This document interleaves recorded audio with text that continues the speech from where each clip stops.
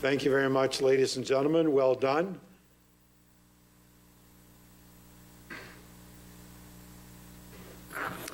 As many of you know, our Oshawa Seniors community plays a significant role in our community and does some wonderful work. I know that Sandra Black is with us this evening, and we thank her and her team for not only the support this evening, but the work that they do on an ongoing basis.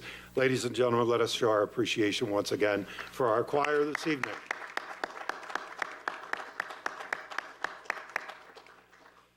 The city of Oshawa is situated on treaty land that is steeped in rich Indigenous history and is the present-day home of many First Nations, Métis, and Inuit people. Today, we acknowledge that we are gathered on the traditional territories of the Mississauga-Scugog Island First Nation. Members of Council, an opportunity to be able to start the evening off by hopefully some good news announcements.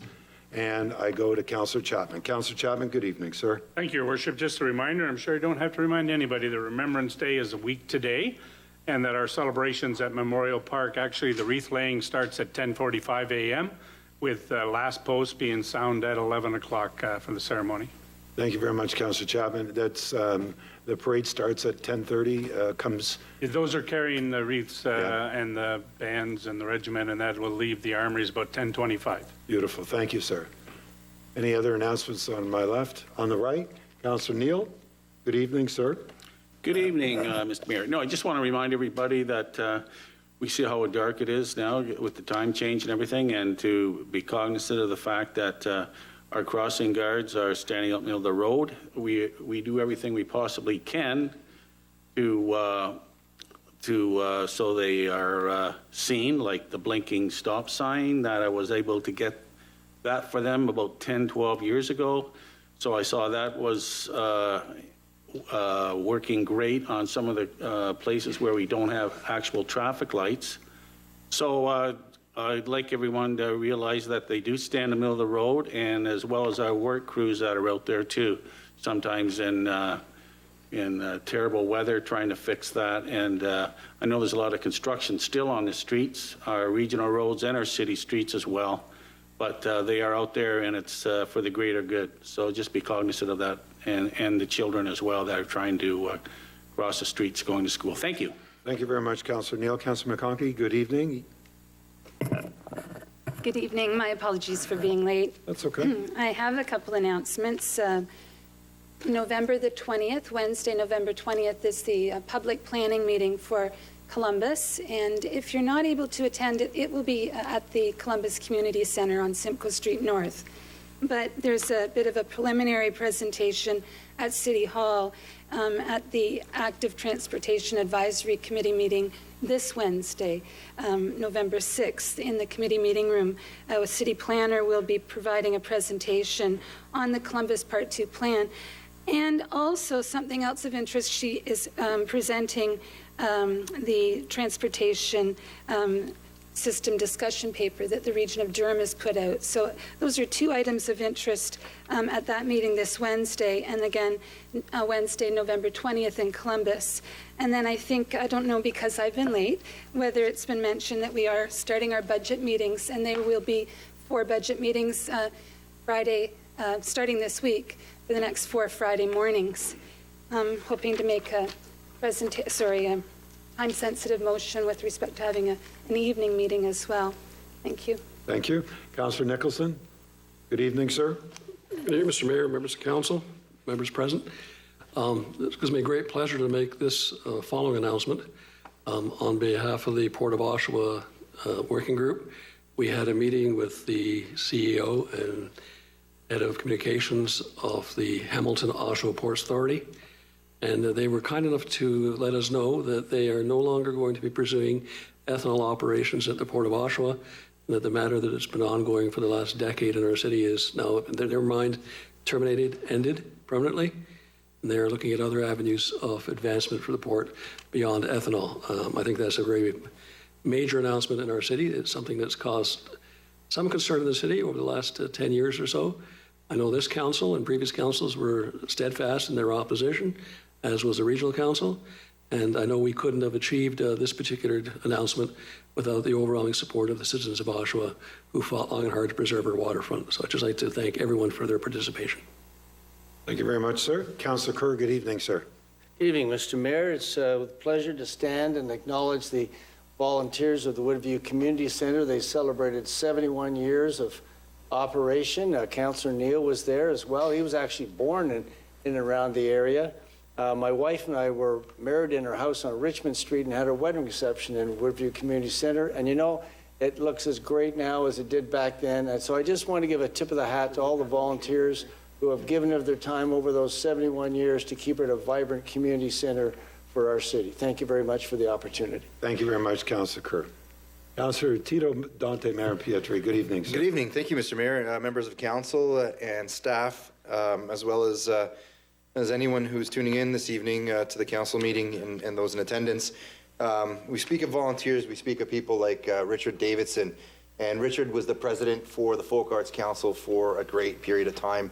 The amount of hours that Richard put in, the effort that he's put in, and the leadership that he's provided the board and our council and essentially the community to host events like Fiesta Week, to prepare for that undertaking as the president of Folk Arts was an amazing feat. So he has retired, and we wish him well. We congratulate him. We thank his spouse for the patience and understanding of all the nights and hours that were needed to be able to undertake those tasks and those events. And I know that our new president, also a police officer in the community, Vanessa Ford, will do a great job, and we want to congratulate her and thank her spouse in advance. So on behalf of council, Mr. Mayor, just wanted to announce that we had that changing of the guards at the Folk Arts Council, which is a really important entity in our community when it comes to arts and culture and the history of our city. I know that PC Ford will do an outstanding job as the chair. She does a great job as the Durham Regional Police Officer. So thank you for your announcements. Any other announcements from members of council? Seeing none, thank you very much. Additional agenda items, Councillor Chapman, I understand you have a motion to add some delegations and correspondence. Is that correct, sir? That's correct. Moved by myself, seconded by Councillor Giverson, that the delegation request from Adam White concerning item CS-19-130, the delegation request and correspondence CNCL-19-67 from Martin Field concerning item CS-19-134, and correspondence CNCL-19-66 from various residents concerning item DS-19-189 be added to the agenda for the council meeting of November 4th, 2019. Thank you, sir. Just a simple majority. All those in favor? Opposed? That's carried.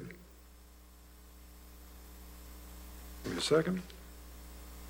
Declarations of pecuniary interest need to be noted at this time. Madam Clerk? Oh, yes. Sorry, Councillor Neal. That's okay. Been 1994 under external agency presentations, as I am on the board for the Oshawa Senior Citizen Center. So that would be B. D, 1990. B as in Bob. Oh, B, I'm sorry. Under external agency presentations. Okay, 1994. Yep. Can you make sure you got deck forms filled out, please, sir? Yes. Okay, that'd be great. And at the time, we'll have it pulled to be able to do it. Any other declarations of pecuniary interest being noted? Madam Clerk, I have two, please. It is in regards to FIN 1983A, IV and V, and B, I, and II, and IV, which is B, number one, I do apologize, II and IV. This is in regards to the 2020 Anchor and Partnership Grants. This B1, II, is in regards to financial request by the BIA, and make the declaration as a member. As B1, it is also financial assistance in regards to Carrier Community Health Center. A1 is BIA member financial request, again, financial requirement. And AV, Carrier Community Health Center for a financial request also. Because they have financial implications directly, I've got them noted on our form. So I'll ask at the appropriate time to be able to have that pulled, separated for a vote, if you don't mind. So just let you know. Okay.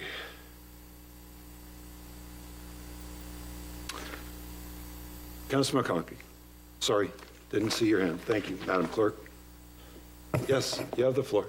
Thank you. I have a time-sensitive motion I'd like to read. Okay, so you have a time-sensitive motion. Could you just tell me what it is in regards to, please? An evening budget meeting. I Okay. sent a copy to the clerks, and I believe they were to send it to you. Okay, so we need two-thirds to be able to accept a waiving of the rules to be able to introduce it.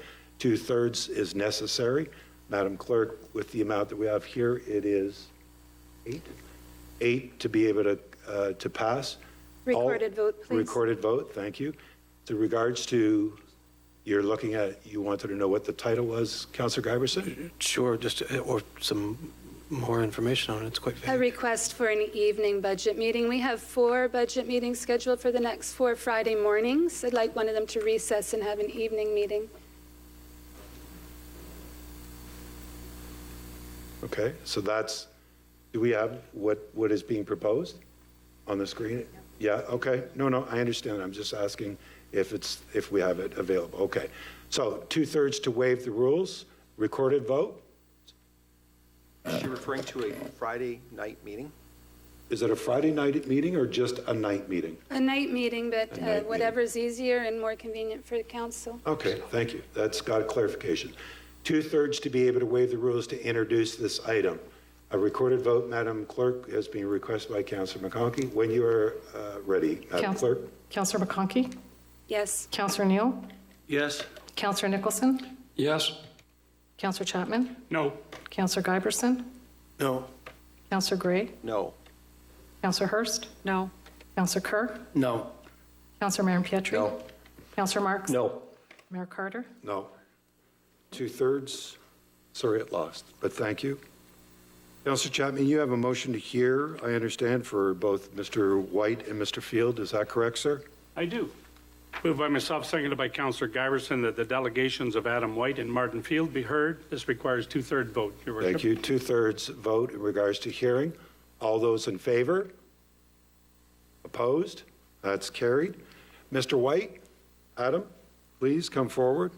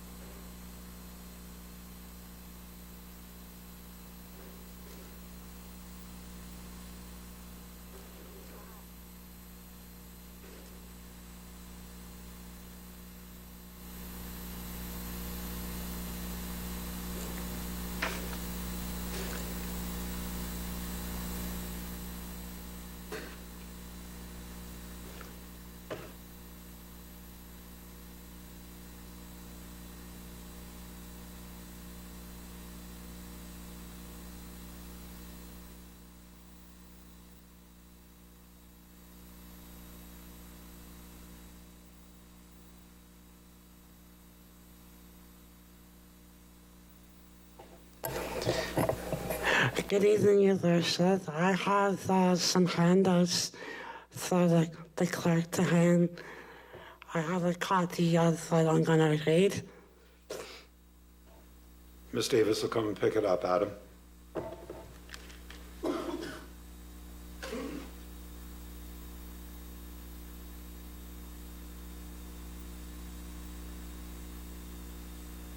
How many copies do you need? 20? How many do you have? 12? At least 12. Okay.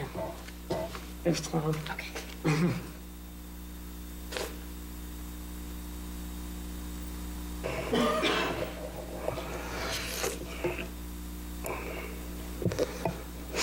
Good evening, Your Worship, City Council and staff. Adam, just give us 1 second.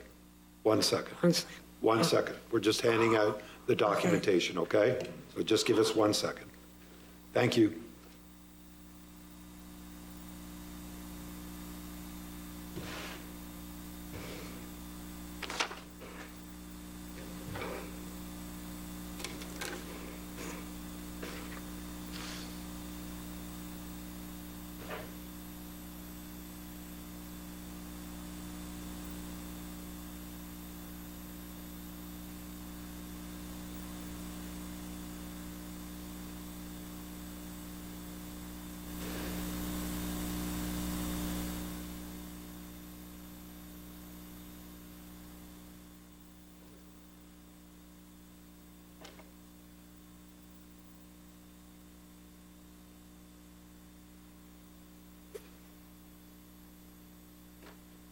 Hey, good evening, Your Worship, City Council and staff. My delegation is concerning the Dyke Park feasibility study. It's a good idea. The city sees the cultural merits of the Dyke Park, but it is an idea that is best left to the community group associations to promote, and a development opportunity for the private sector to invest in Oshawa. The notion only just came from the community services committee, and no member told it or discussed it. So it's up to City Council tonight to make a value judgment on value and money. I don't consider the Dyke Park feasibility study to be urgent. $120,000 on a spending adventure because it sounds like a good idea to start. This is not financial stewardship. It is a lot of money for considering a project with another extensive feasibility study. When there are so many priorities to adjust now. Although it would be nice to plan something for the future like this, which would engage all age groups. Not enough data has been given for City Council to make an informed decision, such as a report with a purpose, input from the public, maintenance costs, which would lead to higher taxes, nor how it is in relationship to strategic goals. So what City Council will be discussing are assertions. Personal opinions are not matters of fact. I looked at the Brantford Bike Park online. It looks interesting, and it would be great for City Council to check it out in person or even correspond with Brantford about their bike park. That way, City Council has foresight about the value of money to consider tendering a consultant about a bike park feasibility study. Not making a decision based on an assertion that Brantford has one, and so we should have one too. There has been minimum opportunity for public discussion, debate, and scrutiny. I am concerned City Council has grown comfortable doing the minimum that is expected. At this time, I honestly hope City Council votes against it being placed on the 2020 budget. Thank you. Sorry, questions to Mr. White? Seeing none, thank you.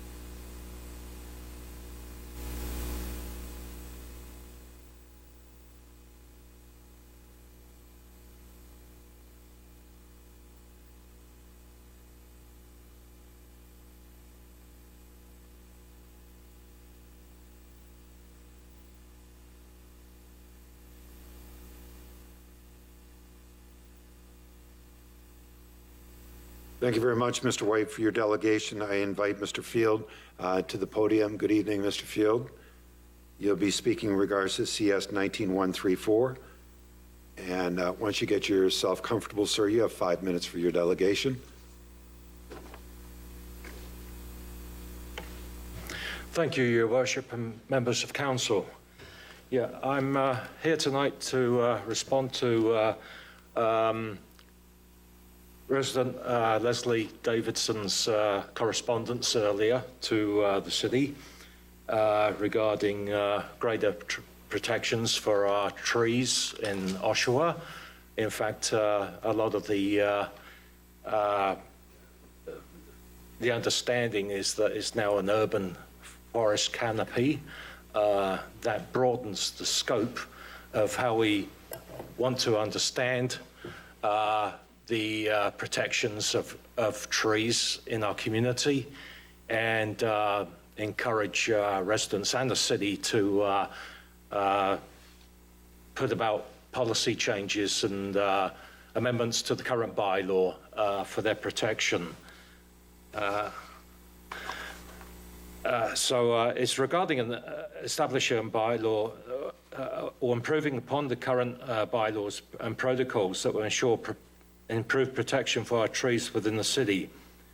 Is a matter I intended to raise over 4 years ago, but because of other advocacy, it was kind of put on the back burner. Many Ontario municipalities already have tree protection bylaws or other related policies, such as Caledon, Guelph, Hamilton, Kenora, Kingston, London, Markham, Oakville, Orangeville, Peterborough, Toronto, Vaughan, Haliburton and Lanark.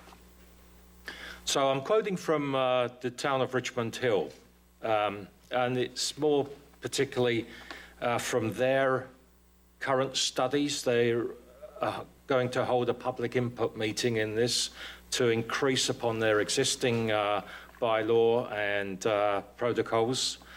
Our urban forest consists of all the trees on public and private property in Richmond Hill, and that's what I want to address. Our current bylaw, as far as I can determine, just covers trees on city-owned land.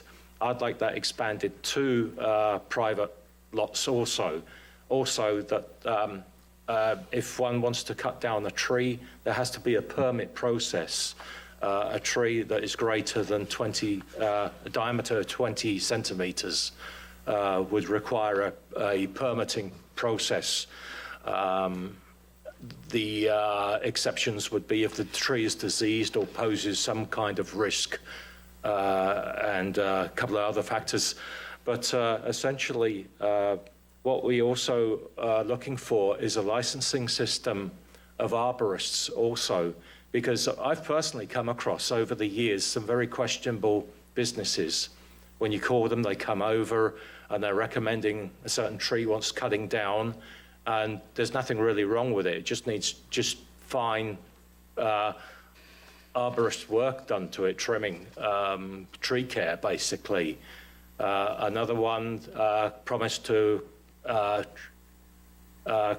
trim the whole mature maple leaf tree we had, and they only cut around the lower 20-foot height of it.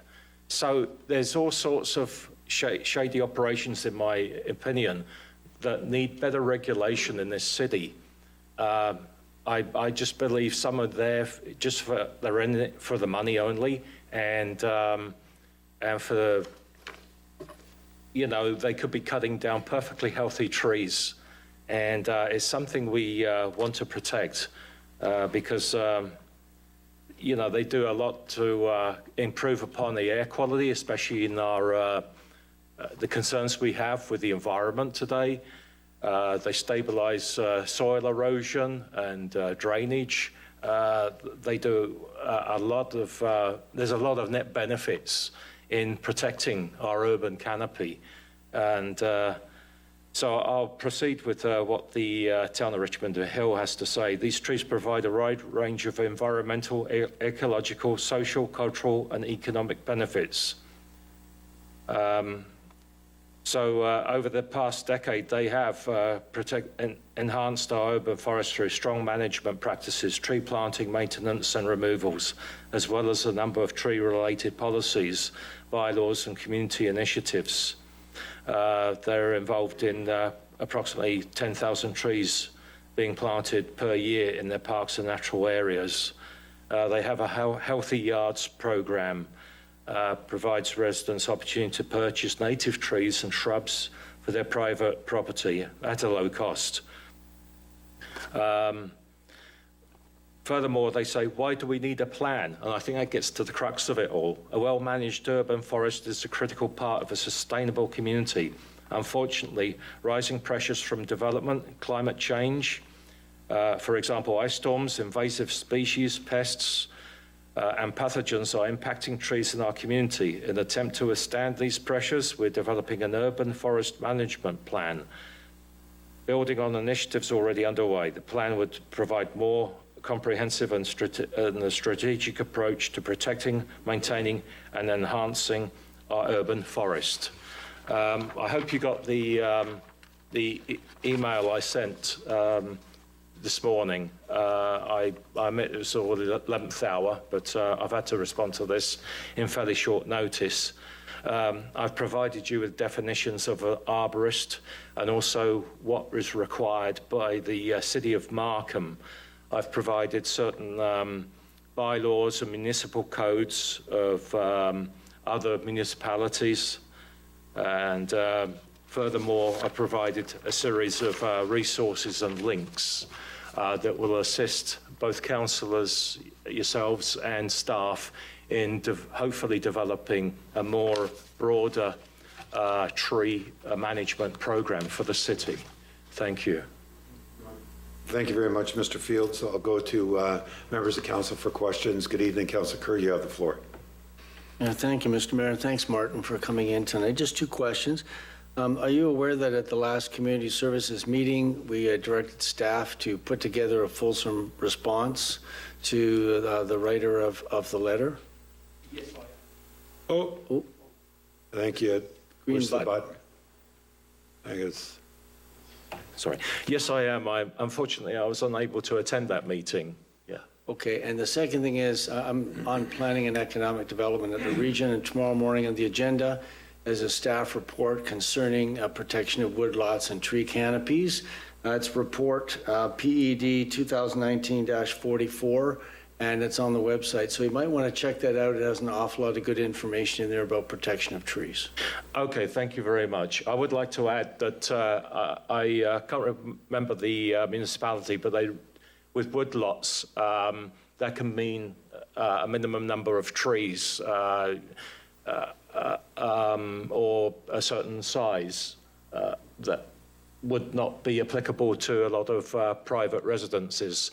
So I would encourage that every private residence be included in that if it hasn't already. It's not just woodlots. Yeah. But anyway, it's in the report. It'd be good reading for you. Yeah, okay. Thank you. I'll look at that. Thank you.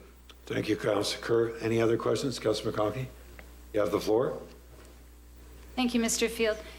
Through you, Mayor Carter, to Mr. Field, I just have one question. In your research, have you come upon any information related to the unintended consequences with fewer trees being planted when people realize that what's there has to stay? I wouldn't say so as such. I think there's a broad recognition of the value of trees in our community. In fact, I did read one article last night that recognized that people flying in over Toronto to Pearson International Airport marveled at the number of trees. So we do seem to have a good population of trees. It can be expanded. It's patchy though, so it does need a better application of, especially in industrial and commercial zones, and also the variants of species, different species. We want to ensure that we're not all planting just the same 2 or 3 species of trees, that we do include all the native species. Well, thank you. I just hope. No, thank you very much. No, thank you very much. Mr. Fields, sorry. Councillor, you still have the floor. Yeah, but on that point, there have been studies, I believe, maybe if I could ask you to research that. When it happens, when certain bylaws are put in effect, we feel good, we're doing something for the environment and whatnot, but there can be unintended consequences, and yeah, it can be counterproductive sometimes, and that's one thing that I've heard and come across, and I'm asking a question. Thank you. Would you know that I've actually planted with my husband over 100 trees on our property in the past 25 years, but would you know that we have actually had to cut down several because for different reasons, and not disease, but light for vegetable gardens, things like that. Like they're living, growing, you realize that they can be planted and moved and like taken, actually removed. Are you aware, Mr. Fields? Are you aware of what the councillor is indicating? I would recommend when you plant a tree that you carefully note what the impact of it when it's fully mature in terms of providing excessive shade and other factors. Yeah. Okay. And the location. I appreciate that. Thank you. Thank you. Mr. Fields, always a pleasure to see you. Thank you very much for your delegation this evening. Greatly appreciate it. Thank you, sir. Thank you, Mayor. So we've got a piece of correspondence from Mr. Fields. It is CNCL 1967. Need some kind of movement on this. Councillor Chapman? Sure, again, refer it to the report. Where's the number? CS 19134. You got it. Okay, you'll move it. Second by Councillor Giberson to refer the delegation to CS 19134. All those in favor? Opposed? That's carried. Correspondence from Dr. Mako concerning use of Wilson Road North to access large field operation. Need a motion on this? Yeah, received for information. You want to receive it for information? Okay. Did you want to speak to it, Councillor Neal? Oh, you need a seconder on that, please. Sorry about that. Second, thank you very much, Councillor Marion Pietri. Councillor Neal, you have the floor, sir. Yeah, thanks very much, Mr. Chair. you. And I guess I have a couple of questions for staff, to you, Mr. Chair, in regards to what Dr. Mako has in his correspondence to this council is, and I'm going to surmise we don't know where, and it's in regards to the Hardcore letter and Development Services, DS 19189, wants to open a large fill operation in North Oshawa. We don't really know, through Mr. Mayor, where this bill is going to come from. Am I correct in stating that? So first of all, a question to our Commissioner of Development Services. Good evening, Commissioner Monroe. How are you this evening? I'm well, Mayor Carter, thank you. Through you, staff are in the midst of processing a site alteration permit application that's been submitted by Hardco. And there is a letter on the agenda this evening from Hardco that's requesting the use of Wilson Road North and an open portion of Wilson Road North for the purposes of accessing the site. There are a variety of letters that are on the agenda this evening that have been submitted in opposition to the site alteration permit process. It would be in order for council to refer these letters to staff and have staff prepare a report on the site alteration permit. Councillor Neal, you still have the floor, sir. Well, okay, and I'll put it to you this way. Council and city council members, the audience and staff. The site now has sound sorb contaminants, whatever, into it. There is a green belt there. There are wells. Who's going to test the wells? Who's going to make sure that contaminants are not coming onto the site? And I'm giving you an example of lead, possibilities of lead contamination. So, Commissioner, to the question, first of all, the testing of the wells, is that part of the well interference policy? Through you, Mayor Carter, these are all issues that would be subject of a fulsome review by staff through the site alteration permit process.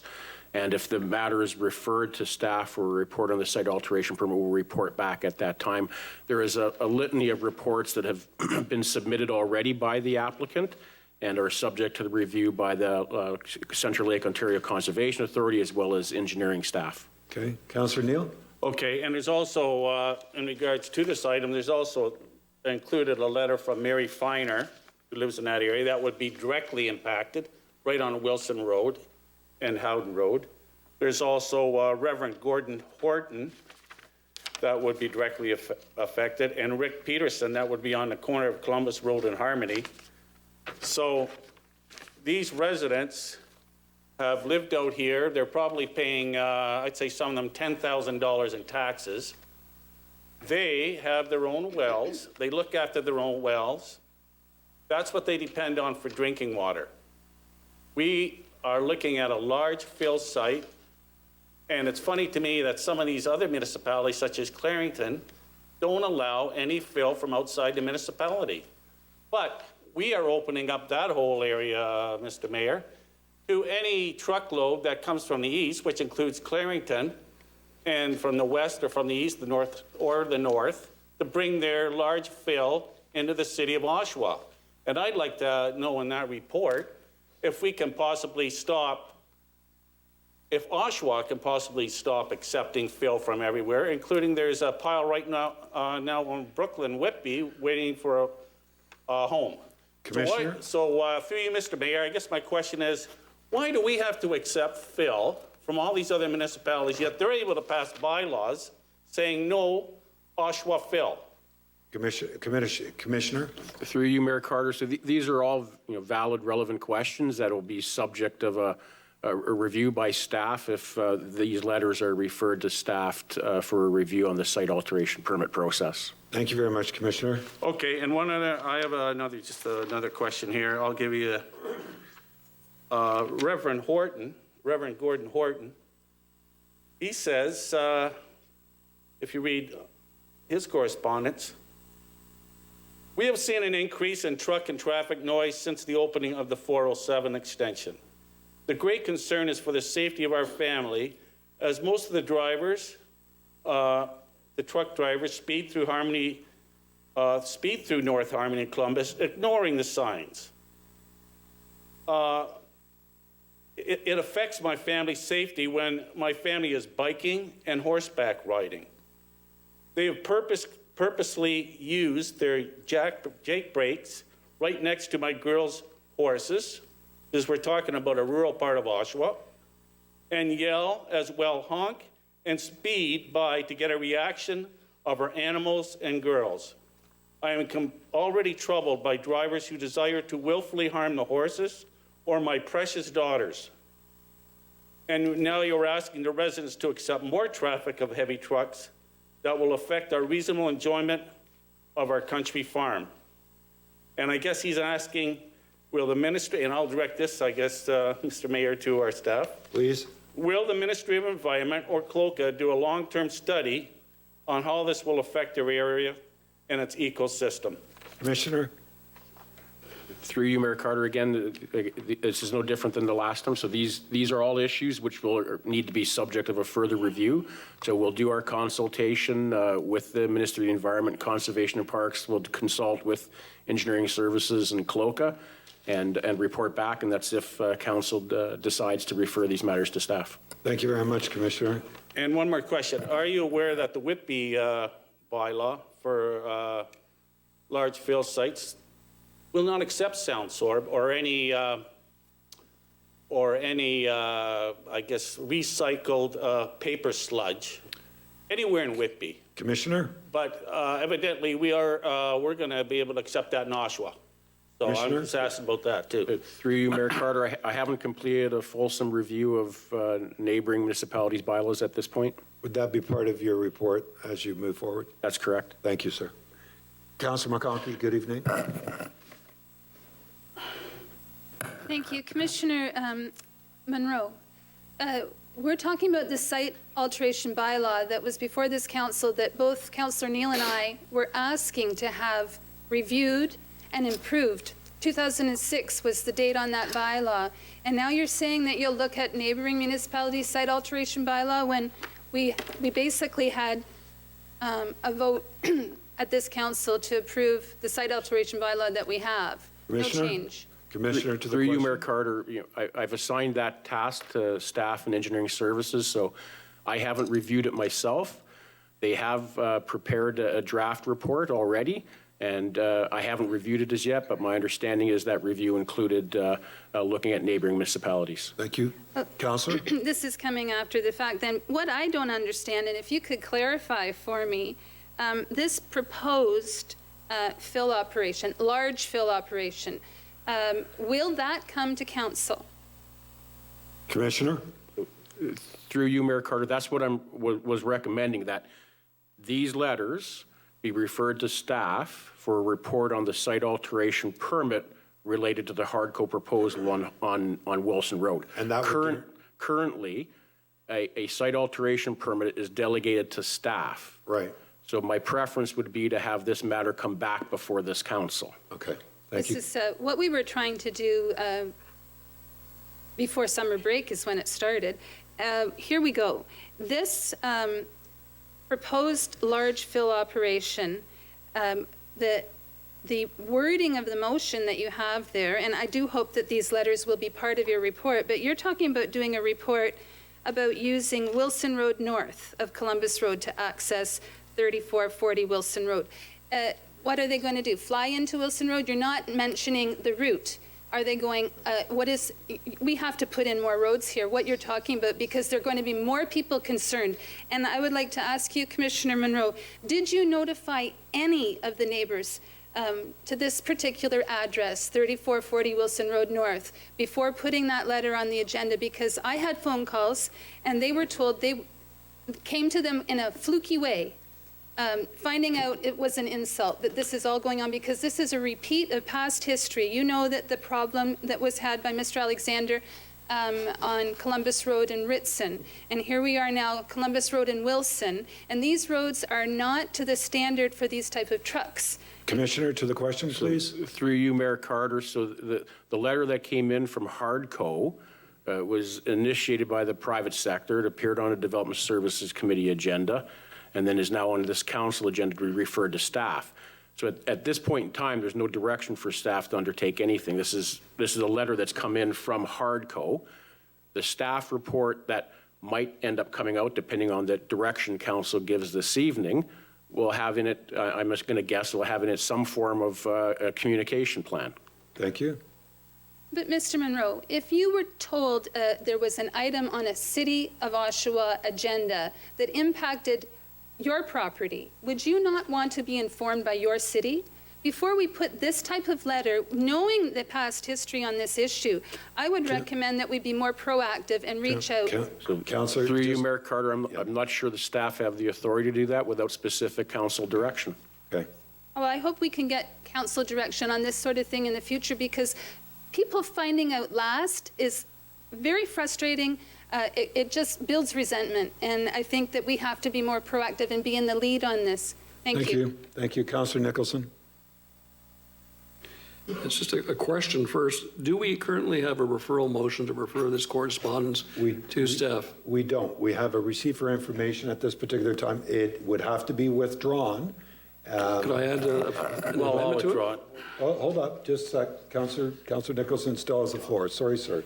Councillor Nicholson. Well, I was simply going to add an amendment after the words information, to add, and the correspondence be referred to staff or report back prior to any final decision on the permit. I think that's what the commissioner is asking for. It's a referral now, so therefore there's no more discussion on it. All those in favor? Opposed? Carried? Councillor Nicholson, you got a seconder on? I do apologize.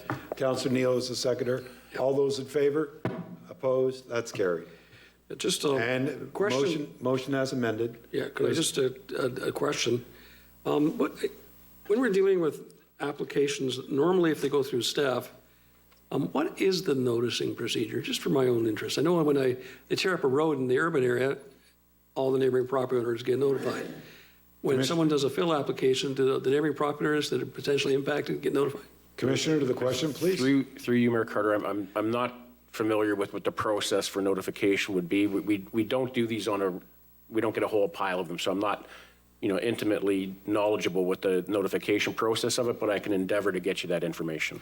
Well, the reason I do it, I mean, regardless of my personal position on the issue, it would not be fair to a property owner to not notify them of a pending action that could seriously impact the valuations or the operations of their property. I think it's just common courtesy. I don't know if staff could look into that, please. Okay, so they will, Commissioner. We've already referred it, folks, so there's no more discussion on it. It's going to be referred to for a report. It'll come back through committee and also back to council. So I appreciate everybody's correspondence. That's the end of it, sir. Thank you. So let me just catch my breath here and find out where we are. So I do.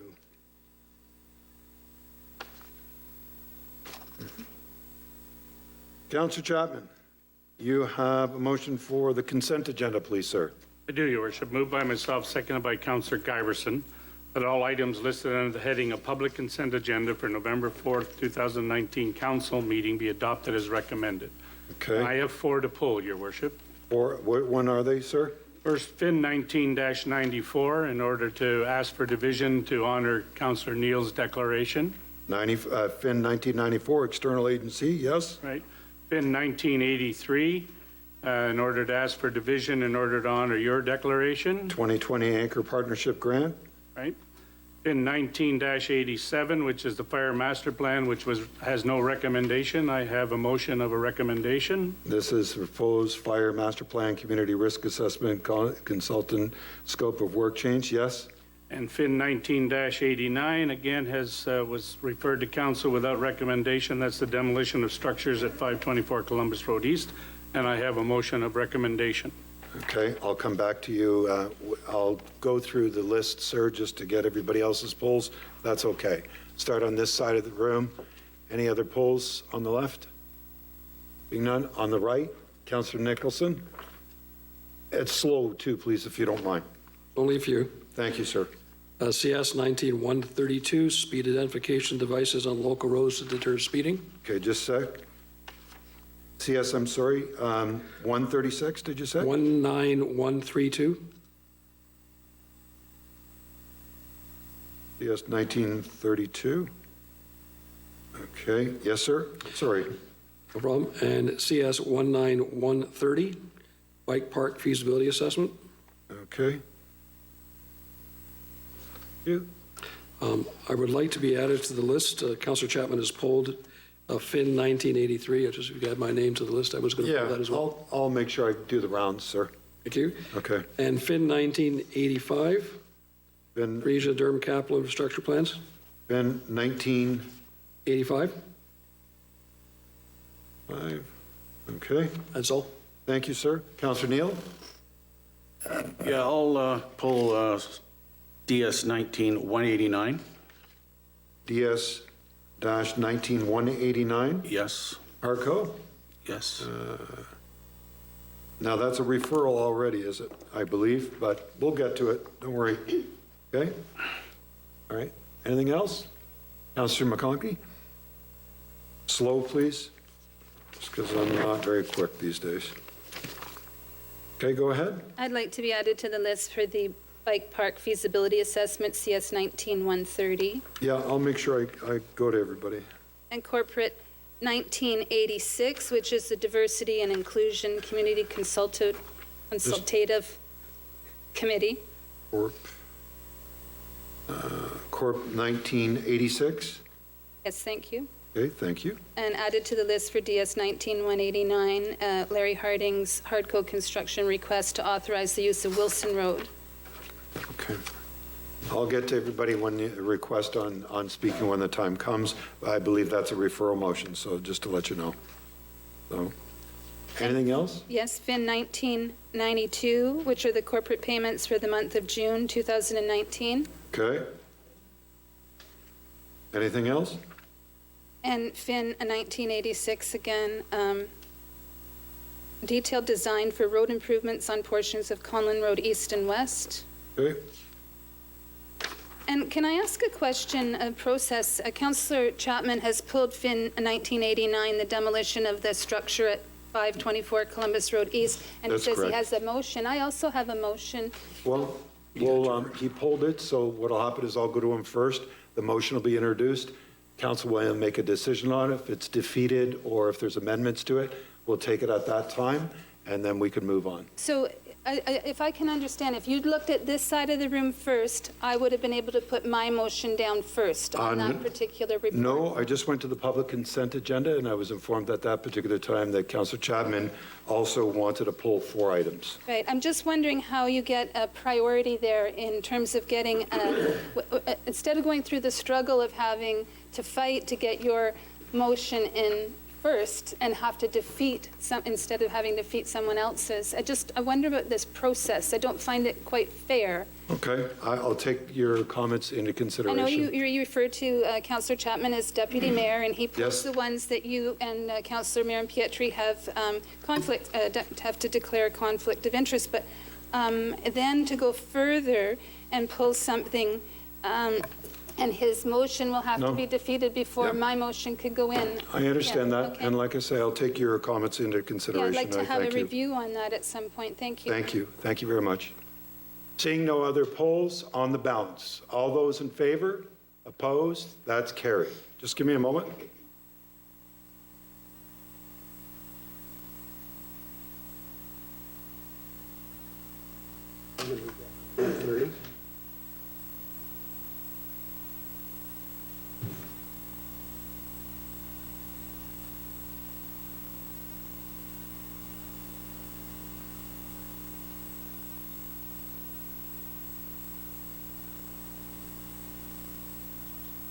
Tell a meeting, see if it's interesting. Sorry.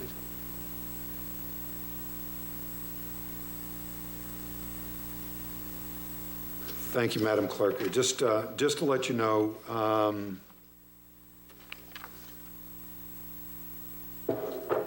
start over here, just a sec. So, start with CS 1932. Councillor Nicholson, just to let you know, you pulled this, but this is a referral, so there's really no debate on it. Is it a referral in regards to time or because, I mean, it's referred to the 2020 budget deliberation, so it is a referral, sir. So there's usually no talk or no discussion in regards to it. Well, the problem I'm having, Mr. Mayor, maybe you can assist me, Yes, sir. is that the motion was to get a price range on a variety of speed identification items so they could be discussed at budget. Yes, sir. The motion that was moved at the committee was to refer the whole item to budget, therefore we wouldn't have the price range prior to having budget. So my question, the amendment, I was going to move an amendment Yeah. that staff would provide us with Yeah, the price range document prior to the 2020 budget. okay, all right. So we get, Commissioner Diskey, I think that was the intent, but it's not clear. You heard the question on the referral. Are you okay with that, sir? Through you, Chair, Mayor Carter, I can have our traffic division put together some items and different price ranges, and we can send that out just as an email to council. Thank you. No need to do anything Okay, further. Thank you. Thank you very much. Can I have a point of order, And please? what's the point of order in regards to procedural? If you can just tell me what you're going to in regards to procedural? Well, the recommendation that came from Development Services Committee in June was that there be a joint Community Services and Development Services Committee recommending this. And it only went to Community Services. There was no joint committee meeting. Just to let you know, Councillor, all I'm dealing with at this particular time is CS 19132. It refers directly to this particular report, not the report that you were referring to. But My apologies. thank you. Thank you very much. Okay. All those in favor? Opposed? That's carried. CS 19130, bike path Park feasibility assessment. Councillor Nicholson, you have the floor, sir. Thank you. I'm going to try a motion. The report CS 19-130 be tabled, and that a public meeting be held to determine the level of interest in an Oshawa bike park before any decision is made to hire a consultant to investigate this option further. Okay, seconder on it, sir? Sorry, point of order, shouldn't it be a deferral until those things? No, we could table it. Okay. Yeah, we could table it. We need a seconder, Councilor Marin Pietri. Okay, no discussion or debate on the tabling. All those in favor of tabling this item? Recorded vote, please. Recorded vote, Madam Chair, Madam Clerk? Yeah, I'm even getting confused. Yeah. Had to check my name tag when I came in. Madam Clerk, when you are ready on the tabling motion. Counselor McConkey? Yes. Counselor Neal? Yes? Counselor Nicholson? Yes? Counselor Chapman? Yes. Counselor Giberson? Yes. Counselor Gray? Yes? Counselor Hurst? Yes. Counselor Kerr? Yes? Counselor Marin Pietri? Yes. Counselor Marks? Yes. Mayor Carter? Yes, It's 11 affirmative. almost passed. Thank you, sir. We're moving on to Corp 1986. Councilor McConkey, you pulled this Diversity Inclusion Community Consultation Committee. You have the floor. Thank you. I'd like to make an amendment and Okay. include the word homelessness. Homelessness, Diversity, and Inclusion Community Consultative Committee. For it to be truly inclusive. So I'm sorry, are you looking at the title itself? Is that what you're saying? In the entire report, In the every entire time that report? Yeah. the words diversity and inclusion are written, Yes. actually throughout the report, it's diversity, inclusion, and equity, Yep, it should say and homelessness, but I would put homeless first. okay. And do you have Second a it. seconder? Can you put it in writing for me, please, if you don't mind?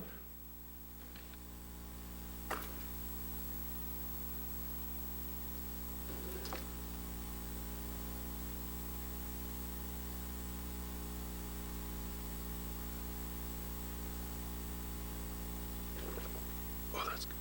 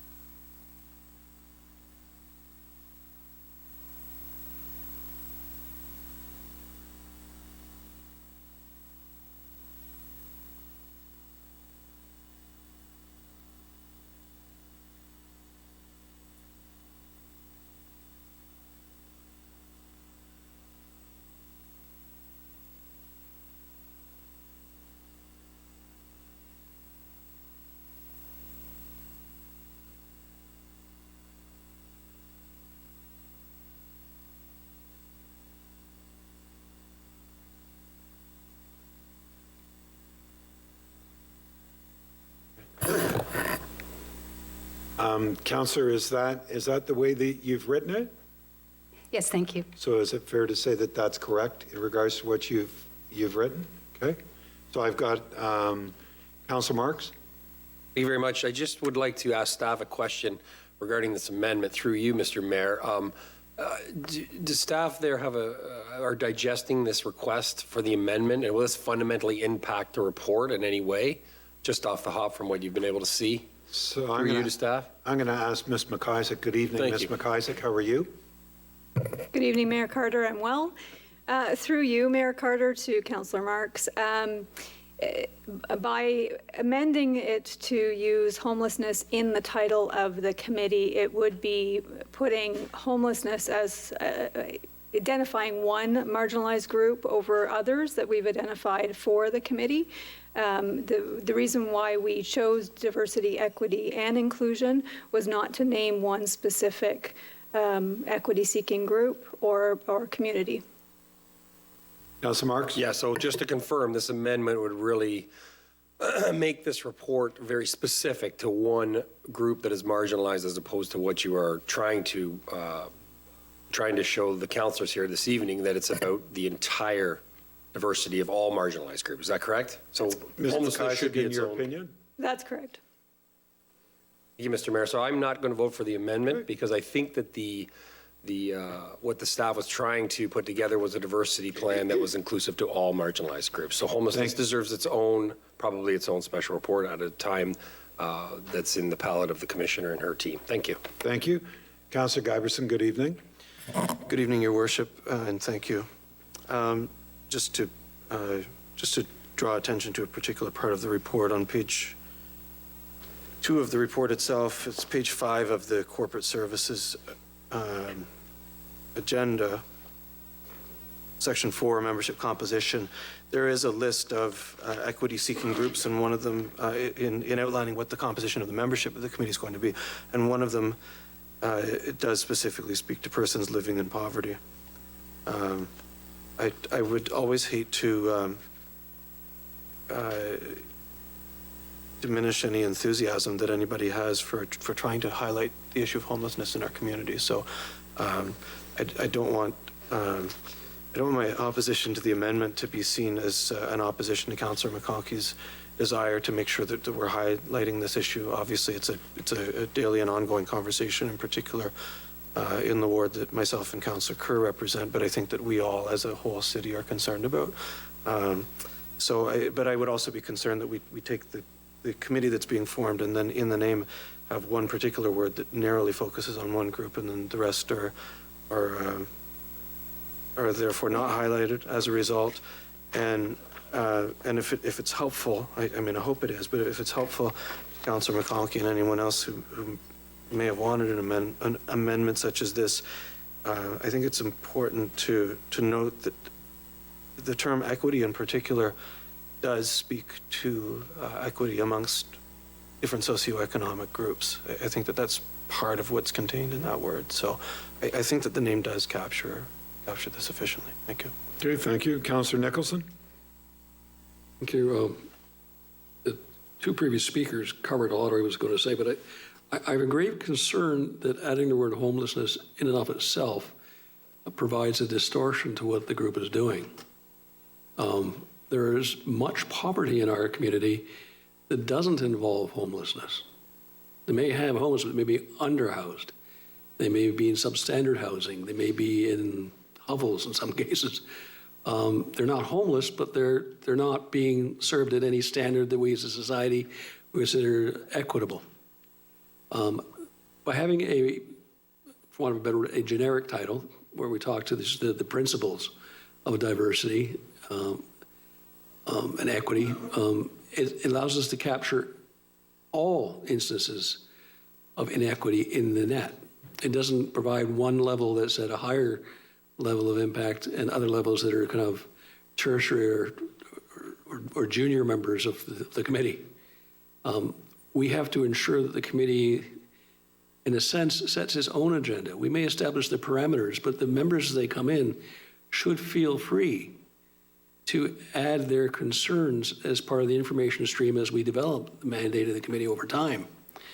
by including homelessness as the kind of catch-all clause for housing, we may in fact deter people from coming forward because they may believe this may be just a housing task force. This may be an issue only dealing with homelessness, when in fact it's dealing with the wider range of issues, both from access, health, age, physical status, as well as income status.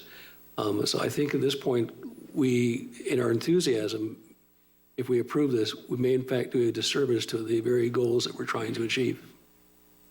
Thank you. Councillor Chapman? Thank you, Your Worship. I agree that homelessness makes it sound like this is the primary responsibility of this committee, especially where it was going to be put in, homelessness, diversity, equity, and inclusion. I think inclusion covers that. I think Ms. McIsaac covered that well, that we're not covering any particular group. We want to be inclusive of everybody. And we have other committees that have names of homelessness that are focused on homelessness. And I'm afraid that somebody might think the mandate of this, without reading the terms of reference, might think that this is a committee that's going to work on homelessness, and the part about inclusion, which is important, is going to be lost in translation, so to speak. So I can't support this amendment. Thank you, Your Worship. Any other Councillor Kerr? Well, I had a few things to say as well, but they've been eloquently covered by my colleagues. So I'm just going to say that I'm going to speak against this amendment for the reasons stated. Thank you. Thank you.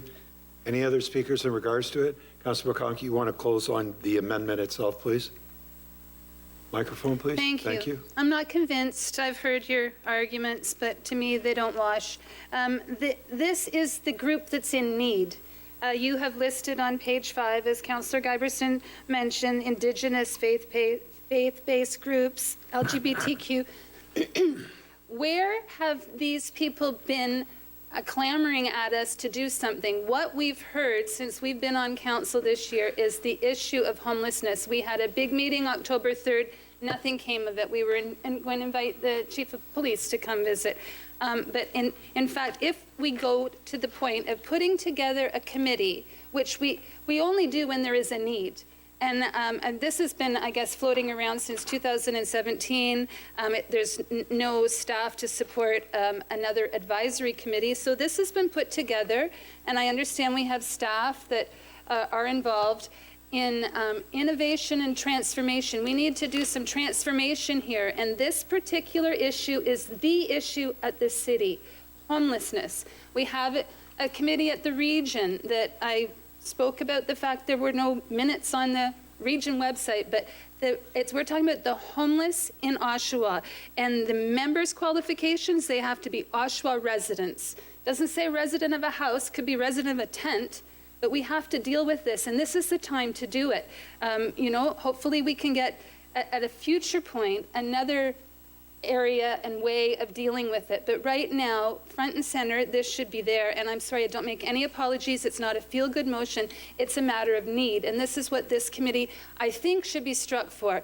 It's all good stuff. Every corporation now has, a lot of them call them DIE, DIE. I think it's nice that you changed the order of the name of it. But putting that homelessness up front in there, I think, is very important, and I'm not backing down on it. I hope to get support and convince you otherwise. Thank you. Thank you. And just, Councillor, just to let you know, on the Oshawa strategic plan that we'll be discussing tomorrow, I think it's on the last page. There's a section in regards to poverty reduction, and those things. So I just wanted to... but this is involving the people that want to do something. When you're getting a group of 12 to 15 members together, this is something that we can get. I Instead of in our strategic plan, which is in print, actually have the conversation. Thank you. I wasn't trying to be argumentative. As a matter of fact, I was trying to be helpful, just to say that that is part of the discussion tomorrow that will take place, and I think it's purposely driven in that particular document, but I appreciate the passion. Okay, on the amendment, all those in favor? Recorded vote, please. Recorded vote, Madam Clerk. Thank you. Councillor McConkey? Yes. Councillor Neal? Yes. Councillor Nicholson? No. Councillor Chapman? No. Councillor Giberson? No. Councillor Gray? No. Councillor Hurst? No.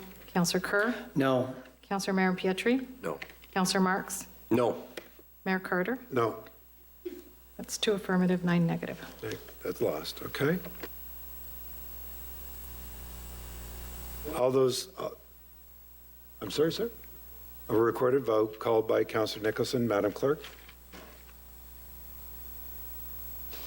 Councillor Nicholson? Yes? Councillor Chapman? Yes. Councillor Giberson? Yes. Councillor Gray? Yes. Councillor Hurst? Yes. Councillor Kerr? Yes. Councillor Marin Pietri? Yes. Councillor Marks? Yes. Councillor McConkey? No. Councillor Neal? Yes. Mayor Carter? Yes. That's 10 affirmative. Thank you. Moving on, let me just pick up here.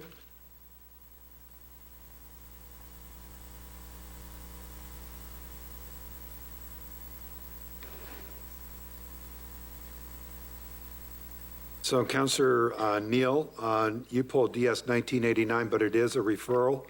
So this item has been referred to staff for a full report to go to committee and then come to council through that. So there is no discussion on this particular item, sir. Well, I wasn't going to give you a motion to receive for information. No, we've got a referral. It's part of it. But thank you very much for that anyways. All those in favor? Recorded vote, please. Recorded vote. Thank you. Madam Clerk, when you're ready, please.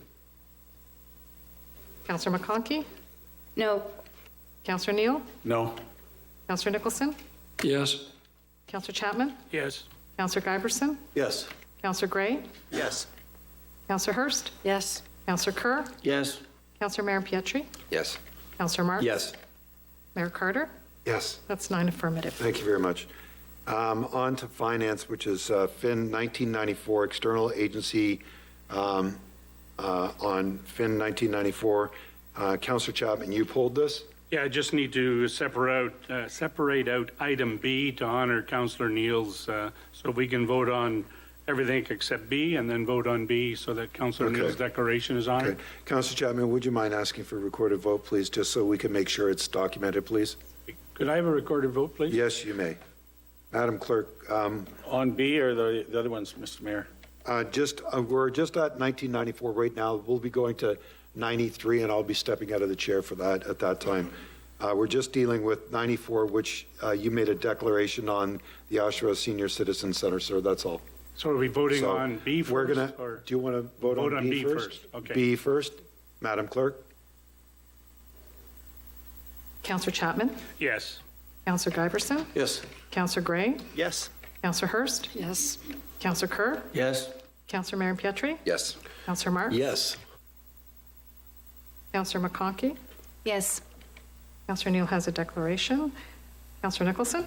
Yes? Mayor Carter? Yes. That's 10 affirmative. And then on the remainder, all those in favor? Opposed? That's carried. We're going to move on to FIN 1983. We have, Councillor Chapman, I'm going to ask you to take the chair if you don't mind, please. And you can work with the clerks. You can use my binder if you wish, sir. My binder's here. Oh, okay. My apologies.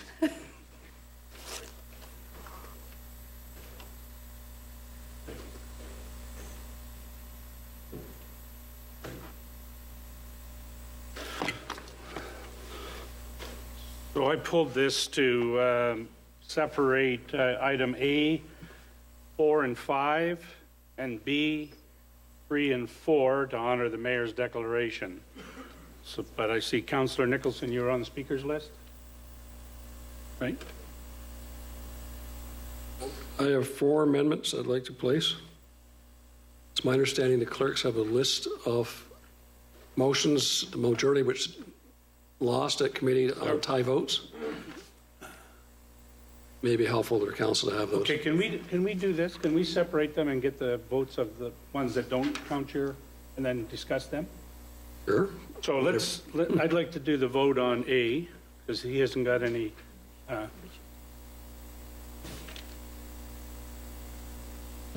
but he wants to amend the last part, so we're separating them. He wants to amend C, which is, okay, fine, the clerk says we can't do that. That's fine. Okay, so your motions, go ahead. Okay, I believe staff are handing out the list of those that lost at committee. I'm not going to move them all, so you're aware. I only have 4 of them. First one I'd like to move is that that a following additional grant of $5,000 to First Light Foundation of Hope be approved. Okay, hold on a minute. It's a little more complicated than what you're doing.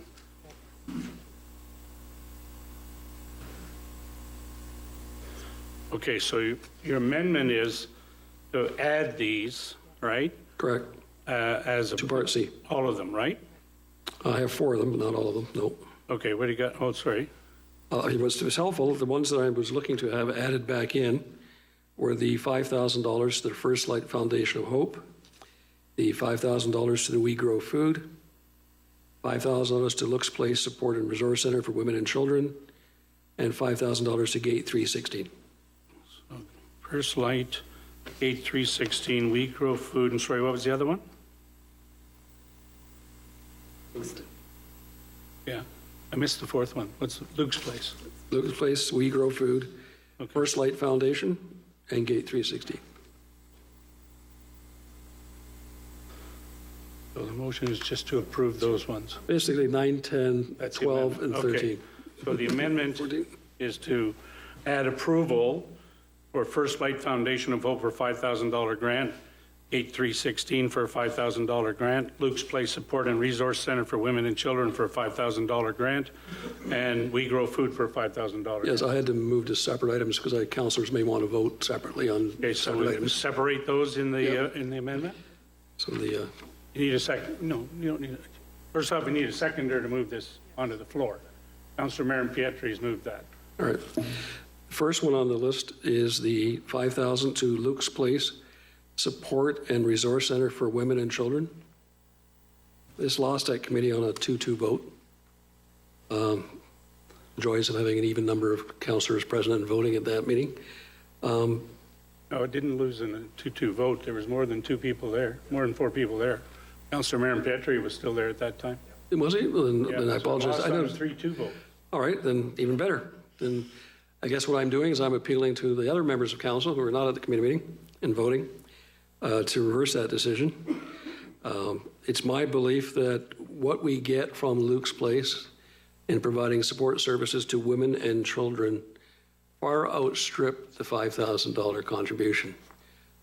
If you look at the wide range of contributions that we're making to external agencies, to anchor grants, et cetera, we're talking somewhere in the neighborhood of over $12 million. Yet somehow this council, when faced with organizations in need, can't come up with $5,000. It's not something, this is a group that's in here every year. If those who are aware of their work know that the work they do is going to be a very positive contribution to deal with the issues of equity and diversity and need in our community, you'll see that all 4 of them fall into that category, so I won't have to repeat this speech 4 times. But I believe that we are a community with compassion, we are a community with a heart, and I believe that it is meritorious that this organization and the 3 others subsequently should get a $5,000 grant, and I simply ask for a recorded vote so council's will can be recorded. Okay, Councilor Marin Pietri? Yeah, thank you, Mr. Chair. I agree completely with Councillor Nicholson. However, I think we have to take a look at this in the context of the other grants that are going to be applied. And council, I believe, has the opportunity to provide Luke's Place with support by way of funding another grant. So through you, Mr. Chair, if I could ask staff if Luke's Place has been identified within another grant, because I remember reading in the report, as do other councilors, that Luke's Place. I believe it was the, I'll let the treasurer pipe in though, but I believe it was the Catholic Family Services Durham. The Hope Center includes the Luke's Place. Am I correct, Madam Treasurer? Yes, you are correct. Okay, so this would be the second ask from Luke's Place, but council has already approved the grant for the Catholic Family Services, which would include Luke's Place, and that's where my support went, including other councilors on the committee. So Luke's Place has been supported as a result of that grant being approved at committee. So tonight, approving what the committee approved, will approve support for Luke's Place above and beyond this ask. Okay. Any other speakers? Councillor McConkey? You already spoke, Councillor. Not in an amendment. Councillor McConkey? Yes, I recall that. I'm just looking for the amount of money because it was a lot more than $5,000 that went to the umbrella. I'm sorry. The Hope Center got $25,000 divided over 5 years.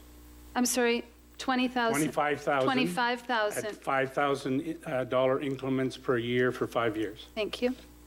Anything else? Councillor Kerr. As much as these groups do good work, we have council-approved criteria for a reason, and we give those to staff to make a determination based on that, for those reasons. Staff have used that criteria, and they have suggested that they do not meet the criteria, and therefore that's why those were voted against at the finance meeting. If you're not going to bother with the criteria, then don't bother with criteria and just sort of throw money at the wall willy-nilly to whomever you want to throw. That's not why we have it. We have it so we know exactly why we're giving out taxpayers' money to certain groups because they either meet or they don't meet the criteria. So that's what we asked staff to do. That's what we did. And I think we ought to support the recommendations and the decisions that we made at finance. Thank you. Okay, any others? Okay, Madam Clerk, a recorded vote by Councillor Nicholson on the Luke's Place.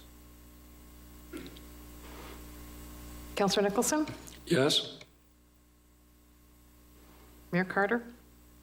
No? Councillor Giberson? Yes. Councillor Gray? No. Councillor Hurst? Yes. Councillor Kerr? No? Councillor Mampietri? No. Councillor Martins? No. Councillor McConkey? No. Councillor Neal? Yes. Councillor Chapman? No. Or affirmative, 7 negative. That loses. With the next one up, Councillor Nicholson. Is that following additional grant of $5,000 to Gate 316 be approved? Okay, Gate 316. Yeah, I'm afraid I am going to have to speak further because I think there's some confusion being spread here, and I don't want it to go any further. Staff make recommendations following the criteria established by council, and that's totally within their purview to do so. Perception has been left that we simply whatever staff put on the table, and that's never occurred in any of the years I've ever been in council. Didn't occur last year, hasn't occurred in this meeting. There are a number of organizations that are recommended for approval today that did not meet the criteria and were recommended by staff not to be given money. There are a number that have actually provided with considerable funds who didn't even bother submitting a budget to us to basically tell us whether they had any money in their account or not. Again, contrary to the rules. So I think we're exposing ourselves to some crocodile tears about the idea that we have this standard and we follow it all the time. The standard for the most part makes sense, but there are from time to time exceptions to that standard. Staff don't have the authority to make that change. Only council has the authority to make that change. And we have always done so. When it became the majority of council felt that an organization was worthy of support, even if it didn't meet the criteria, we voted to approve it. And I can't think of any year of council that I've ever been on or any that I've ever seen where it didn't occur. It's part of the process of having oversight at the council level. Specifically to Gate 316, we just had a debate about the impact of poverty on our community. And here we have a couple of small organizations that do tremendous work in our community. We're simply asking for the city council to contribute a small amount of money to help them provide support to those in need in our community. They're not asking for $5 million, not even asking for $10,000. They're asking for $5,000, asking the city to be a partner in the outreach work they do. Now, we as a council, we know the fine work that Gate 316 does. We know the fine work of the other organizations, Simcoe Hall and so many others that are out there trying to stem the flow of poverty in our community. Surely, we as a society and as a council believe that $5,000 is at least a minimal amount that this council should support the fine work that they provide to our community. Councillor Kerr. Chair, I just wonder if it's appropriate at this time for staff to give us the overriding reason why that organization did not meet the council-approved criteria. Actually, it's in your report, Councillor, rather than... Well, we're web streamed. I'm just wondering if we're going to do that, people You're going to turn a small understand. meeting into a long meeting, but... That's not my point, but it is there's a sometimes. critical Madam point here, Treasurer? that's all. Through you, Chair Chapman, Gate 316 was recommended to be denied for their funding request based on the criteria in the policy must not be used to cover ongoing operating expenses and the need to demonstrate financial assistance. Okay. Anything else? Clarification? How did they not meet the criteria for need, since we know what 316 does? And how can they give food if it's not an operating expense? So how could they even possibly pass that rule under any scenario? Perhaps staff could address that. Madam Treasurer? Through you, Chair Chapman, in order for the grants to be considered, we need financial information, whether it be financial statements, a bank statement, or some kind of audited financial statement that is submitted with their application. Staff look at cash balances, reserves, and other funding that the organization shows as being available and makes the determination based on that information. Of record, did we receive all that documentation from every group that was recommended for approval, such as the BIA? Madam Treasurer? To my knowledge, yes, we have received all of the financial information. We do a significant amount of due diligence with every application received, and where organizations have failed to submit any part of the package, we do follow-up information requests with them. Okay. I don't want to confuse the two issues, but we asked specifically questions of a number of organizations at the Finance Committee meeting regarding their finances, and they couldn't answer. They couldn't provide us with information, but they still got their grant. I'm just trying to understand why this group is being treated any differently. I don't think they're treated any differently. They're funded by the criteria, and it's two different grant process. One's anchor grant, and one's a partnership grant. Good. Councillor McConkey? Yes, I'm going to support the motion. I did at committee, and when you look at, who applied last year, who received, that to me was part of the criteria. If we have the same groups coming back and getting repeatedly, we want to make room for new groups that need seed money. And the Gate 316 did not receive $5,000 in 2019, so I have no problem with going back and agreeing with that. Okay. All in favor of the amendment? Recorded vote, please. Recorded vote by Councillor McConkey, please. Madam Clerk? This is on Gate 316. Councillor McConkey? Yes. Councillor Neal? Yes. Councillor Nicholson? Yes. Mayor Carter? No. Councillor Giberson? Yes. Councillor Gray? No. Councillor Hurst? Yes. Councillor Kerr? No. Councillor Marin-Pietri? No. Councillor Marks? No.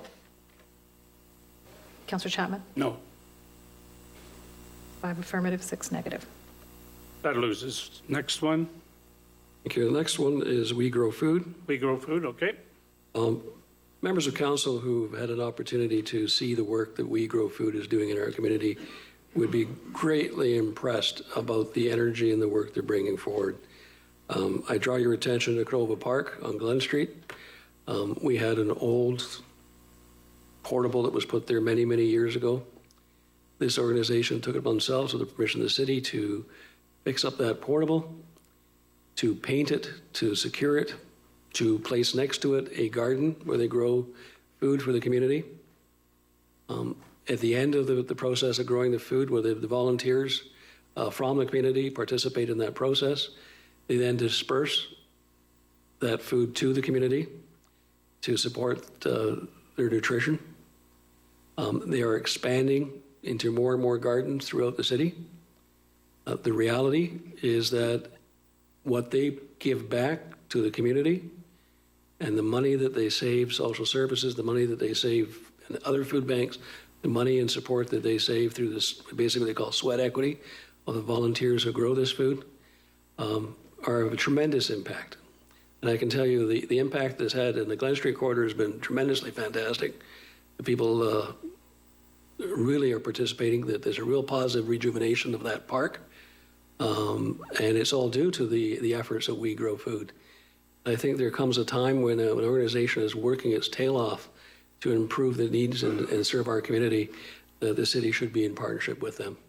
Hopefully with the new rules that come forward next year that we are going to deal with, we can come up with a better way of clarifying how we support these groups in the future.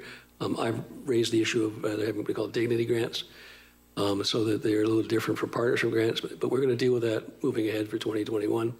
And I'm simply asking for a little bit of compassion and support of this group for 2020, so the amount of $5,000. Councillor Giverson.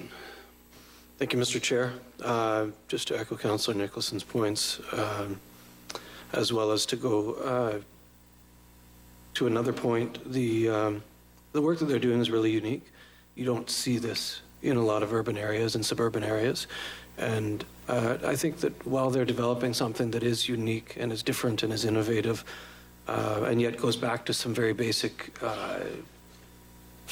human needs that are intertwining food supply and social interaction in a way that's very different from anything else that's going on in the community. I think that while they're still in those early years, merits supporting. Thank you. Councillor Gray. Thank you. I'm going to add my voice on this one. I'm an avid gardener myself. Love to pull those vegetables out of the garden and, you know, have a cucumber for breakfast and all those things. And what they're actually doing, to my mind, is self-help, teaching people to help themselves. And it's not just Glen Street, it's all the gardens they've done. They've got one up by the hospital.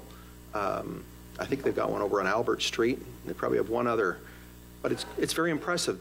They actually are teaching people how to grow vegetables and fruits. And it's, you know, I take it for granted. My father always had a garden, so I've got a garden.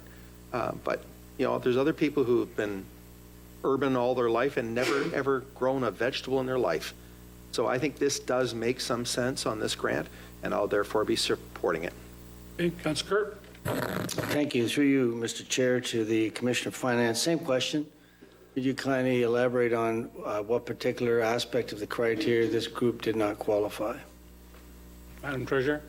Through you, Chair Chapman, the criteria that they did not meet is that they must provide evidence they are decreasing their reliance on municipal funding.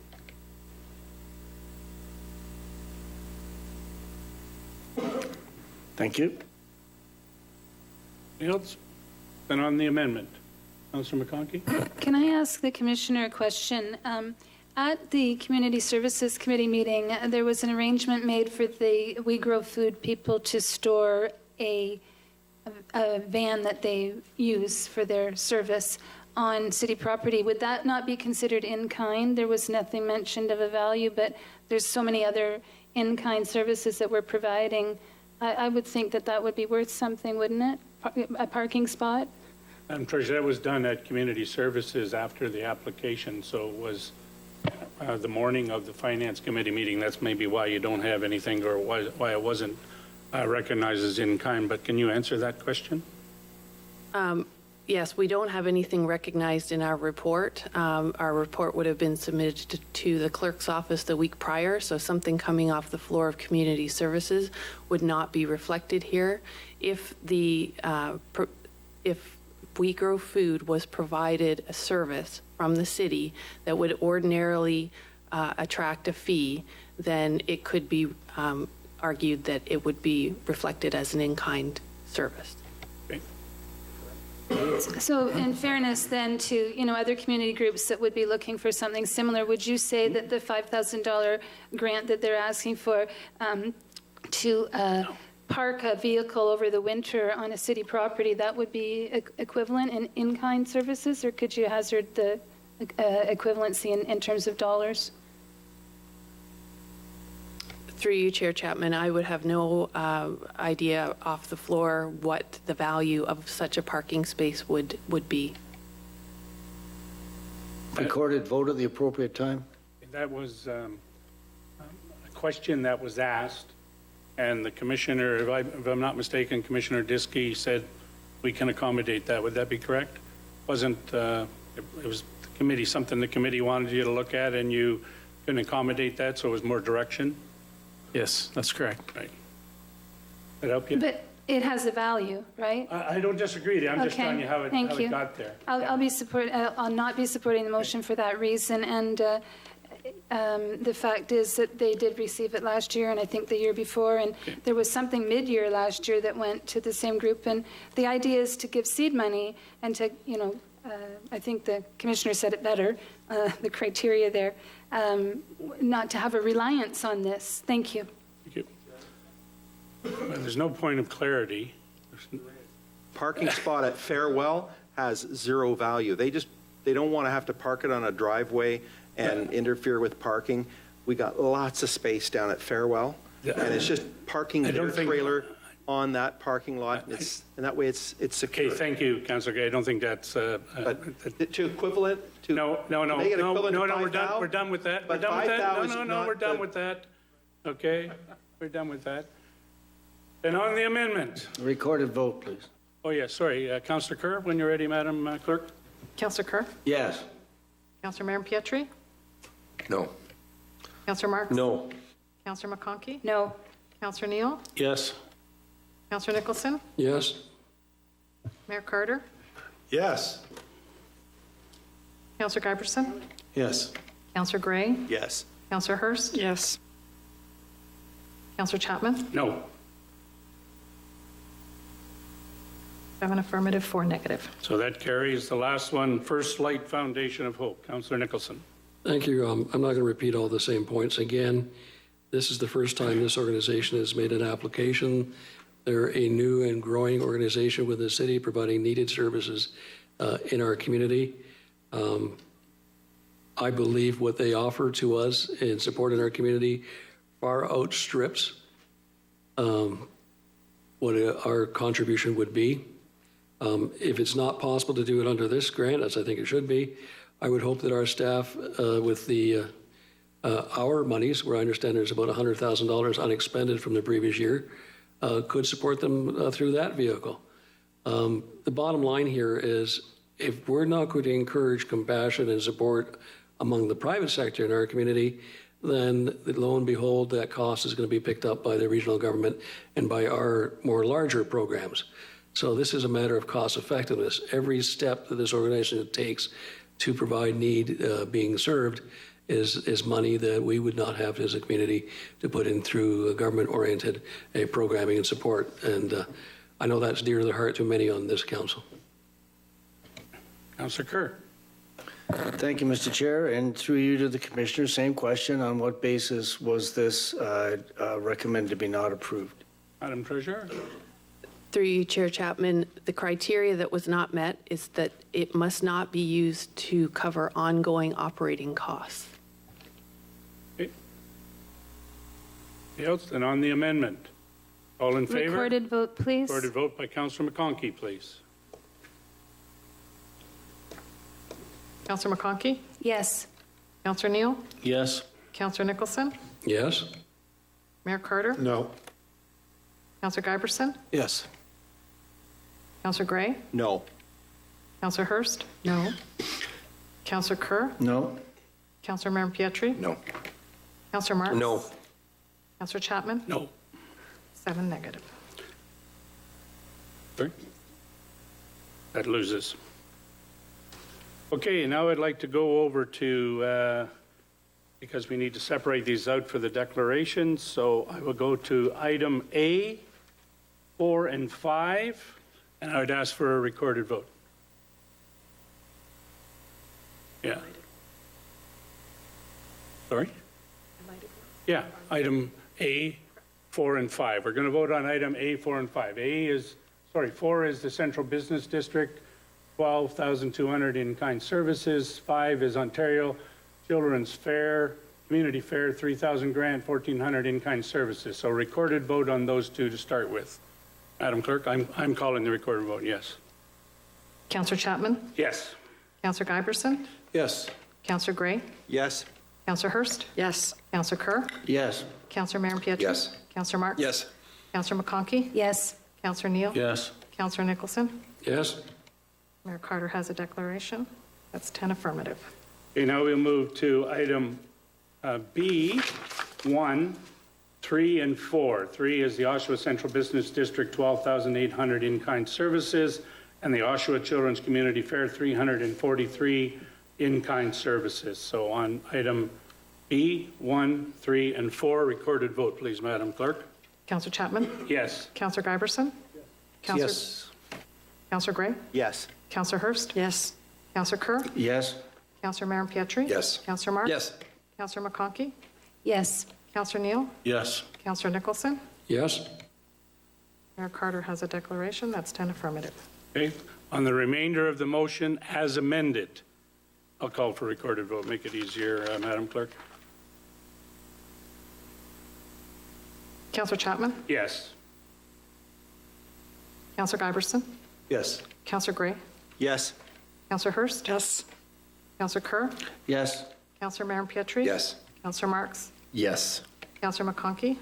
Yes. Counselor Neal? Yes. Counselor Nicholson? Yes. Mayor Carter? Yes. 11 affirmative. Okay, thank you. Chair is yours, Your Worship. You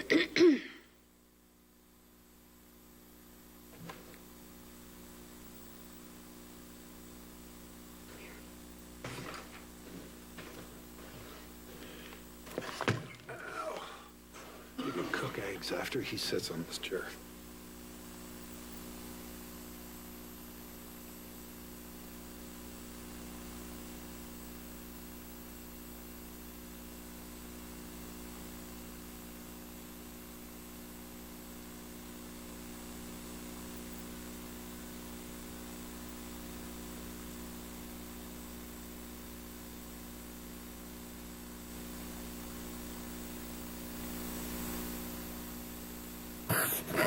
So we're moving on, FIN 1992, corporate payments for the month of June 2019, info 19-262.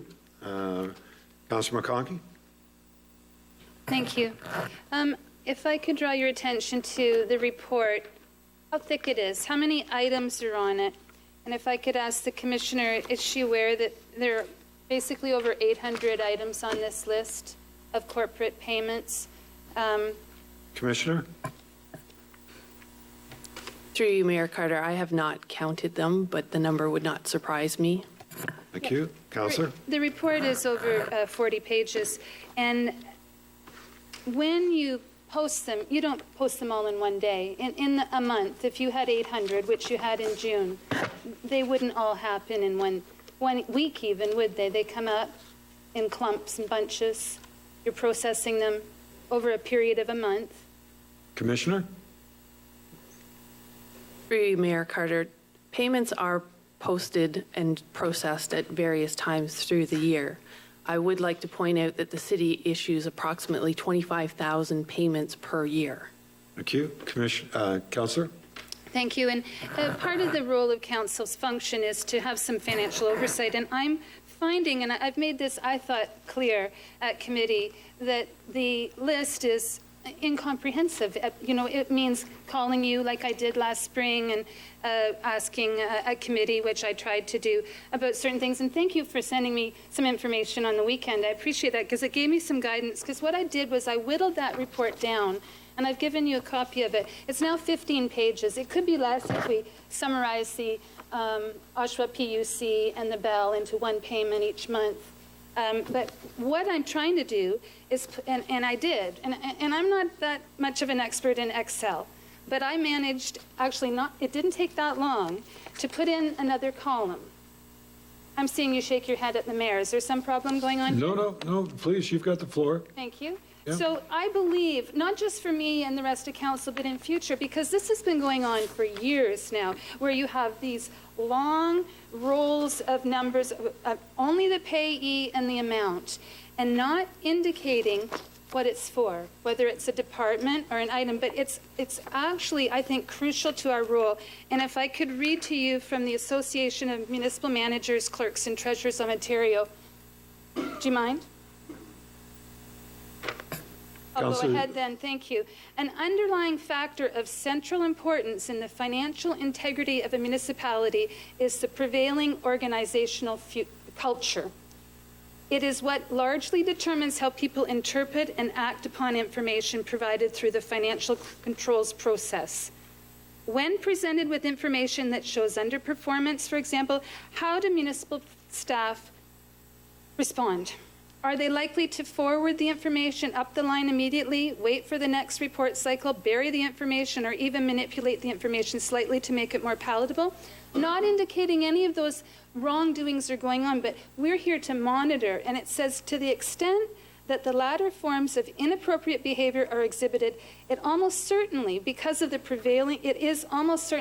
prevailing organizational culture. That culture, for example, might include the unspoken rule that you don't question your boss, or shoot the messenger response to the bearer of bad news, or hear no evil response that ignores every bad news that is forwarded. In any of these circumstances, it is unlikely that the information generated by the internal control system will be used as effectively as it could be. I want to be effective in this role of financial oversight, and I'll be asking and continue to ask, and if I have to do the Excel every month to get this and send it to you to fill in. I mean, it was great that you told me a lot of these are charity rebates. I had no idea that taxes coming in are actually having that rebate on so many properties, 40%. And it's a learning process still for me, so please bear with me on this. I'm not meaning to antagonize anyone. I'm not trying to grandstand on. I'm trying to get information in a way that we can digest it. Thank you very much. Thank you. Any other questions in regards to it? Seeing none, all those in favor? Opposed? That's carried.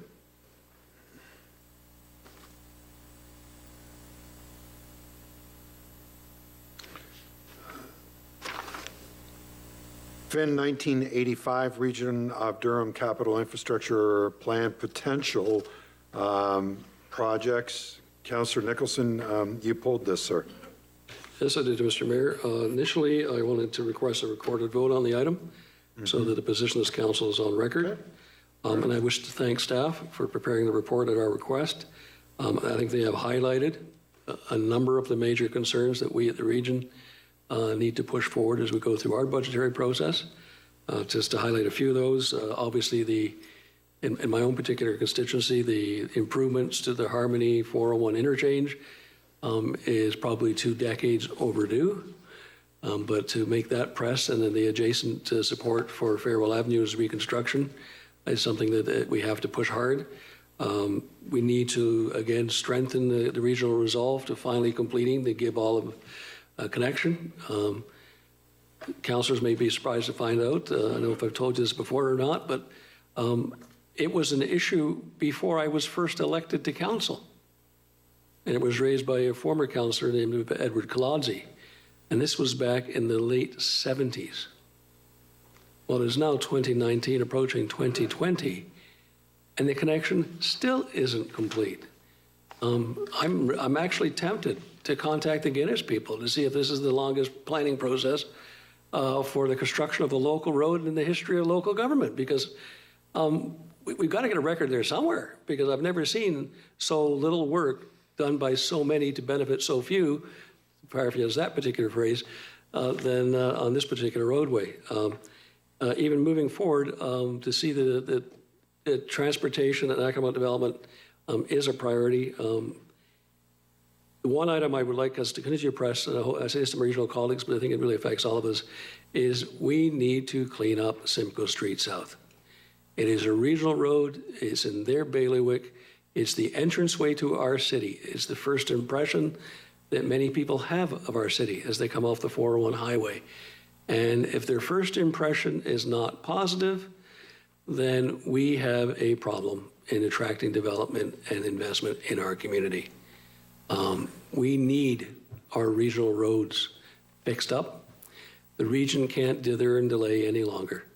And I would hope that all 6 of us at the region will press through our respective committees and collectively on council during budget to ensure that our regional gateways, our east-west and north-south access ways move forward. And last but not least, this is the one thing I know the region is pressing, and if they put as much energy into the rest as they do into the GO train extension, we'd be well served. So we're great at pressing the province to fulfill their mandates, are not quite as strong at the region fulfilling its mandates, so maybe it's time a little pressure from Oshawa would be helpful, and I sincerely hope it gets unanimous support from this council.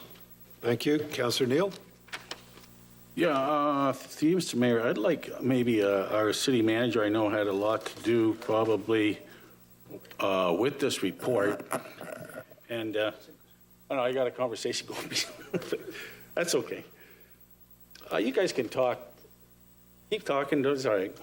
Question to the city manager, is that what you would like, The Councillor Neal? city manager probably had something to do with this, and I wanted to ask him, when a project comes forward, and the project has been done, like on Harmony Road around the Legend Center, Harmony Road North, there's no sidewalks in place.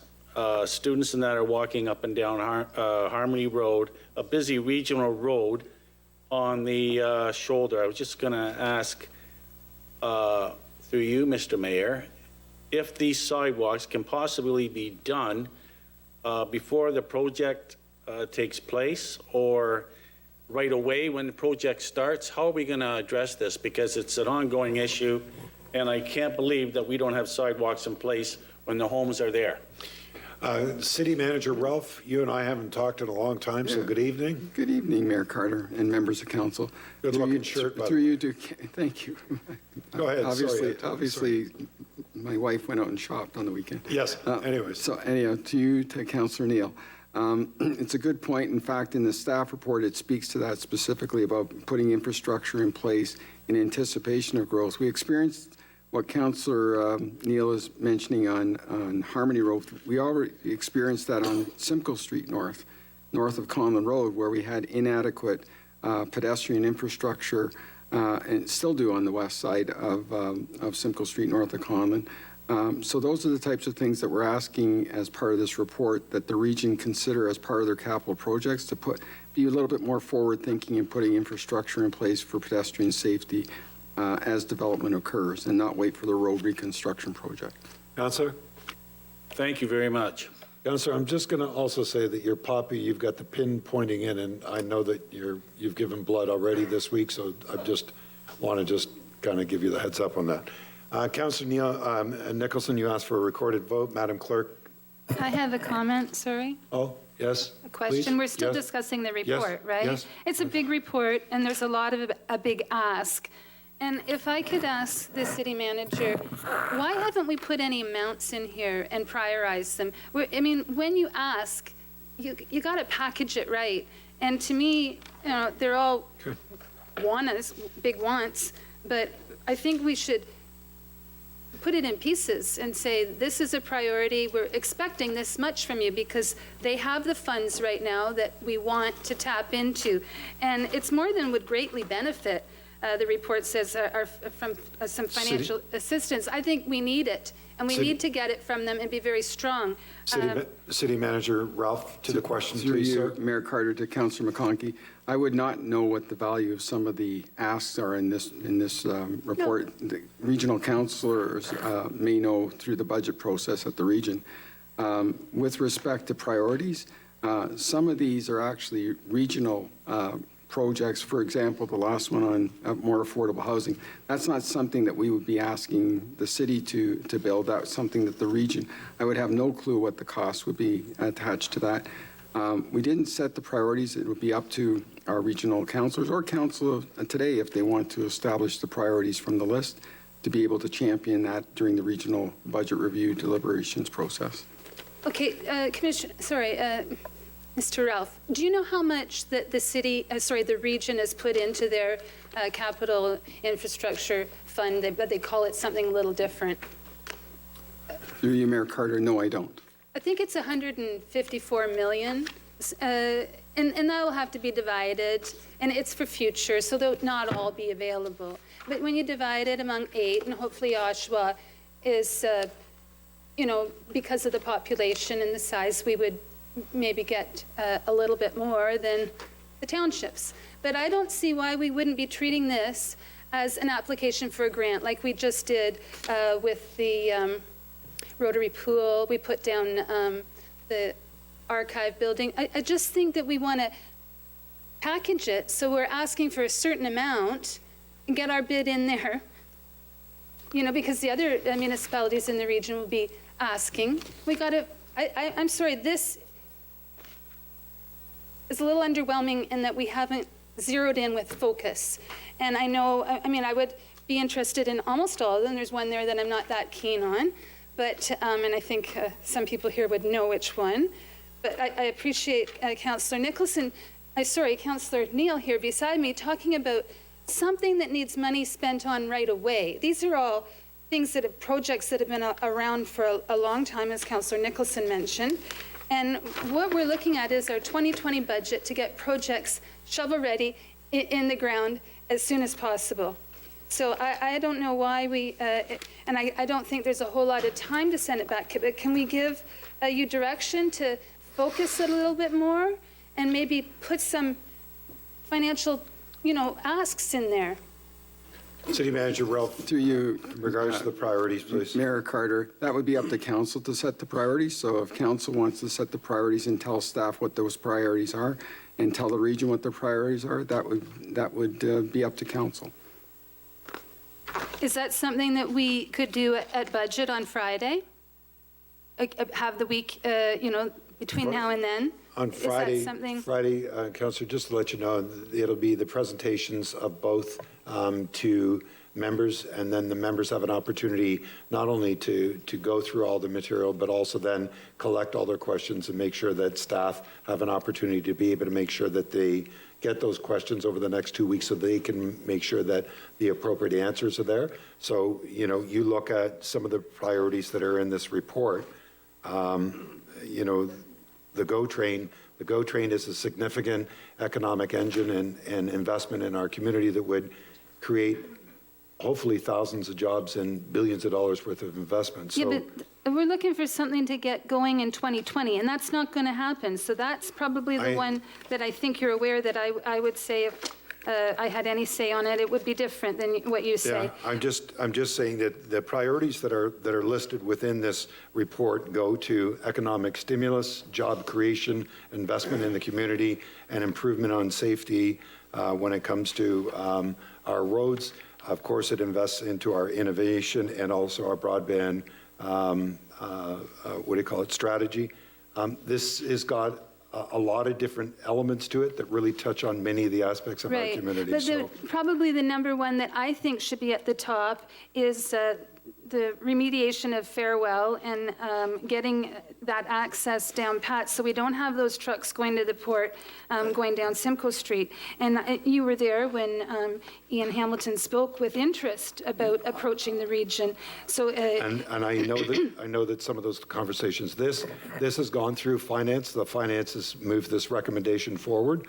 And that's what it's in front of us at this particular time. I think all of these items are items that will be taken into full consideration, and it would be great to be able to see them all win at the region. Let's put it that way. They're not all going to win. Let's be serious about this. I mean, you have to have confidence in your regional representatives to advocate hard in regards to these items, and I think that they do year after year. So I have confidence that those members will do so. Well, I have confidence too, but I tell you, we've got to send them with the right package. And I think at this point in time, you mentioned something about Friday's meeting having certain things on the agenda, but is there not time to repackage this so that it's firmer and with more focus so that we can actually get something going? I do believe the report stands for itself, and I think it is strong enough to be able to go to the region. And I think your regional representatives and, matter of fact, committee have made a decision that they would like them to advocate on behalf of City Council. So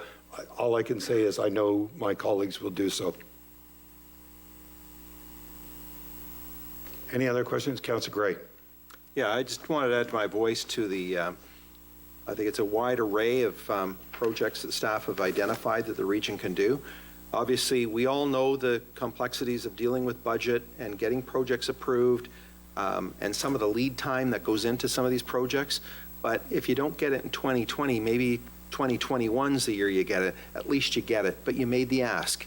I don't think we need to start using staff time to try and cost out projects. Not appropriate. But I just thought, I think staff did a great job. And I know my colleagues at the region particularly the Oshawa ones, are going to advocate on our behalf. But I just wanted to clarify one thing for Councillor Nicholson. Councillor Nicholson mentioned about Harmony Road 1979. The Gibb Olive alignment goes back to 1964. There was a study, and that's when it was endorsed. So if he wanted to break the record from the beginning, we'd break it next go around just by submitting that one. But I have confidence this time it's going to go. Okay. So, yeah, so that's it. All right.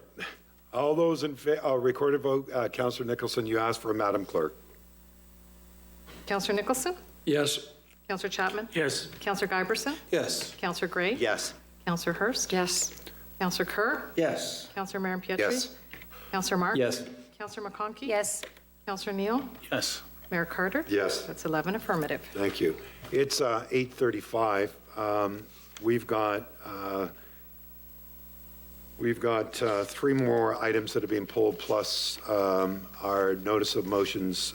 Notice of motions won't take long, but we have three items. Is there a desire Motion to keep plow on through. going? Just keep going. Keep going? Because it does say that, 5-minute bathroom break would be appreciated. do you mind if we take 5 minutes, just 5 minutes, then we can get right back at it? Just to clarify, motion to have our 5-minute recess. Yes, moved by Councillor McConkey. All those in favor? Opposed? Looks like we got 5 minutes. 5 minutes. 8:35 on that clock. We'll be back at 8:40.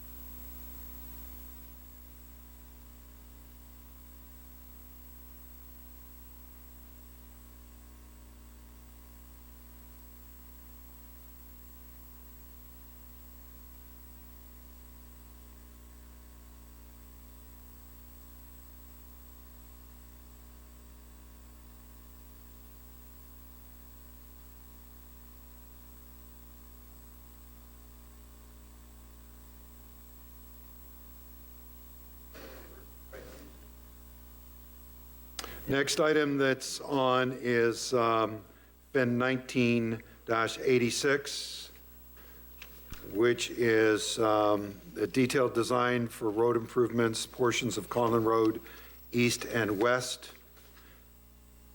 And that was pulled by Councillor McConkey. You have the floor. Thank you.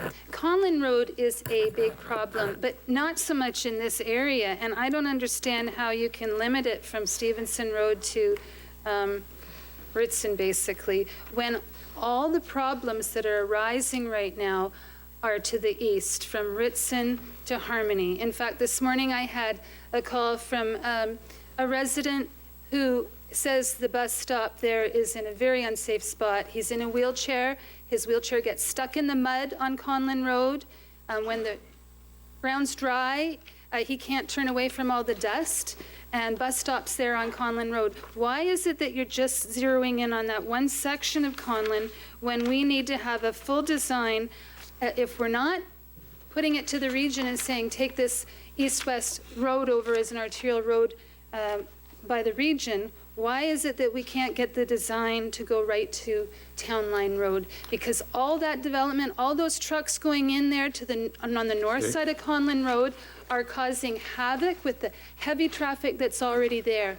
And if you'd heard this fellow tell his story, I wish you'd been part of that conversation, Mayor Carter, because you would be alarmed to think that one of our citizens is putting his life in jeopardy going to school. He goes to Ontario Tech. I understand, and I just want to remind you, we did lose an individual on Conlin Road, and I've looked for resolutions in regards to that. So I appreciate your comments.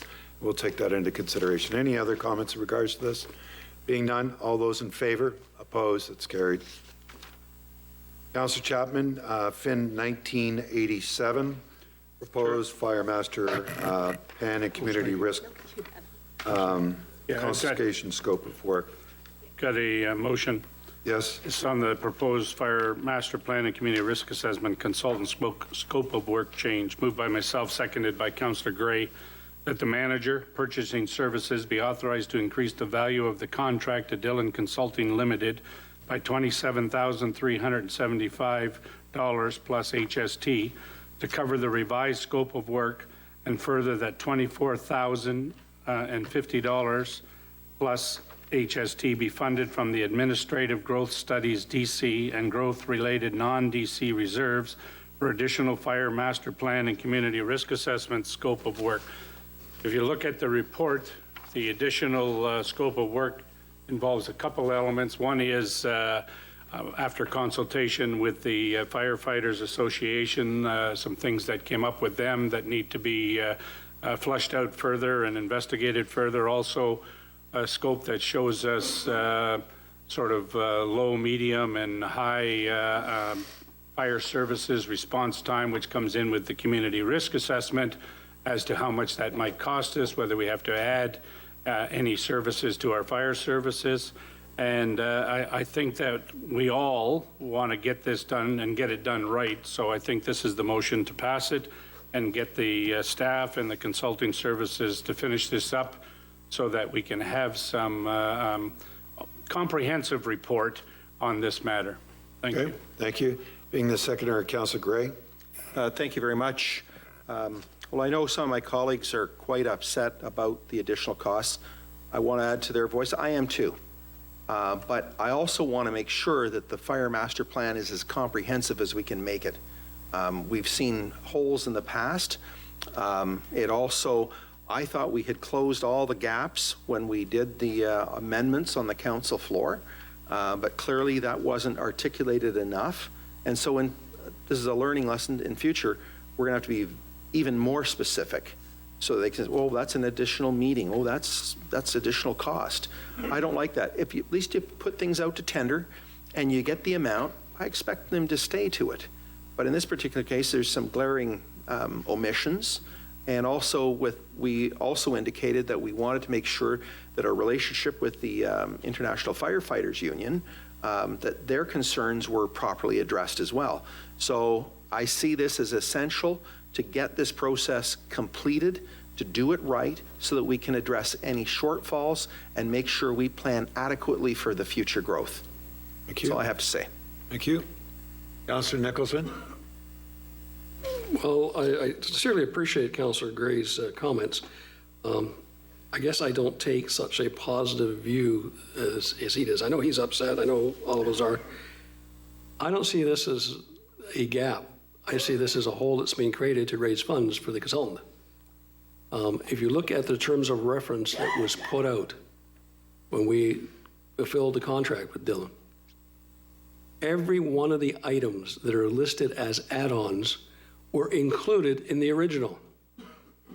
And I've been in the consulting business. I have some experience of it. You know, if you low bid a project to get it and you find out your costs are a little higher than you expected, well, guess what?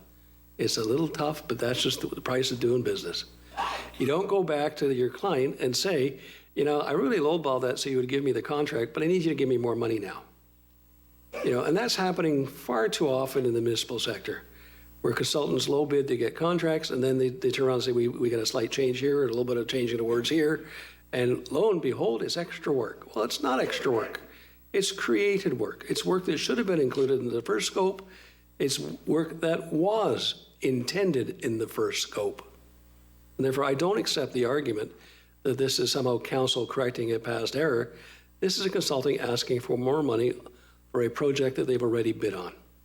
And you know, you take it to the basic aspect here is how fair this is to the other bidders. You know, they bid on a process, they didn't win. Then suddenly, at the three-quarter mark of the process, the price goes up. You know, and this is what people that lose faith in the process. That's how they start questioning whether or not we're getting a little consultant happy in dealing with some of our projects, because we're not tight enough in our process. If you look at the work, more consultation. Well, that was in the original scope. You were going to consult. Talk to the firefighters union. Well, that was in the original scope. More public discourse. That was in the original scope. More discussions with council. That was in the original scope. There's nothing in the 5 additional items other than the municipal needs, but we actually had a report saying it's irrelevant anyway because you can't compare apples to oranges. You know, you just can't. And so I guess my concern here is the message we're sending. If we're simply sending the message that we're open for season to be basically to add on to contracts and we'll just pay them, whatever you ask, support this motion. If you want to send a stronger message to the consultants out there that when you bid on the entire project and we expect the deliverables to be met without additional funds necessary. So it's a matter of judgment. Each member council will have to make their own judgment as to whether this is a legitimate increase or whether this is simply an add-on to benefit the consultant. I know where I'm voting, but I'll leave it to the good conscience of each councillor to decide their own personal view of this. Thank you. Thank you very much. Councillor Marin Pietri, you have the floor, sir. Thank you, Mr. Mayor. You okay? Yeah. I just I tend to agree with Councillor. Thank you for asking, though. Councillor Nicholson and Councillor Gray, because I think if you consider where we are now, it's sort of where we shouldn't be when it comes to performing any of these studies, especially looking back in retrospect to how much time and energy went into a study from the same consultant not too long ago. But I did some thinking, and in speaking to staff, I do understand that there's some extra, attention that's been paid in order to go to that extra mile to make sure that no one's accused of not having thought of everything. No one's in a situation where, there's a meeting that may not have happened. I think, if you take a look at City Manager Ralph's intent to make sure that council's, approach on making everything as transparent and as inclusive and as, as professional as possible is something that has to be considered in this extra amount. And when you take a look at the larger scope of the budget, and you consider how much the amount is, it is a significant sum, but it's not something that wasn't included as a consideration. We do have the ability to take a look at items and see if there's extra needed. And in this case, when you take a look at safety and fire services, I would rather have, this sort of approach and make sure that we cover everything as opposed to being back here within 5 or 10 years. And it's not to say that I'm not disappointed. I am, because my understanding was that we had covered all our bases. Furthermore, I'm still disappointed that we're in a situation where we're having to reevaluate our fire services and what we're providing the community after having already done this kind of study with the same consultant. And that's why I voiced at the time my displeasure with the consultant, the work that was performed in the past, and the results that it rendered. Because for someone to say that we didn't know that the city was going to grow to the level that it grew just a few years ago, I mean, they should have foresaw that. So I hope that this added sum and the process that City Manager Ralph and the council are asking the consultant to undertake is being done in all seriousness by them as a professional service, because we not only rely on it as a council or a staff, but the residents of the city are extremely reliant on public safety provided as a result of these consultants' studies, which council then bases their, not opinions, but decisions on. They're very, very serious. So having noted how serious this study is and this process is, I will be supporting this motion. Thank you, sir. Recorded vote, yeah, at the right time. Councillor Kerr? Thank you, Mr. Mayor. I think economists, sometimes it appears that they use a crystal ball to figure out what the future is going to be, and then all of a sudden factors change. It's like predicting the weather in some respects. And who knew that there'd be a freeze on the Seaton project, and who knew that Clarington would put a freeze on building into the white space, and who knew that Ajax and Whitby would get tapped out, and that all the growth for a concentrated period of time was going to be into Oshawa. It far exceeded what was predicted at the time. So I think that impacted tremendously on the previous report, so much so that we couldn't rely on that to carry on another 5 years, and we voted to do this as a council for those reasons. And secondly, with this piece here, what we're looking at, I like to simplify this and put it down to that, you know, you take your car in for repair and you have a list of repairs that you think the car needs, and you agree to that with the shop, and then they call you back partway through the day and say that they found something else, and when they put it into context, you realize you have to get that done to make sure your car is 100% safe. That's what this is. There was some extra consultancy work. There was some need to come back and compare that to different perspectives, and that comes at a cost. But as Councillor Gray said, in order to get the finite version that we can make our best decision on, to have the best facts and the most solid fire master plan proceeding at this point that we can know of, this is what we need to do. So I'll be voting in support of this. Thank you. Thank you. Councillor McConkie? Sorry, I couldn't disagree more. I'm not buying it. I don't understand why they're not here to explain themselves.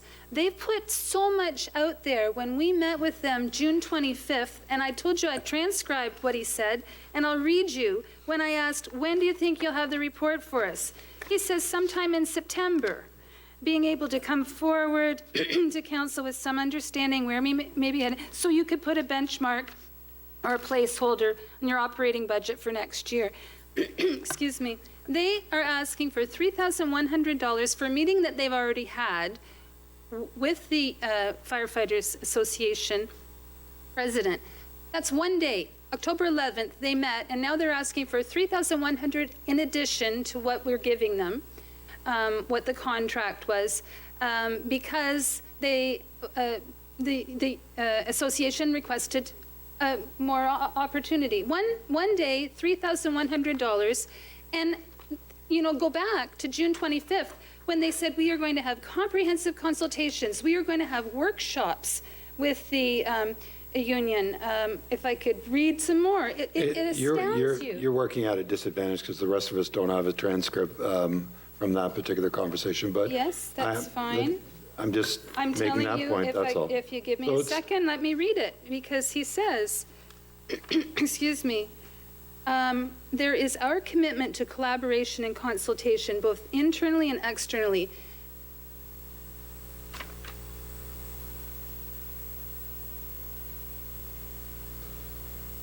So facilitating of workshops with them where we get a chance to talk to them, talking about the association, and work through and get under a very clear understanding of the mythology that went into their GIS report. We want to make sure we understand it. We are hoping they will help us to do it.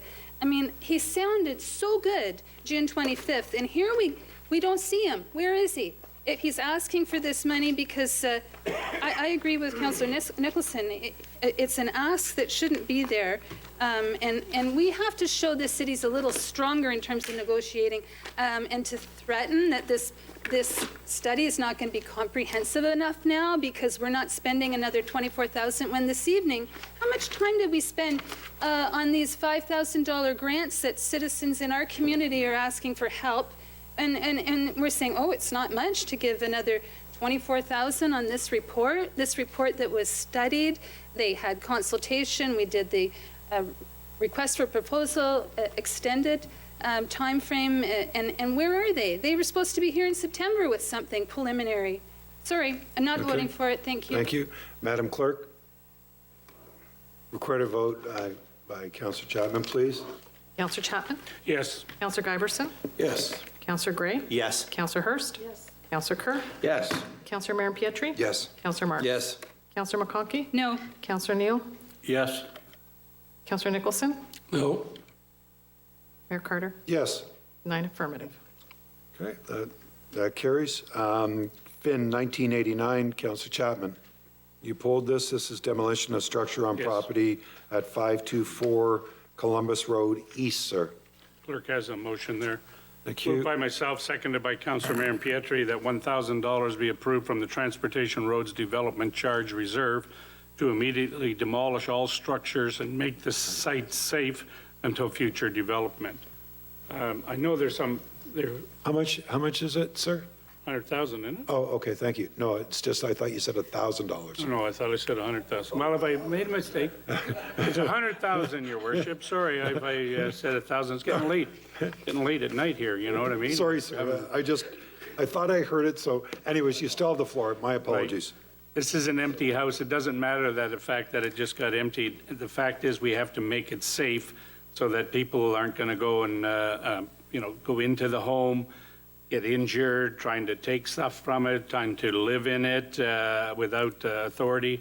And there was a suggestion about us renting it. The city of Oshawa is not in the house rental business. We're not in that business. That's the responsibility of the region of Durham. And we'd have to enter into contracts for a service manager and do all those types of things.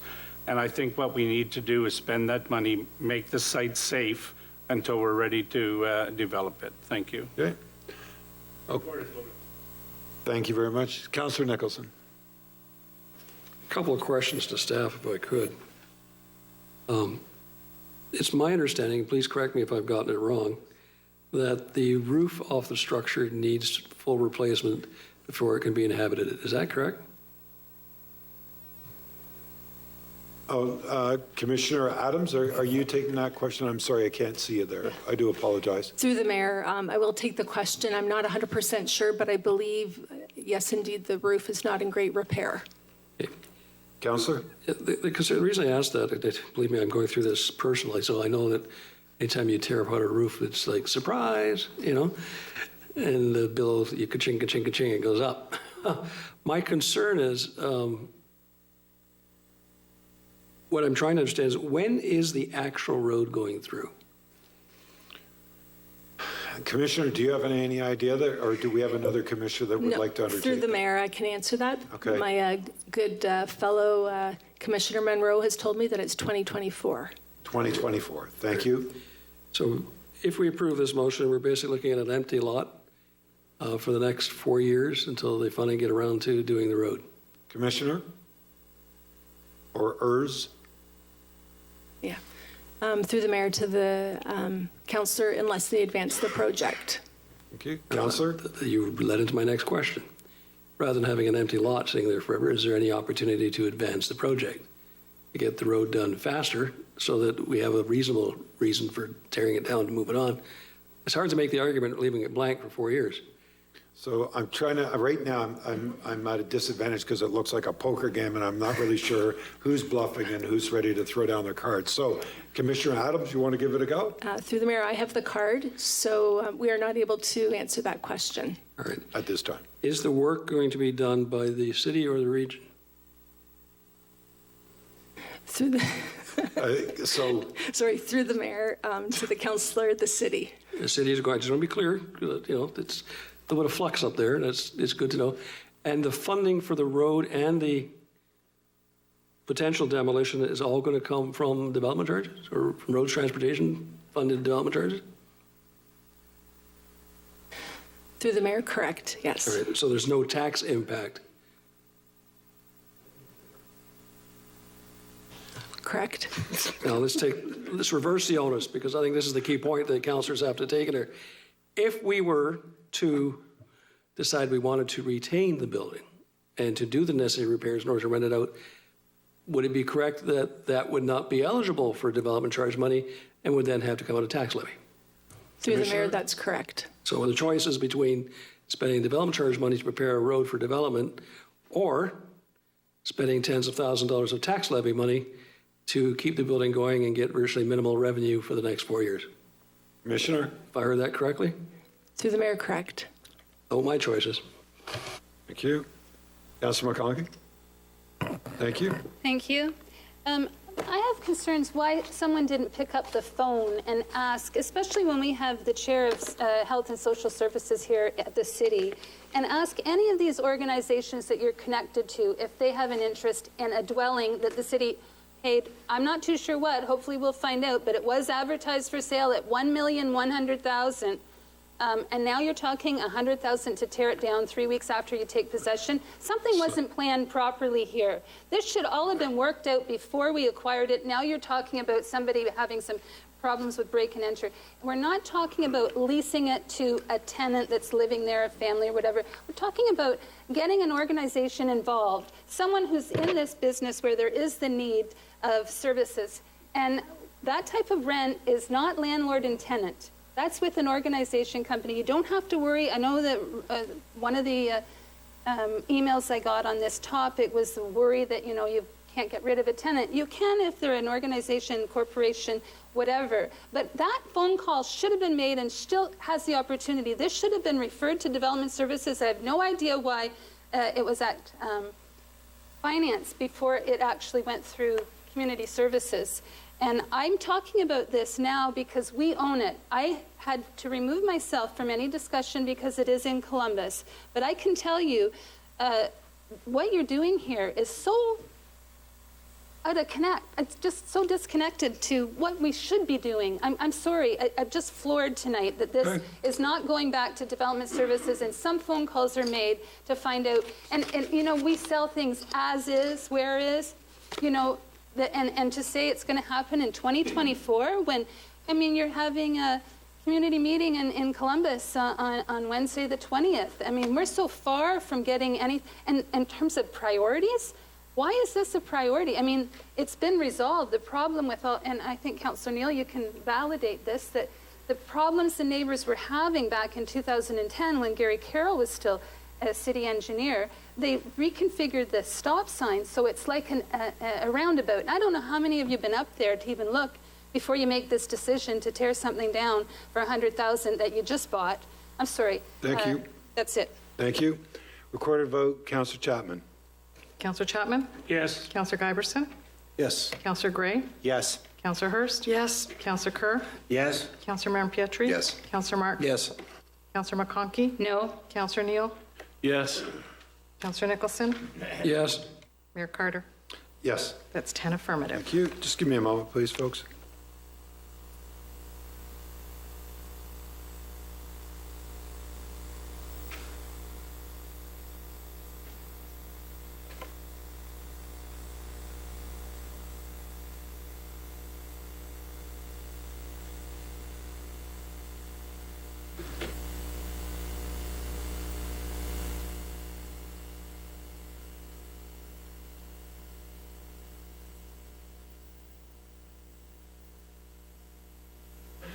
All right, let's move forward. We've got a couple items that are tabled. Any desire to lift those? Being none, we have a few notices of motions that are in your agenda. The first one is presented by Councillor Marin Pietri. Councillor Marin Pietri, you've seen it written in your documentation. Does that represent what you are desiring, sir? Yes, it does. Thank you. I'll be referring that to corporate. Okay. The second is, there's three parts. Councillor McConkey, you've got it printed in your agenda. Actually, it's three separate notices of Yes, motion. that's what I had, sorry if I misspoke, but I thought I said that. But does that represent your desire, the three? That's correct. Thank you. Thank you. So the first one, I'm going to refer this to council on December the 2nd. The second one, I'm going to refer it to finance. And the third one, I'm going to refer it to corp. You? Yes, sir. Point of order in regards to procedural aspects, sir? Yeah, just so I understand what I'm voting on here. Yes, sir. On the first item, Yeah. closed minutes are not available to members of council upon request? This isn't, It's an audio tape. This is an audio recording. And there has been, to my understanding is, there is a council policy, so it needs to come to council on December 6th for a conversation and decision. Is there a policy now? My understanding is, yes, sir, there is. May I have a copy of the policy forwarded to me? Absolutely. We'll make sure you get a copy of it, sir. Thank you. Thank you. Okay. Okay. Councillor Chapman, confirming bylaw, please. Sure, moved by myself, seconded by Councillor Giberson, that the confirming bylaw be passed. All those in favor? Opposed? That's carried. Can I have a motion to adjourn? Councillor Giberson, second by Councillor Kerr. All those in favor? Opposed? That's carried. Have a good night, everybody.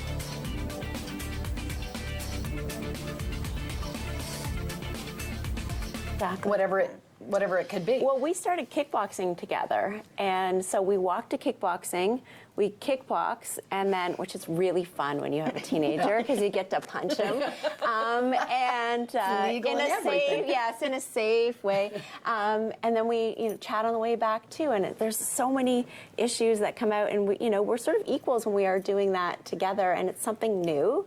So it sort of breaks the habits of, who's boss of the home and the power dynamics and those sort of things, and just brings us on equal front. So we can speak differently when we do that and come back into the house and have different conversations. So I challenge our viewers, and we've got viewers in Ontario, New Brunswick, Newfoundland. I saw this great little video clip, and this gentleman was recommending as a way of getting to talk and get to know your teens. He said, just take them out for a coffee at Tim Hortons, as if they weren't your own kid. Do you know what I mean? Like, imagine your mom took out one of your pals and sat down. Yeah. Think about the content of what you would say, what you would ask, how you would respond if it wasn't your kid, but if it was just like a peer of your child. We wouldn't get into that crazy parent mode where we start saying like, well, what do you mean you didn't study for French and your mark is dropping? Or like, I don't like that boy, he's a bad influencer. We're so quick to get preachy and judgmental and moralize our kids when we get into parent headspace. And if we just get like open, curious, that more egalitarian style that you're talking about more frequently. But we have to remind ourselves. I don't think it's our thinking habit. I don't think it's our communication style to talk to our kids like that. Yeah. Right. In true parenting show fashion, we always ask viewers to ask questions. So we do have a couple of questions. A little bit what you were talking about with being kind of off in your room and the dynamic changing once kids aren't necessarily in front of you all the time. My son is 14 and we used to be very close. Now he spends most of his time in his bedroom. I can tell something is bothering him, but he doesn't want to share. How can I get him to open up so I can help him if he's having problems? In that situation, is it really that kids are having problems, or is it that just shifting to a more alone time, priorities changing? Well, so we'll get a couple of opinions here on the couch. So I think moms have spidey senses when something's wrong with their kids. Do you know what I mean? And I do think, again, it's fine to need private time and downtime, but if it's all the time and they're carrying a burden, so James, what, if you're that kid in the bedroom, you've got a problem, what kinds of things go through kids' minds that make them say, there's these loving people on the other side of the door, but I don't want to talk to them? What stops them? Like, what's that not reaching out piece about?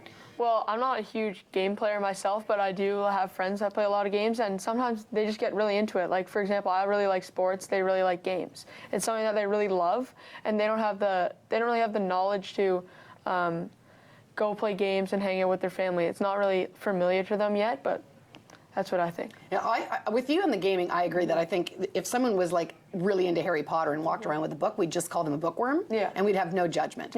And the minute kids are into a game, we suddenly say that that's somehow a less appropriate way to spend time. And I think there's game enthusiasts that get all kinds of benefits. So and it's enjoyable. It's great. But if they've got a burden, if something's bugging them, if they're going to their game because they're trying to avoid some pain or conflict in their life, why don't kids go to their parents with their problems? Well, it's kind of like I said, it sometimes can be a little awkward when you're going to your parents, but what I suggest is talking to a friend. Like, whenever I have like a really big problem, I would really like to talk to my friends first and see what they would do, and they always give me really good feedback. And then if not, I'll go to my parents or my mom, and they'll give me really good answers. What about another? That breaks their heart as a mom. Go to their friends first. No. So what about another adult? So what are your thoughts on that? I agree that I think that, and again, give me your opinion on this, but sometimes kids don't want to share things with their parents because they want their parents to hold them in good light, and they don't necessarily want them to see the darker side of themselves or whatever, right? So I think it's okay to say, I need to talk to somebody, but I don't want it to be you. Now, maybe some kids will pick one parent over another. They just feel more willing to be open with one parent. But that could also be a teacher, a coach, a trusted aunt or uncle or whatever. And I mean, I'm a family counselor. Like, a lot of teens come and talk to me because they can't talk to their parents. And it's interesting, what ends up happening is they talk to me and then they say, okay, you can bring my mom in the room, we can talk about it all together. It's like that needing to get to just say the words at one point. It's almost like building courage at a certain point. And I think they like maybe that it's a little bit more mediated because they're a little bit frightened about it, but they're always happy when they open up, right? So that leads to another question that was asked by one of our viewers. My son will talk openly to my husband, but not to me. Is having... You can't make noise before I finish. Sorry, I'm just saying it's so common. Is having one parent as a confidant enough? He knows my husband tells me everything anyways, but he still only wants to talk to him about his issues. Did you have a parent that you were more free-flowing with than the other? I'd say I use different parents for sort of different channels of information. I see that in our house as well, too. There's some topics that we do talk about all together as a family, but I mean, James and his dad, my husband, have a really special, amazing relationship, and they even they wrestle and they communicate in totally different ways than we do. And I think if there's something that's super heavy on his heart or his mind, then that's the mom, let's go for a drive, mom, let's go for a walk. But other problems that get solved, like between him and his dad, they do a lot of talking and role playing and I would have, this person said this to me, and then they sort of brainstorm and talk about what they would have said in response. And my husband's a funny guy too, and so they always come up with some pretty funny responses where, well, if that happens again, you should say this. And so I'm like, I would never recommend any of those things, but it's hilarious, and it's a great way to sort of talk it out and rehash the situation and prepare for a next one too. So it is it's a wonderful privilege that we can both have those kind of relationships and be able to be close. You bring such a great point, though, about the types of reactions, responses that a dad's going to coach his son around. Because there is a gender thing there, you know? is. And I think men have a better sense of, you know, what's going to play out, what's going to feel more authentic, you know, sort of in the boy world, as it were, or whatever. But I love your idea, too, about the role play. I would like to talk about that a little bit more. So, you know, again, in this hashtag family talk, we're talking about ways that parents can help prevent underage drinking. One of the things that I've been recommending to parents is that if we're gonna, it's not enough just to say, hey, you're a minor, don't drink. There's gonna be alcohol around, and we need to be able to coach our kids around, you know, what is gonna be a good way for you to respond to that situation. And then parents can role play that. So, you know, in your peer group, because I knew, the alcohol is getting introduced earlier and earlier, whether it shows up, whether people are doing it, but it's around a lot earlier than it was before. Do you think about what are ways to, like, take a pass on it? Well, there's always going to be alcohol in a group, and it's just a smart decision just to stay away from it. Just because, like, you're doing it for yourself, you're not doing it to prove it to anybody. It's your choice, and, like, do it for yourself. And so how do you say no and save face? Because that's what a lot of people are just like, they're actually embarrassed to say no. Yeah, well, I have really good friends, and they all know, like, once I say, like, if I say no, you're not getting me to say yes. Like, once I make my decision, you can't change it. And I have really good friends, and they know that. That's what my daughter's actually said that too. What kind of friend would make you do something that you didn't want to do? That really speaks more to friendship, really, than it does even to the issue at hand. There's no forcing in my friend group. Well, I've told people, like, it's got to come off authentically, you know, and the only person you can really figure that out is your kids yourself. So I usually recommend that either doing the role play and also sort of coaching. Do you know? Do you understand this term coaching? Does that? Yes. Coaching versus lecturing. I don't know if that's like too much of a business techie term or whether the general public knows what that is. Speak to coaching as a way of communicating with kids. Well, I always make sure that I'm home before he goes out, and we talk about all the things that could happen. You know, there will be alcohol there. I just say it as a fait accompli. There will be alcohol there. You know, when people offer, what are some of the things that you can say? What are our signs to get in and out of a situation? And we have a text word, you know, that he can text me and say that. And it isn't something like, you know, a star or anything obvious. It's something that he would normally say anyway. So if his friend saw it on the phone, it wouldn't, it wouldn't alarm anyone. And so if that happens, then I'm there to pick him up right away and get in and out of a situation too. And I always say things like, just going out, you know, who are your good friends and, you know, who is going to be with you, and stick together and remember, you know, you look out for him and he looks out for you, and or look out for her, whoever it is, and just really reminding them of their responsibilities in that situation, having some freedom as well to go out, have fun, be with your friends. You know, and these are the kind of things that you have to do the next day, and this is how I also say to him too, you represent our family every time you go out, and you represent yourself, and you have a choice to, you know, how you're going to do that to the world. So that's which goes back to the family values, which I think that's really the strongest piece behind all of this. Who are we? Who do we want to be? What are our family values? I think that's the biggest. I don't want to say argument, but I mean, in terms of saying, how am I going to organize this so that my child understands that? I really feel that having the good relationship and living by our values is are the strongest thing to present. Right. Exactly. I've always, whether it's right or wrong, I've always said to the kids, I can be the heavy. You know, you can blame me for anything. Exactly, I say that too. I say you have to go grocery shopping with me, and it could be at 9:30 at night. But whatever you want to do, I'm okay with being the bad guy. Exactly, me too. Yeah. Me too. So part of the what I like about this idea of we want to have close relationships, we want our kids to respect their parents and like our families enough that they want to emulate.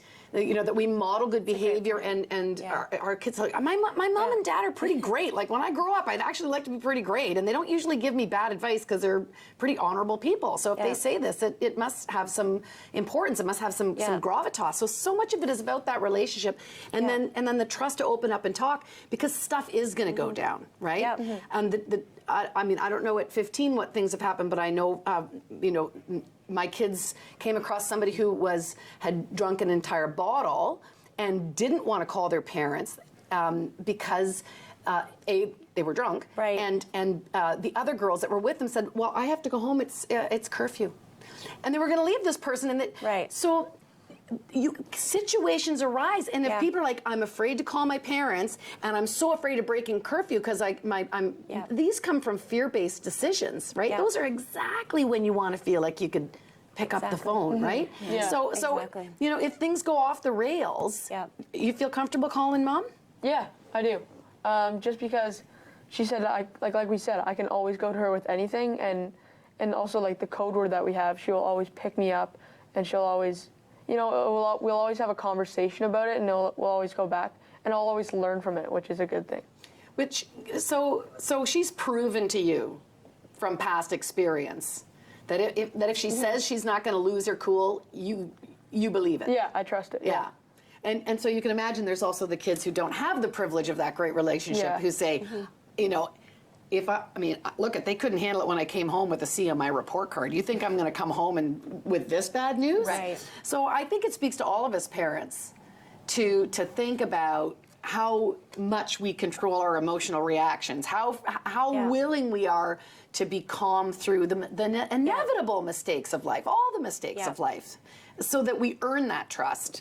So when the big ones are coming, they're like, this is a big one, but she hasn't let me down yet. Exactly. It's not easy, and sometimes it's about looking at other people's situations to sort of say like, okay, yeah, this is cool, by like reading other people's stories, by watching shows where you see real life dynamics, and you're like, okay, yeah, that family is pretty messed up, and I'm learning from what they've done wrong, and just really just being around other families too, and seeing what's going on, and having your child around other families too, like when they go to sleepovers and they see how other families work, and when other kids come to our house and see how our family works too. Just having experience in different situations, I think, helps them understand, what sort of values they have with themselves and in their families too.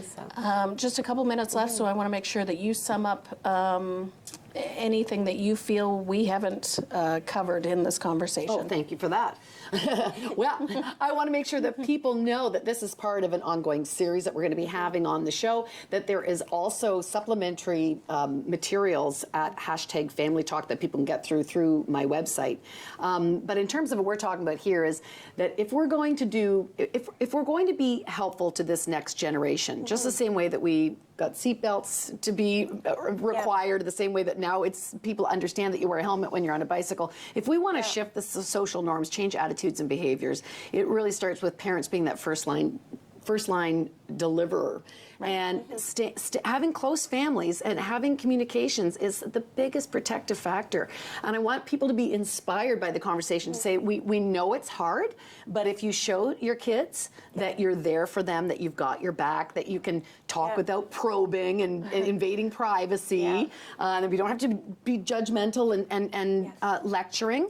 If you hold that space and enjoy them, the radio time, the boxing time, if we can get back into that friendship part of parenting more, I think it bodes well. And it starts much earlier than when they come home smelling like they've been out drinking. It's a lifelong process. You're always building up the relationship. And they trust that they will make the right decisions if you give them all of this information as well too. We talk about what the effects of drinking are. Like if you drink, that it takes sometimes 15 to 20 minutes to feel the effect of the drink. So just giving them the basic information, and then let them process that and let them make those decisions and be responsible enough. And I bet you that they will always surprise you at how brilliant they are. I love that. That is the perfect way to end this conversation.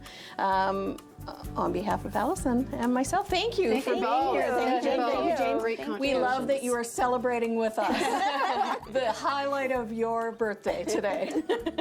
And for everybody who's watching at home, we love that you're tuning in with us. Those folks who are in Ontario, Newfoundland, New Brunswick, and viewers online. Thanks so much for watching. See you next time.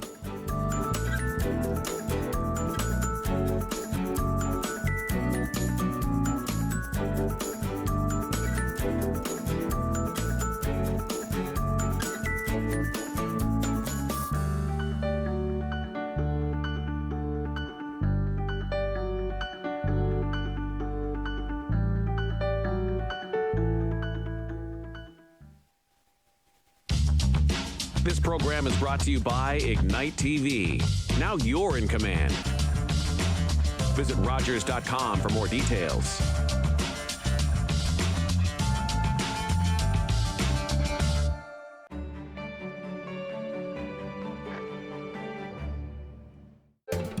Call the Rogers TV viewer response line, email us, or connect with us on social media.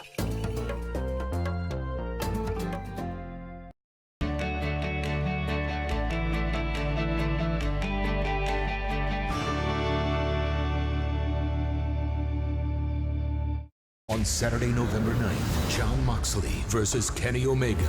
Kenny Omega the Myth seems to think I'm some kind of joke. Are you ready to sacrifice it all? Cody versus Chris Jericho. The man continues to reinvent himself. There is nothing that Chris Jericho has that scares me. For the AEW World Championship. And Le Champion is going to celebrate with a little bit of the bubbly.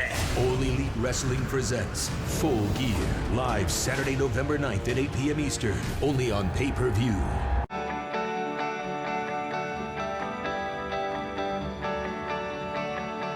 This is Rogers TV, Durham Region. The opinions expressed in the following program are those of the participants and do not necessarily reflect those of Rogers nor Rogers TV. Securing your recycling in a few steps is simple, like bundling your cardboard separately. These bundles can act as a lid for your blue box or placing heavier items such as magazines on top of papers with no material above the rim.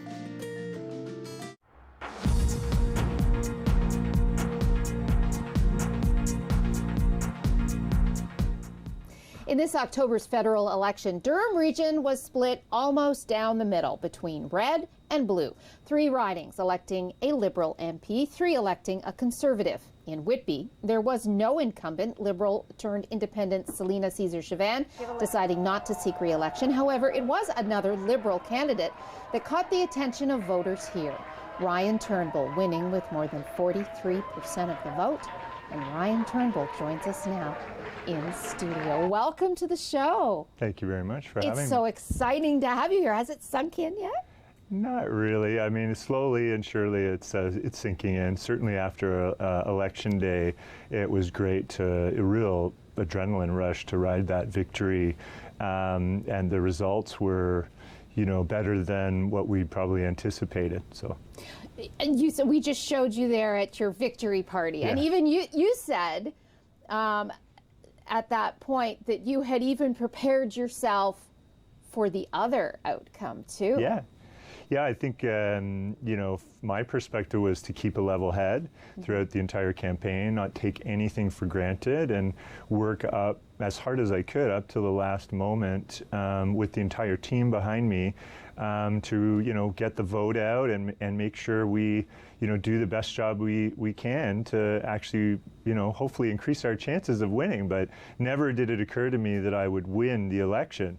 I actually kept myself in a state of kind of limbo in the sense that I didn't want to feel like I had won before it actually happened. What do you think it was that sent you over the top? If I had to put my finger on it, I would say it was our ground game. We went door to door every single day. I didn't take one single day off. My wife and I were out there. Many other volunteers were out there, and we canvassed our hearts out. And so we knocked door to door and we talked to people. I think that face-to-face interaction really made a difference. Certainly we tried to do as many events as possible. We put out lots of literature as well. 2 or 3 pieces is kind of the standard. So I think all of those things combined had people hopefully feel related to me and what I stood for. Well, let's talk about Ryan Turnbull. And who is Ryan Turnbull before he decided to make that jump into politics? What were you doing before you decided to run? Well, I was the CEO and president of a major consulting company. It's a social innovation consulting company. So I've been running that for 10 years. And I founded the company based on a dream that I could actually run a company that would contribute to the world, make a difference in society, and actually earn me a living. So what did you do with this company when you talk about social So the company was, innovation? its name is Eco-Ethonomics, so it goes back to my roots in philosophy and ethics. It's about bringing a new ethics to the economy. So we worked on every social issue imaginable, I would say economic, social, and environmental issues, but things like gender-based violence prevention across Canada.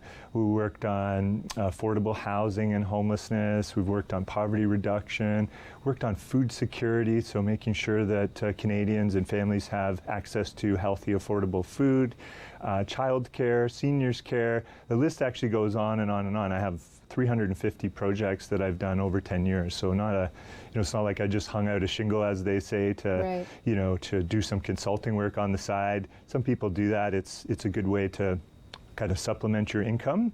But that wasn't the route that I took. It was like full out consulting for me for 10 years. Before the cameras were rolling, you said that the company was almost like a boot camp for what was to come. Yeah, well, I mean, it really gave me the opportunity to research and study in depth the issues that matter to Canadians, and right across, Ontario, throughout many communities, I've worked, and I've run a team of people. And we've analyzed the tough issues, and we've engaged the public and many different stakeholders on those issues to tell us what they think, and we've gathered their perspectives. That's kind of what consulting is, right? Is you listen, you create these mechanisms for deep listening to the different stakeholders that are impacted by different issues, and then you work with them to try to come up with solutions, and often those are actually policy changes. Right. You said you had a background in philosophy. Why philosophy? I like problems. I really find analyzing problems to be fulfilling. I think problems actually generate new thinking.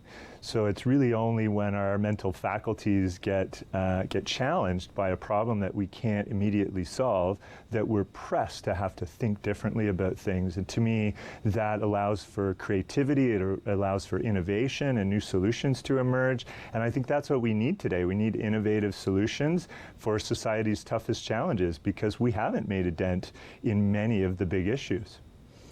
If you had to say, or what is the number one issue you think is pressing today? Climate change.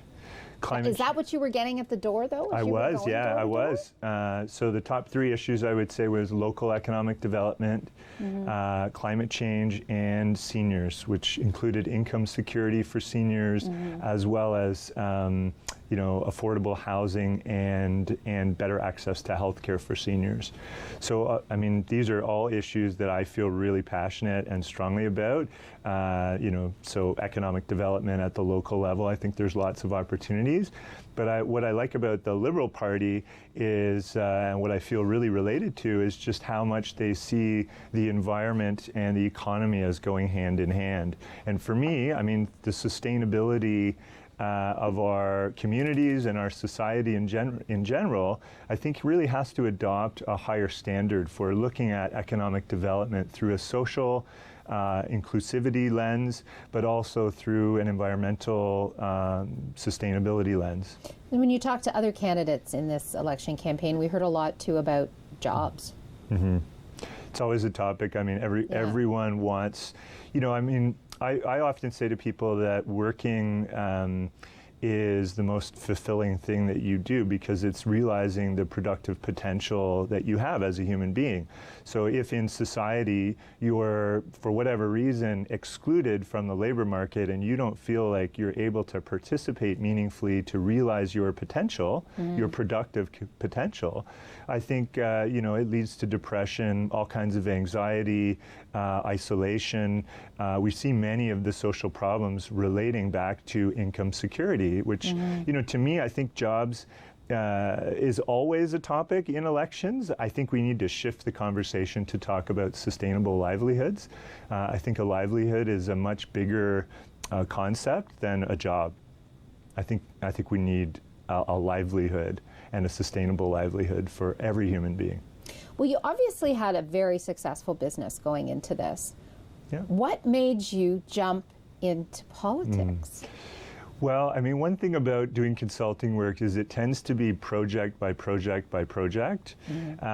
What I've seen over the course of 10 years and working on over 350 projects in all the different areas that I've worked in is that policy change is actually one of the key enablers of change. But also can be one of the key inhibitors of change. So if policy, especially at the federal government level, doesn't reflect the kinds of solutions and innovations that are kind of bubbling up from the grassroots on the ground in communities, I don't think we're ever going to see the changes that we want to see happen. So to me, there's this disconnect between the different systems that we have, and policy is a key tool for enabling change. What's going to happen to the business? Because this is going to be all-encompassing now that you are an MP, I'm well aware. right? And I must say that was one of my big concerns when I first had this thought and sort of idea about potentially running for election at the federal level. So it was a major concern. It was like, okay, well, I've put a lot of years and time and energy into this sort of almost baby of mine, this business that I've grown and developed. I feel very invested in the work that we've done. We've built tools and resources and, employed people, and I have commitments to contracts and things like that I would never want to let anybody down.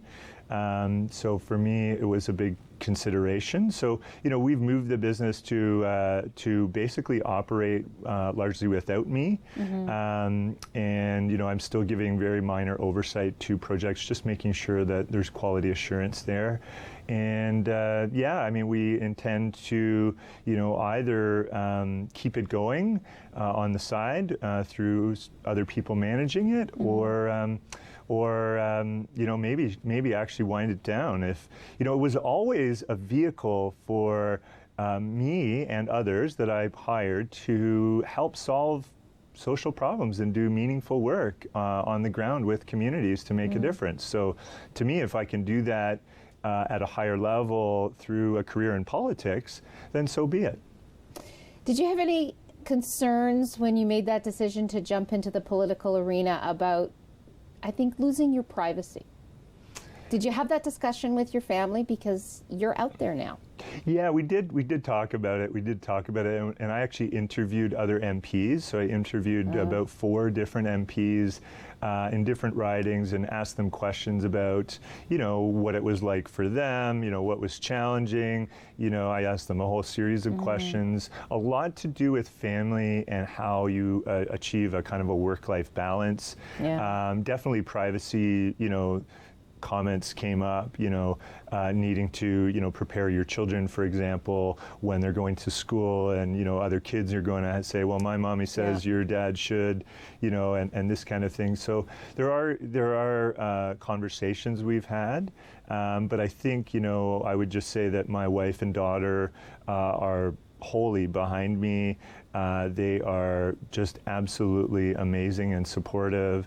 I think they're certainly my wife will dazzle anybody she talks to. She was out there door to door with me. She should probably run for election herself one day. Funny you say that, because I know at your election victory party you said you're not just getting me, That's right. You're getting Susie too. Yeah. You really are a team. Yeah, my wife and I have always been a team. She's worked alongside me in the business. She was the director of finance and operations, and we worked quite well together. I actually think we're more well-suited for a career in politics, and I know she's going to be there every step of the way with me. I'm going to stop you there. We're going to go for a quick break. When we return, more of our conversation with Ryan Turnbull.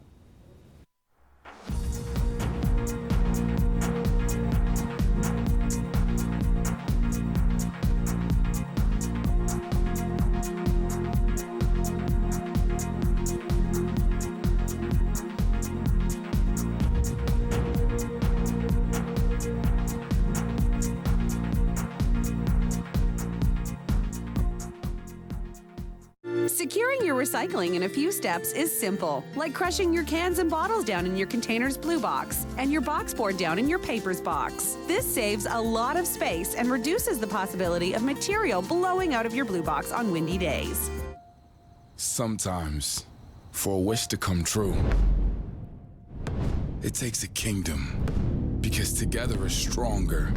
Tied tight, united we stand, in honor of one child's wish, to fuel the fire that will grant many more.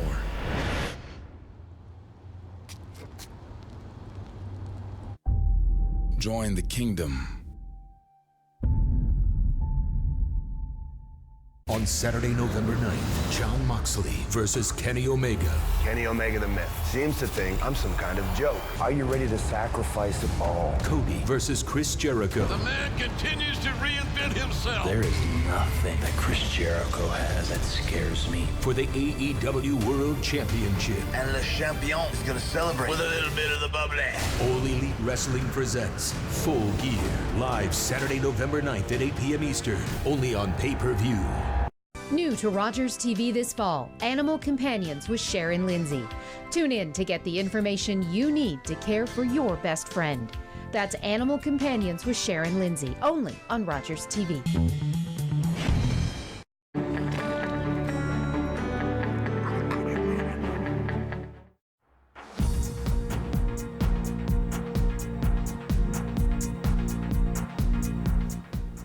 And welcome back to Talk Politics. Our guest this week is newly elected MP for Whitby, Ryan Turnbull. It's great to have you here, and it's great to get to know you.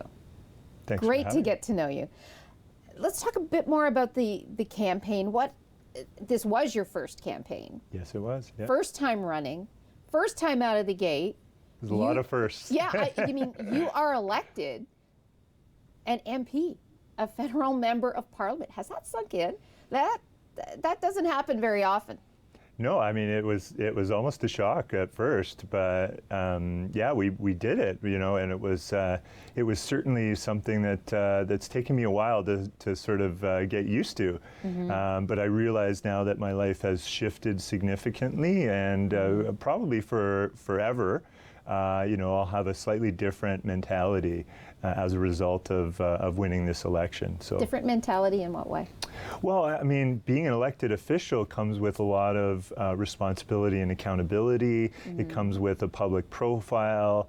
You know, I'm just thinking a little bit differently about, you know, how I walk, behave, you know, the core responsibilities that I'm owning every day. Mm-hmm.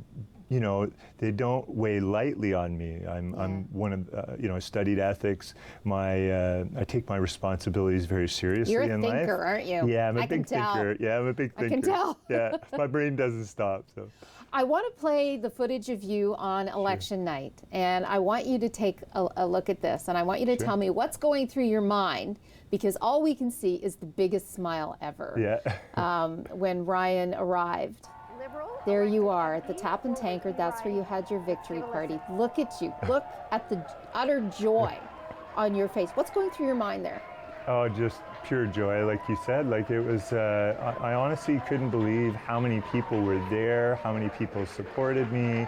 The fact that we kind of conquered this key challenge. You know, I've always believed that hope and hard work would kind of carry us through, and we took it right till like the polls closed. My wife and I were out there in Whitby Shores, you know, encouraging people to get out to vote right up until the polls closed. And we went home and, you know, basically got ready for the victory or concession party. We didn't know what it was going to be. And it, you know, when the numbers started to come in, we were holding on to our seats because we had no idea. We figured it would be closer. We figured it would be maybe up and down, you know, and the polls just kept coming in. Well, that's what the polls had said. The polls had said, too. That it was a coin toss. Yeah, that it was too close to call. I know, yeah. So it came as a shock that we won by as much as we did. Yeah. It came as a shock, you know, just as I was saying, you know, before, is I prepared myself to lose. The night before, I dreamt over and over and over again about my concession speech because I figured, you know, I'd have to get up there in front of hundreds of people, literally, that supported me. and, basically tell them, I'm really sorry, but we lost. Like not through any lack of work or dedication, but just, that's could be the reality that we faced that next day. So, I think it came as a huge, overwhelming shock.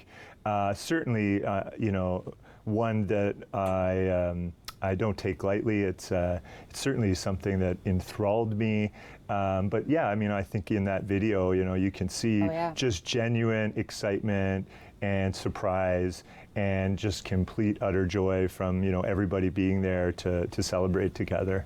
So your first time campaigning, hitting a campaign trail as a candidate. Yep.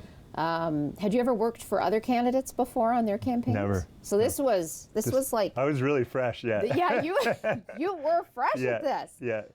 Any surprises?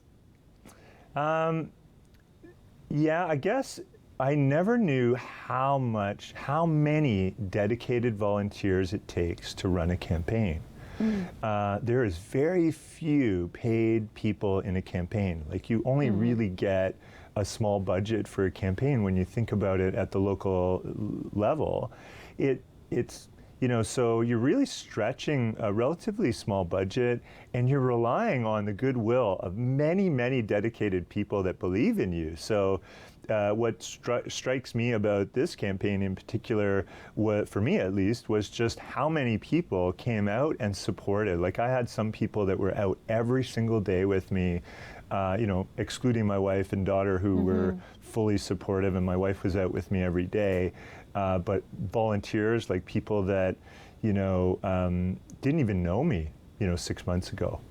So significant to have them come out and spend that much time and put their energy into something like this. So you have a whole bunch of new friends, don't you, Ryan? I got lots of new friends, and they're good people. They're really, really good people. And the campaign was so diverse. It brought people from every background and culture, and it was just incredible. What an experience. I never realized what a roller coaster an election campaign is until going through it myself.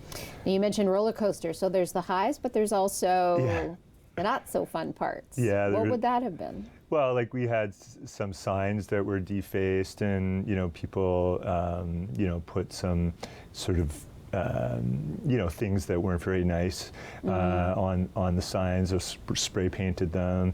Our signs get knocked down all the time for whatever reason, I don't know. There were lots of low points and moments where, even some of the rhetoric in the campaigns, I participated in some debates. Really, there was a lot of, back and forth, a lot of, harsh judgments, and even attacking the person, which, from my background is kind of a no-no. I think politics should be about, healthy debate. It should be about presenting our positions on issues that matter to people, and then debating the merits of those positions. When politicians, essentially aim their attacks on the person, this is, to me, kind of inappropriate. So to me, those were low points in the campaign. I really tried to not participate in that at all. So I kept, myself, hopefully taking the higher road, just, and setting an example, which is what I'd like to continue to do. Politics, though, has become that. Where has that come from, do you think? Did it start with our friends down the south of the border? Well, I really don't know. We certainly see a lot of it happening there. I'm not sure if that's trickled upstream, as it were, or what. But I think a lot of people talk about right-wing and left-wing populism, and this being a key challenge. This sort of popular rhetoric that seems to capture people and get them somehow engaged in politics in a way that's, I think, a little less than informed, or a little less than well-informed.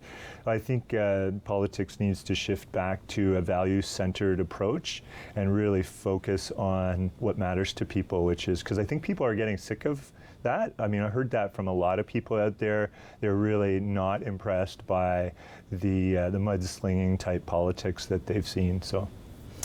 You recently came back from orientation up on Parliament Hill. Let's talk about that. What was that like? What an experience. Wow. It's, it's one thing to win the election and celebrate here, at home in Whitby, but going to Ottawa for the first time, I mean, I had lived there for university for almost 8 years, so I'm familiar with the city, but it wasn't that. It was the excitement of actually going into Parliament buildings and the West Block and getting a tour, but also really learning about the key roles and functions and even privileges of an MP. A member of Parliament has a really big role to play.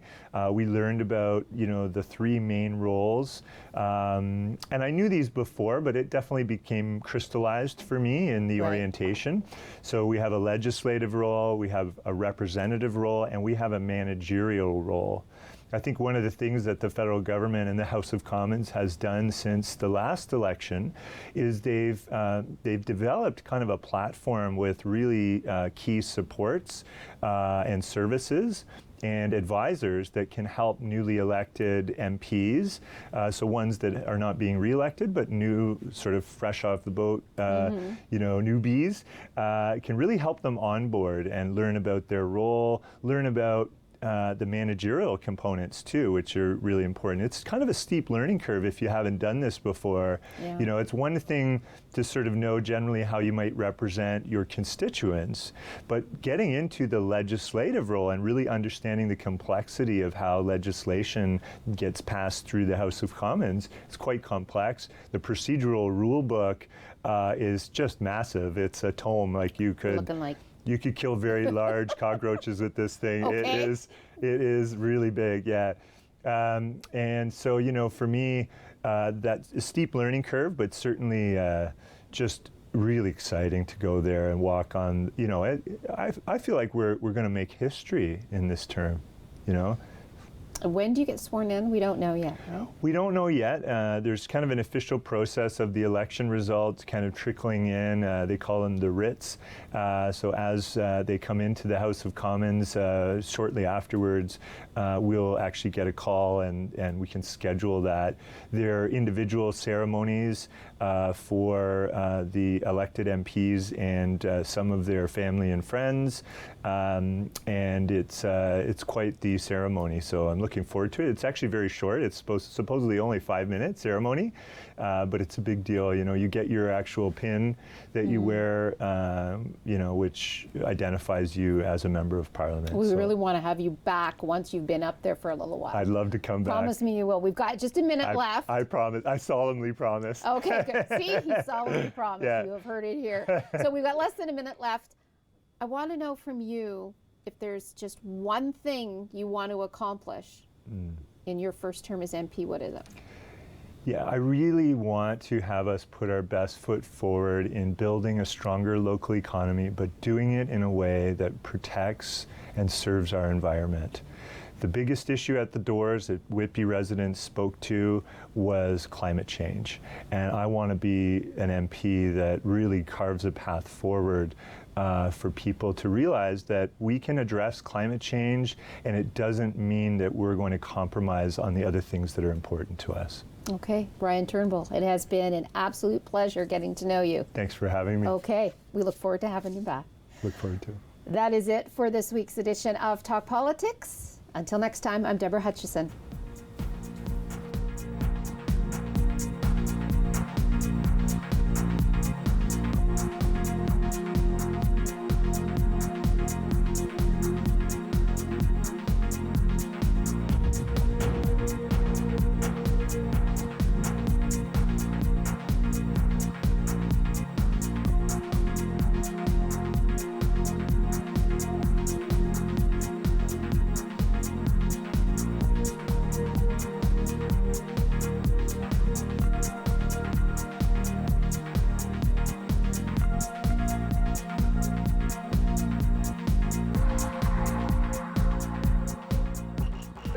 Call the Rogers TV viewer response line, email us, or connect with us on social media.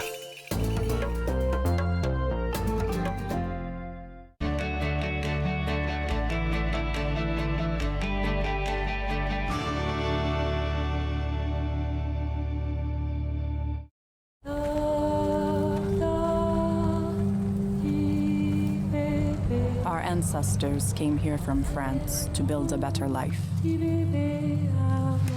lived here happily for generations. Until the British decided they wanted our land. The men were called to a meeting and then imprisoned. They demanded we swear an oath to their king and took everything, regardless. We were forced from Acadie, the only home we knew. Mon Acadie n'existera plus.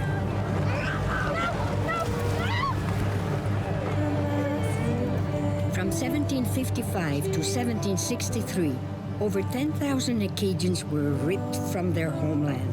Despite this, Acadian culture endures in Atlantic Canada. It was our 35th anniversary. To celebrate, we were on our way to Mama Rosie's, where we had our first date. That's when we heard coming from the radio. So we stopped and listened. It helped us get to safety. So when I think of our anniversary, because now we have even more to celebrate.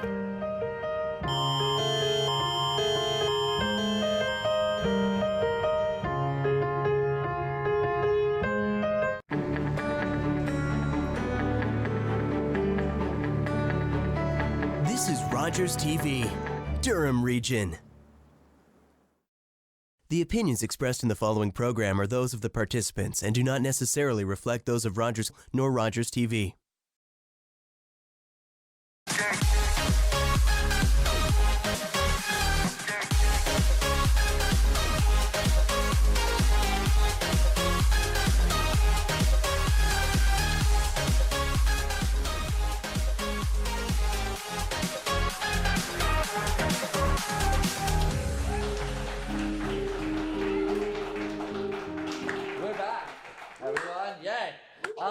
Actually, we haven't been away for that long because in season 5 we ended up doing 10 episodes instead of the regular 8.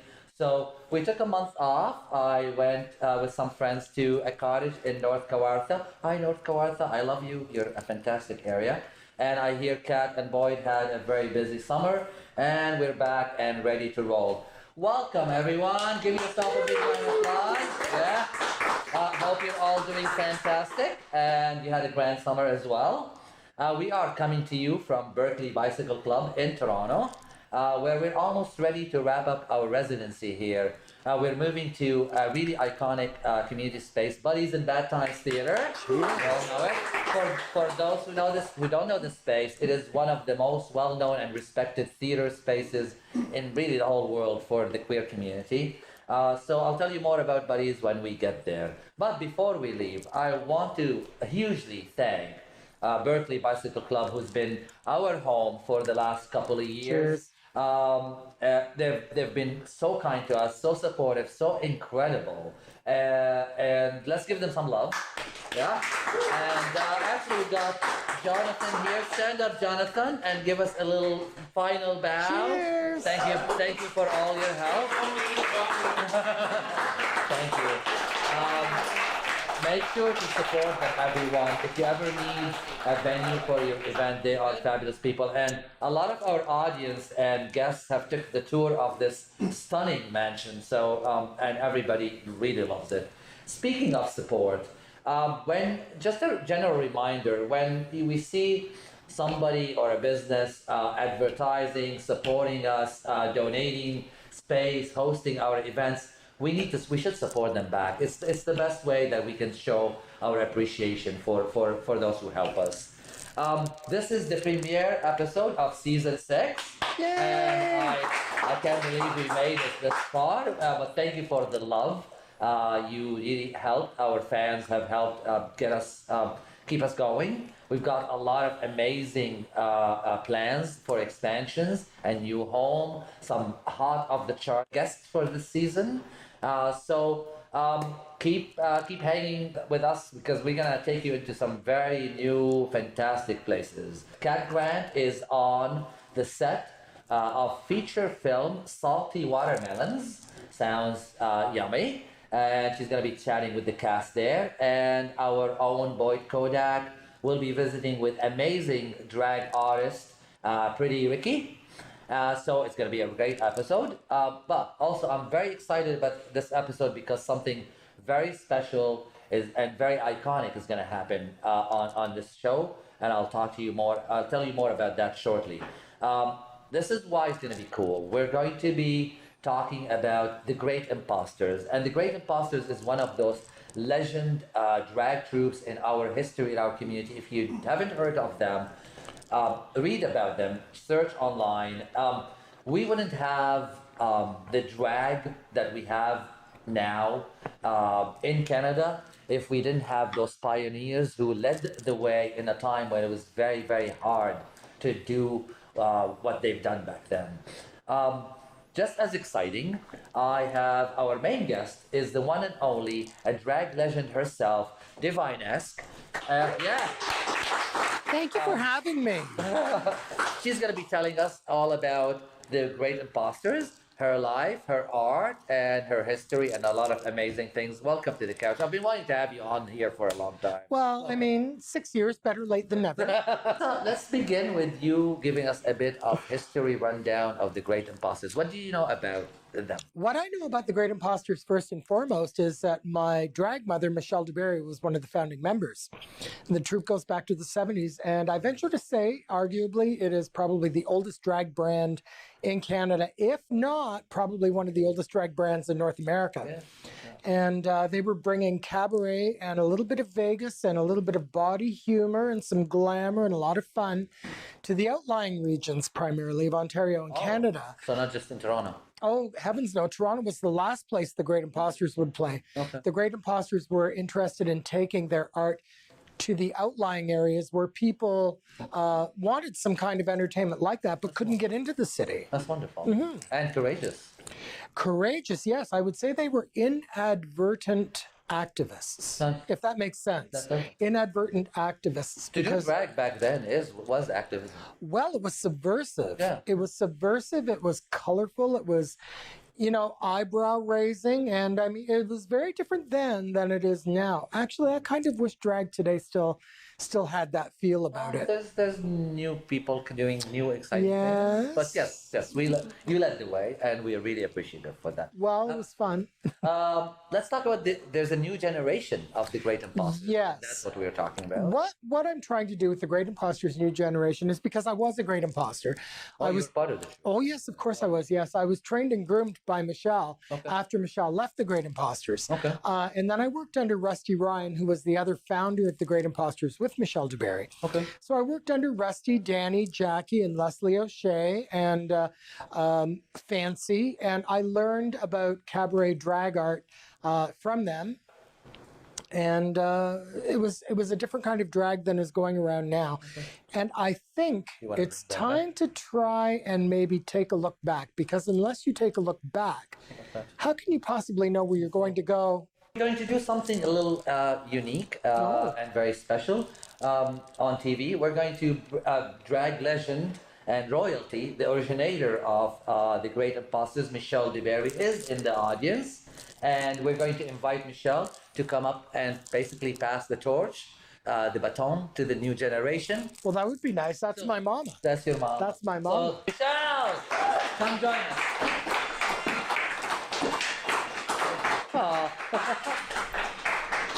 Yes, kiss the ring. Kiss the ring. It's a holy relic. Are you going to pass that on to Divine-esque? May I give it to you? Of course you may. Okay.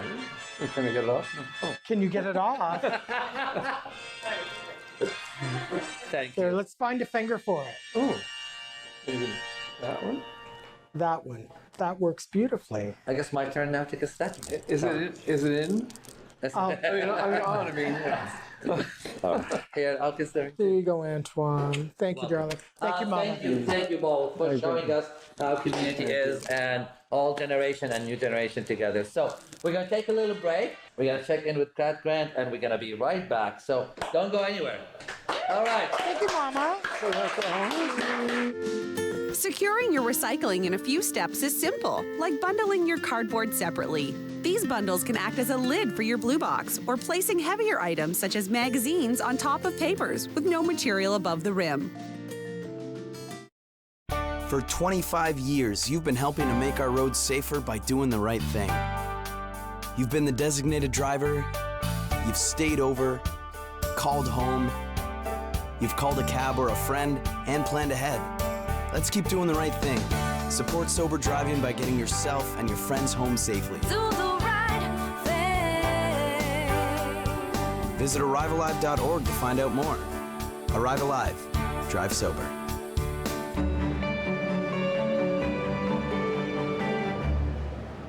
Hey everyone, it's Kat Grant here. I'm in Tweed at the Beach Hollow Resort with the cast of Salty Watermelons, the movie. They're going to introduce yourselves and then we'll tell you what the movie's about. Check it out. Hi there, my name is Catherine Daupichette. I'm a francophone Montreal actor, and you can follow me on Cat is Out There for my following projects. Thank you. Hi, my name is Krista Barzo. You can follow me on my website at kristabarzo.com and Instagram at Krista Barzo, and you can find out more about my latest short film project that was completely 100% crewed by women at DNA Movie on Instagram. Hi, I'm Angela Vanderwall. You can find me on Instagram at Angela G. Vanderwall. Hi, I'm Cassidy Siviero. I'm a sex-positive bisexual actor and screenwriter. My first screenplay, I'm in Love with All My Friends, was distributed by the Fearless app. It's an LGBTQ streaming app. Check it out. You can find me at facebook.com/CassSivi to follow me on my journey through this life. Hi, I'm Nancy Lowe. I am the executive producer and actress at Salty Watermelons. You can find me on LinkedIn. I have a couple of children's shows I'd like to get out there, so anybody interested, let me know. Hi, I'm Cindy Choi, producer, makeup artist, software engineer, knitter extraordinaire. You can follow me on Instagram at Cinderbug78. Hey guys, I'm Ed Robinson. You can find me in downtown Toronto. Come to the TR Lounge, we'll hang out. Hi guys, I'm Michael Juga, and I'm an actor, and you can follow me on Instagram at Mikey Juga. Same thing with my Twitter. What's up guys, Michael Mazurkovich, actor.Michael on Instagram, Michael Mazurkovich on Facebook, very open to new friends on Facebook as well, and I keep things relatively fresh. Hi, I'm Will Primrose, the mad genius and creator, writer, and producer of Salty Watermelons. I can be found at saltywatermelonsmovie@gmail.com. Kevin Jacob, man. Can be found at Act Like a Monster at Instagram and Kevin Jacob Monster on Facebook. Peace, man. Hi guys, I'm Paul Arcos from Barrie, Ontario. You guys can find me on Facebook, and I'm play Jack Shellac, the meanest Canuga, the whole world nerd. Hi, my name's Savon Masters Johnson, and you could find me in Instagram at SMJ Flames, and also my new one, Lucid Nexus, standing for Lucid Nexus Productions. And you can also find me on Facebook as well. I do camera and DOP, and I hope to see you soon someday. So now I'm sitting with Angela, who is actually not just an actress in this, but is directing. So, Angela, please tell everybody what the movie's about.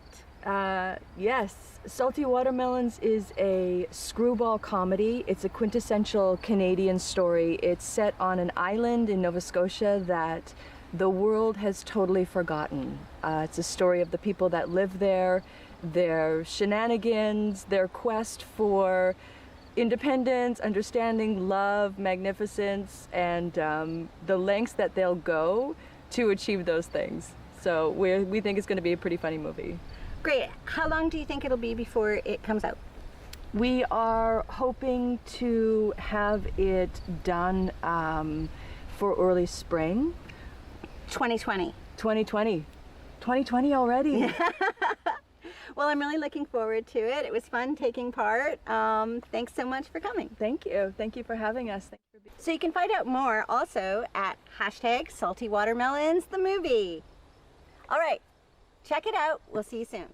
Wow, we're back, everyone. Yay. Cheers. Yeah. Hi, cheers. Thank you. That was something, okay? Well, yeah, my mama is a legend and was a... I love her. I love Mama too. You know, Russell Aldred is my mama's boy name, The real name. has been my father. Yeah. Michelle has been my mother, has given me home, has given me rides, has given me clothing, has given me money, has given me meals, has been a true parent. You know what? And really a true fantastic person. I was watching recently some old footage of you performing at Club Kobe's. Oh my Which is a gosh. legend of a club back in our history. Long I'm time not going to say ago. how long ago. That don't age either of us. But you were doing the amazing Anne Murray. Anne Murray, yes. And brilliantly, I might add. Thank you. Over the years, who else have you done? Well, Anne Murray was my closest lookalike. I also did Carol Channing. I did Charo. Yeah. Wow. And I did Ethel Merman. And I did some of Lily Tomlin's characters as well.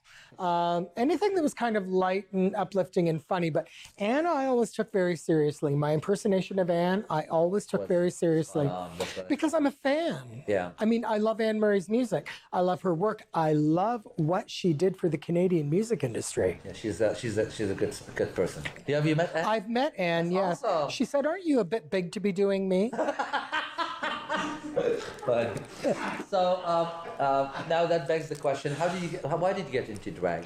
I got into drag because I came to Toronto thinking I was going to be a musical theater star. Okay, so you wanted to be an entertainer. I wanted to be a musical theater star, but there was no musical theater.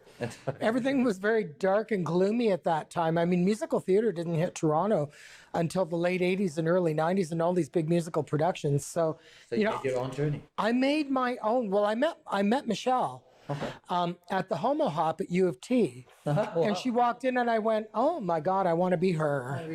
And here I am. Well, I'm not her, but. You are Brian Greenwood. I am. What makes your creation Divine-esque unique?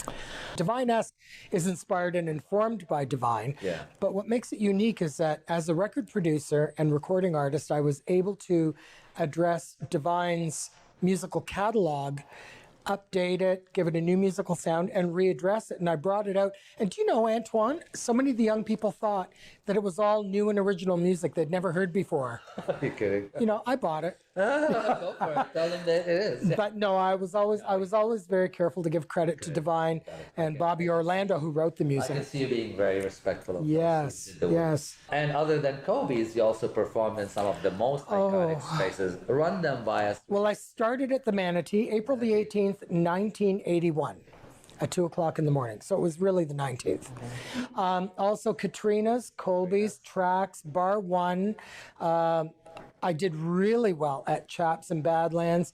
Occasionally I was at Boots. And then the culmination, I would say the culmination of my career was when I was working for Evening at Lacage Dinner Theatre, which was in the late 80s and early 90s. Yes. Now, back in the day, the late 80s and early 90s, the girls who worked at Lacage were like the RuPaul girls are today. We were the queens of the queens I know. at that time. Yes. And it certainly is a time I look back on with a lot of very fond memories and actually a lot of respect also for the people I worked with. Beautiful. For anybody who's from the younger generation in our community, if you haven't heard of those clubs, look them up. They really are iconic in what got us to where we are today. Drag becomes a family. Is that accurate or not?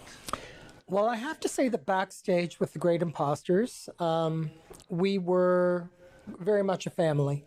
Yeah.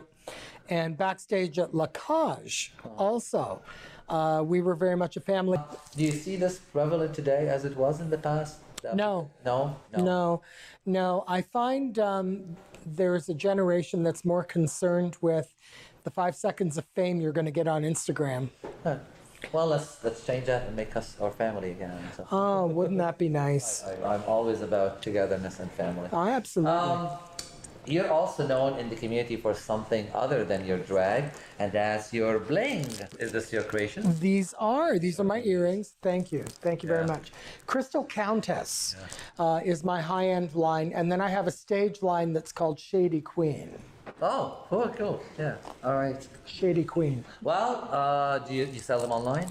I do. Okay. I do. I have Facebook pages for both brands. Crystal Countess and Shady Queen have Facebook page. Check them out, guys. Yeah. All right. We're going to take a little break. We're going to check in now with Boyd Kodak, who's going to be talking to Pretty Ricky, and we'll be back right after this. So don't leave us. Stay with us. Bye. Securing your recycling in a few steps is simple, like crushing your cans and bottles down in your container's blue box and your box board down in your papers box. This saves a lot of space and reduces the possibility of material blowing out of your blue box on windy days. They served to protect our homes. Now many are homeless. They fought for our way of life. Now many are fighting personal battles of their own. They answered the call for our country. Now we honor them by serving our communities. Help us help Canada's veterans. Become a Legion member today.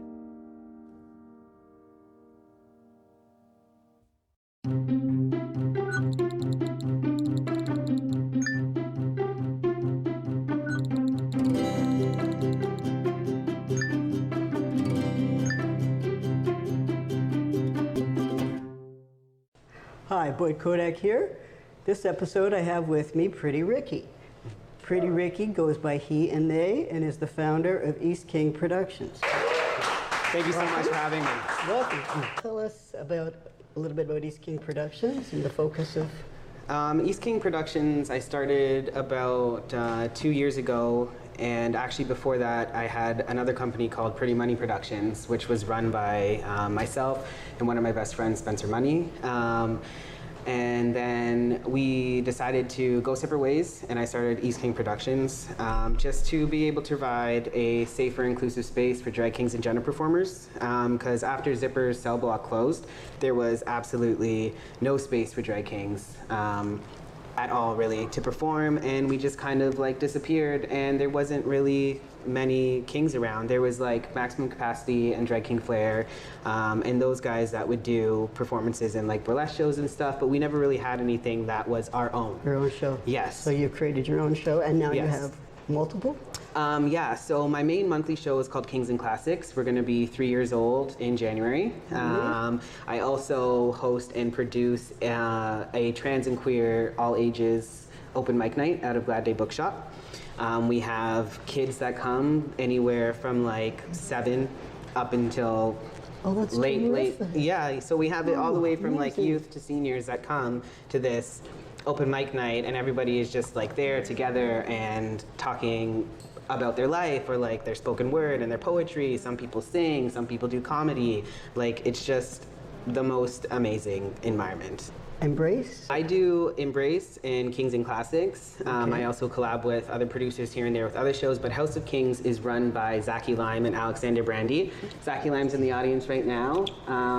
They also help produce King shows and provide space as well. So now the Kings are kind of taking over the scene again, and you can almost find a King and gender performer in like most shows and most venues now, because like it was mentioned earlier in the show, the newer generation is coming up and just fucking shit up with like non-binary. There's no such thing as like rules and limitations. You can come, you can be your weird self, you can do what you want and just perform and be you and who you want to be. Where can we find you online so we can follow your show? We have social media on Facebook. You can find us at East King Productions. Instagram is also East King Productions. You can find House of Kings at House of Kings on Facebook and Instagram as well.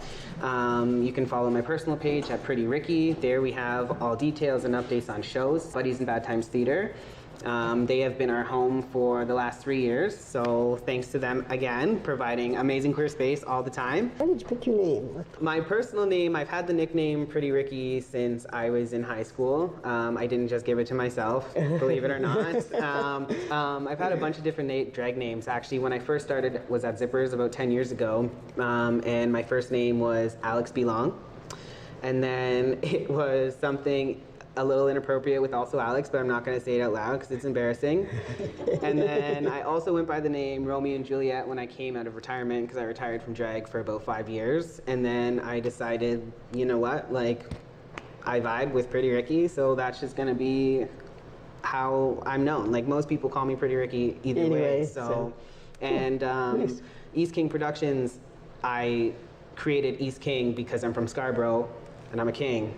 So there you So go. I'm from the east side of Toronto, you know? So that's how I got East King Productions. Excellent. Yeah. Future plans?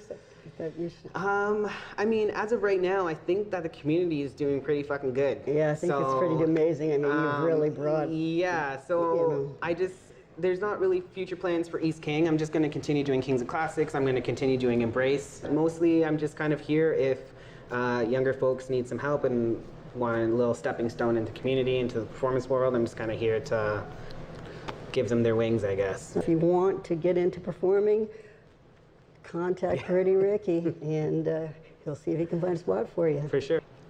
Thank you so much for being here. Thank you so much for having me. We are back! Yeah. Thank you. We're going to switch gears a bit now and talk about you and your life. Wonderful. Let's start with growing up. Tell us about family. Southwestern Ontario. Where? Burford, the Lake Erie Plains, Tobacco Farm. Tobacco Farm? Tobacco Farm, yes. I was born and raised on a tobacco farm. Family? 4 older sisters that I was born and raised with. A brother and sister that I found later in life when I was 46 years old. You still close? Close with all of them. I'm the youngest of the 5 in the birth family, so I had 4 older sisters and a single mother. So I was raised by a family of women, and I think that's where Divine-esque. I think that's where Divine-esque comes from. I've always viewed women as protectors, as mentors, as teachers, as strong, and when I'm like this, that's how I feel too. So this character inside me protects me. That's wonderful. You have a partner in life, or is it? I do. His name is James, and he's a workaholic, and he's working tonight. Here. He's not here with me, no. But no. Next question, please. You don't live in Toronto these days. You moved somewhere. Where did you move? Why did you move? Moved to Kitchener-Waterloo because Kitchener-Waterloo, yes, because it's a big city and it's the home of bratwurst and beer and great big sausages, right, Darren? I can. Over the years, have you been involved in any other scenes or causes in the LGBT community other than drag? Many. I think for every $5 tip I get on stage, I donate another 10 back to the community, really. You are into causes. I am into causes, yes. Now we're going to wrap up with our quick questions. So it's ready here. Oh, are these rapid fire? Yeah. Oh, I better sit down. First thing that comes to mind. Okay. First thing. Your favorite season of the year? Fall. Tiara or not tiara? Big fucking crown. What color do you most like to work with when you are making jewelry? Fuchsia. What color theme is your bedroom? Earth tones. Nice. A walk by the beach or TV binge watching? The beach with Darren. Nice. Favorite drag theme movie? Favorite what? Drag theme movie. Oh, Priscilla. Yeah. And you're throwing a dinner party for all of us, everyone here. What would you make us? Lasagna and salad. And lastly, last words to our community and to our viewers at home, whatever you want to say to us. Well, it's a sensitive time right now. The Republicans are in power in the United States, and, we have a guy that wears a tribble on his head as the president. And I think it's important to remember in Canada, remember the party that made us not be criminals. Okay. Who legalized our sexual orientation. Remember the party that granted us marriage rights. Remember the party that gave us same-sex benefits. Remember the party that protects us. And remember that finances take care of themselves. It isn't always about the money. It's about how safely we can walk down the street. Thank you. Thank you, everyone. Thank you. Yes. Hi. Thank you. Thank you. All right. Well, join us for future filming. We have such a blast here. You can write us via Facebook, facebook.com. Join us on the couch. And tickets are free. We serve pizza. So hope to see you in the audience. Last year, we reminded you again and again that it's all about love. This year, let's remind ourselves that even when things don't seem perfect in our world, we got one another as community and people in general. And our world has so much beauty, so let's never forget that.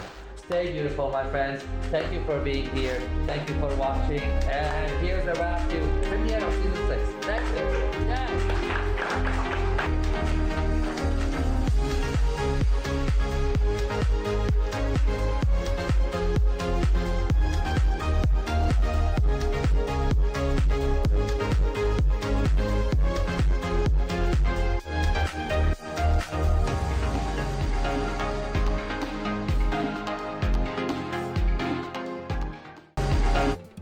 Call the Rogers TV viewer response line, email us, or connect with us on social media.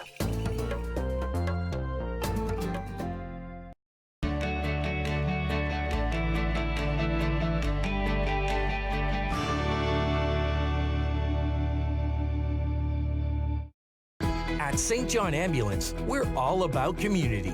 We teach life-saving skills and provide community support through our volunteer services. All St. John Ambulance product sales and training registrations support these important services. Volunteer, donate, or enroll in a program today so we can continue to have an impact on our community. Visit sja.ca to learn more. At St. John Ambulance, we do more than save lives, we change lives. On Saturday, November 9th, Jon Moxley versus Kenny Omega. Kenny Omega the Myth seems to think I'm some kind of joke. Are you ready to sacrifice it all? Cody versus Chris Jericho. The man continues to reinvent himself. There is nothing that Chris Jericho has that scares me. For the AEW World Championship. And Le Champion is going to celebrate with a little bit of the bubbly. All Elite Wrestling presents Full Gear. Live Saturday, November 9th at 8 p.m. Eastern. Only on pay-per-view.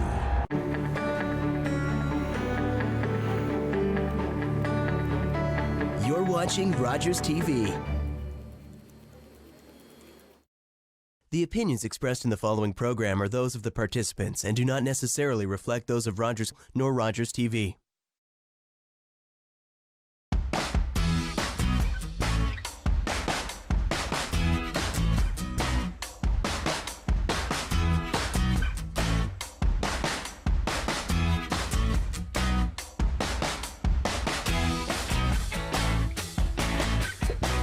Hello and welcome to Inside Durham after federal elections and on a brand new set. Did you miss us? Because we missed you. On today's program, we're talking all about the new Durham Regional Police K-9 calendar and the organizations it's supporting. My first guest today is Constable Corby Wright and his K-9 partner, Hawk. Thank you so much for coming on the program today. Thanks for having us. And for those who don't know, what is the K-9 calendar? Well, the calendar is a charity calendar that we've done for the past 6 years. Obviously, you can see with our picture here, it's pictures of our crazy dogs, as you can see. And all the proceeds go to 3 local charities. So which organizations is what charities are these proceeds going towards? The charities we adapted this year are Alzheimer's Durham, Epilepsy Durham, and TAGS, which is Animal Garden Society. We always like to have our animals looked after. So we can see on screen here that this is the launch event for the calendar. And now where was the launch event held this year? The launch event this year was at PetSmart. Oh, sorry, my mistake. Canadian Tire in Bowmanville. They're one of our sponsors that we go and we visit the community. So it was there this year. We also go to Loblaws. So what's the biggest benefit that this calendar really creates? It's a couple things actually. Community relationship. It's a way that the community can. Hey, I know. He's having fun with our carpet here. It's a way the community can come and meet police officers in a non, I guess, hostile environment, you can say. They can come meet our furry friends. As you can see, they're quite unique. He's really enjoying the carpet. Does it taste good? Do you want some salt for it? It also allows us to generate income for local charities that need it. They use it for a good, there's lots of good causes. There, down. So I think over the last 6 years, not including this year, we've raised approximately $185,000, and it goes right back into the community. Our canine organization as well as the Durham Regional Police, we don't take a dime. None of us, we do it on our own time. None of us, reap any sort of reward or benefit for it. And we actually really enjoy meeting members of the community. We've had people come from all over the place just to meet the dogs. So officers will volunteer their time to go and do this? Yeah, we pretty much do it every Saturday, Sunday. We do it in Canadian Tire in Bowmanville. I think we do it at the Enniskillen General Store, Loblaws. Yeah, we all do it because we want to be there, and we support our local charities, and we enjoy meeting people. So you personally, what do you get out of it? What kind of makes you want to do this? Just meeting people from the community that you wouldn't meet otherwise. Just to see their enjoyment when they see the dogs. As you can see, they all have different personalities. So the community gets to see them, being dogs, basically. So Hawk is your partner in particular. What is the personal connection between you and Hawk? How long have you guys actually been partners? I've had Hawk for just over a year now. He's about 2. His personality, as you can see, he's very active. He's my second dog. My first dog was a German Shepherd named Hemi. He's still in our program. He does our explosives. So you get quite the connection with them. I spend, 12 hours a day with them, and they just want to be your buddy. So is he kind of part of your family at home, or does he kind of stay more at the station? No, he comes home with me. He lives with me. He's got his own separate space. I keep him in a nice kennel in the garage. You kind of want them to be on their own at home so they're bored. So when they come to work, work's fun. You don't want home life to be more enjoyable than work life. So the only thing they really get to know is work. Work's where all the fun is. At home, you take them out for their bathroom breaks, feed them, and that's it. He looks like he wants some belly rubs here. Yeah. So what are the pros and cons about having a canine partner? The cons, they smell. The pros, they never complain about going to work. They always want to work. They want to please you, and that's what they live to do. That's what they're bred. It's in their DNA, and that's all they know. There's not too many cons. It's very enjoyable going to work and working a dog. The intelligence, the stuff they pick up so quick is crazy. So. Yeah. So how much are the calendars for people who might want to purchase one? The calendars are $20 each. And like I said, all proceeds go right back into our charities. Perfect. Well, if you would like to pick up your own calendar, you can pick them up at any DRPS station or at any of the locations mentioned today. Up next, the Alzheimer's Society of Durham Region. Don't go away. We'll be right back.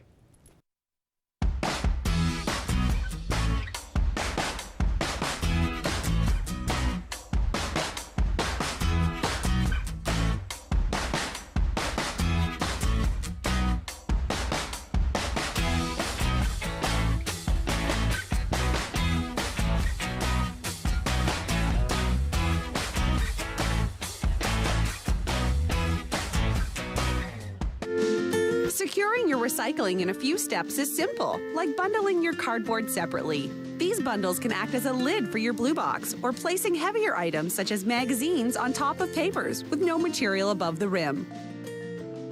We're the generation that had it all. We're the generation that had the music and the moves. We're the generation that had a dream. We came together to feed the world's children. We came together to protect them. And in this dangerous world, we have to keep on saving them and protecting them, even when we're gone. If we remember UNICEF in our will, we'll be the generation who left a better world for children. Please visit uniceflegacy.ca.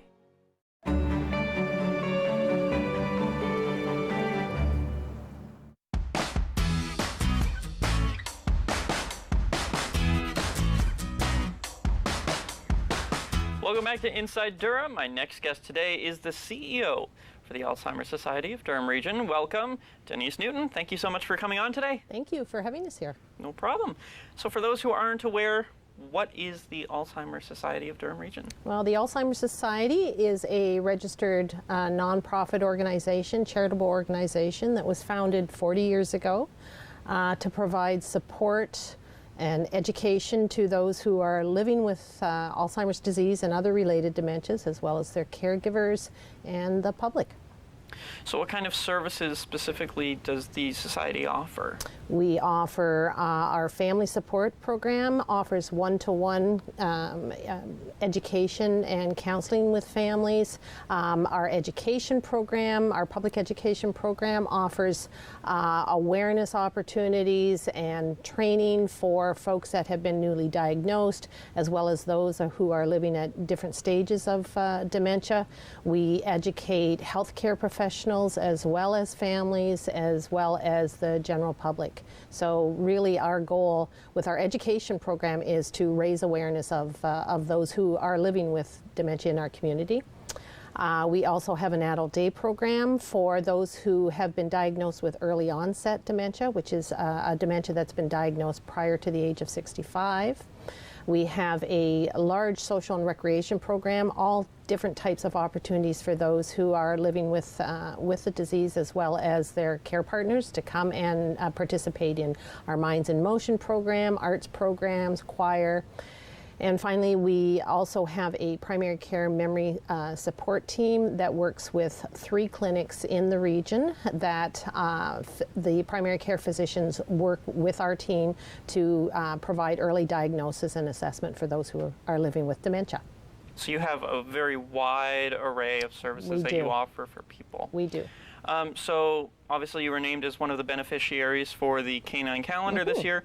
How did you kind of get in touch with the Durham Regional Police? Like, what connection do you and the society, do the DRPS and the society have with each other? Well, we've got a really strong partnership with DRPS, and we've had that for a long period of time, because 3 out of 5 people who are diagnosed with dementia will at some point in their journey go missing.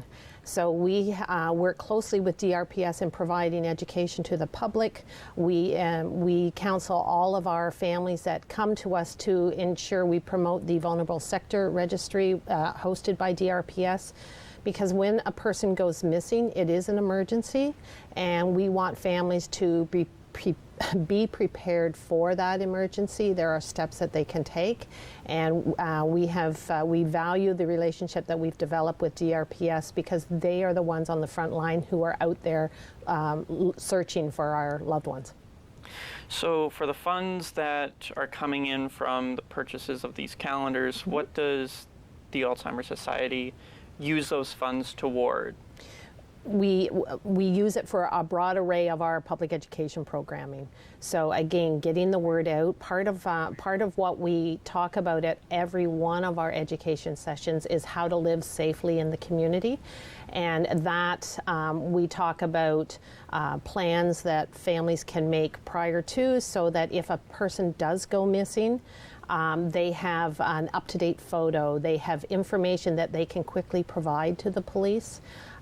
So we certainly invest most of the dollars from the DRPS calendar into making people more aware of what a going missing episode can look like, and how they can prepare for that, so that the person is found quickly by the police. And there isn't just the Durham chapter, there are also 29 other chapters across Ontario that people can go to if they want more resources as well, right? Absolutely. Through our First Link program, which is right across the province, that program accepts referrals from physicians, from our community partners, from anyone in the public, and from families specifically. And that will connect you immediately into the Alzheimer's Society, and you'll be linked up with a family support person that can help you understand the disease, can help you learn how to live well with the disease, and also connect you to the broad array of programs that are available, not only in our society, but for those programs, community support programs that are available throughout our community that can assist them. And if people want to volunteer or donate to the society, where can they go to get They more can go to information? our website at www.alzheimer.ca/Durham. And there's a donate button there, or there's also the opportunity to submit your name for a volunteer. We're always looking for volunteers. And it also, our website provides a vast array of information about the disease itself and steps that folks can take to live well. Alrighty, well, thank you for coming on the show today. And if you would like to find more information about the Alzheimer's Society of Durham Region, like was mentioned, go to alzheimer.ca/Durham. Coming up after the break, we'll have the Animal Guardian Society, so stay tuned.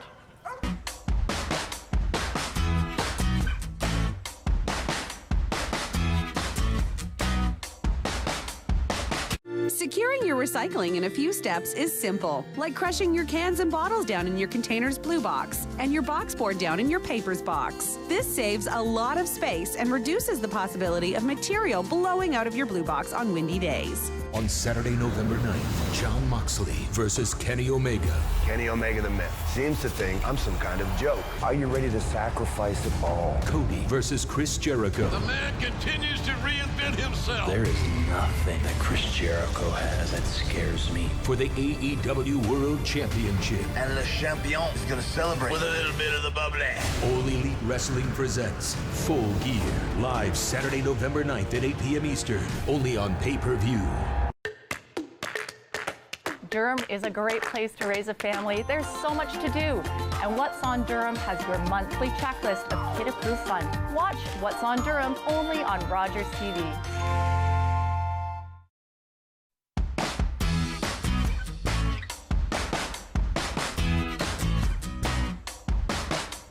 Welcome back to Inside Durham. I'm Corey Manuel. With me now is Kathleen Aisling, the founder of the Animal Guardian Society. Welcome, Kathy. Thank you. Nice to be here. So I see that you've brought some puppy friends of yours and another friend. Yeah, we have our foster home Jane here with us today and two of our puppies who are up for adoption. Who are absolutely adorable in every way possible. So to get things started, I was very intrigued when I first found out about the Animal Guardian Society and the kind of story about how it all began. So I was wondering if you could kind of share that with us. Sure. I actually found a puppy running back and forth across Simcoe Street North in the traffic. I ended up bringing it home. Ran an ad in the paper to try and find the owner. Nothing happened with that, and the Oshawa This Week newspaper called and said, could we run a story on this puppy? And they did, and over 200 phone calls came in to adopt this dog. And as a result of that, it got me to thinking, how can we find homes for animals in shelters and connect them with people who are looking to adopt an animal? So what makes this organization kind of more unique from the other adoption organizations that are out there right now? I would say our process, because our process is very thorough. It's not just a case of coming to us and saying, you know, we want this dog or cat and then having it handed over to you.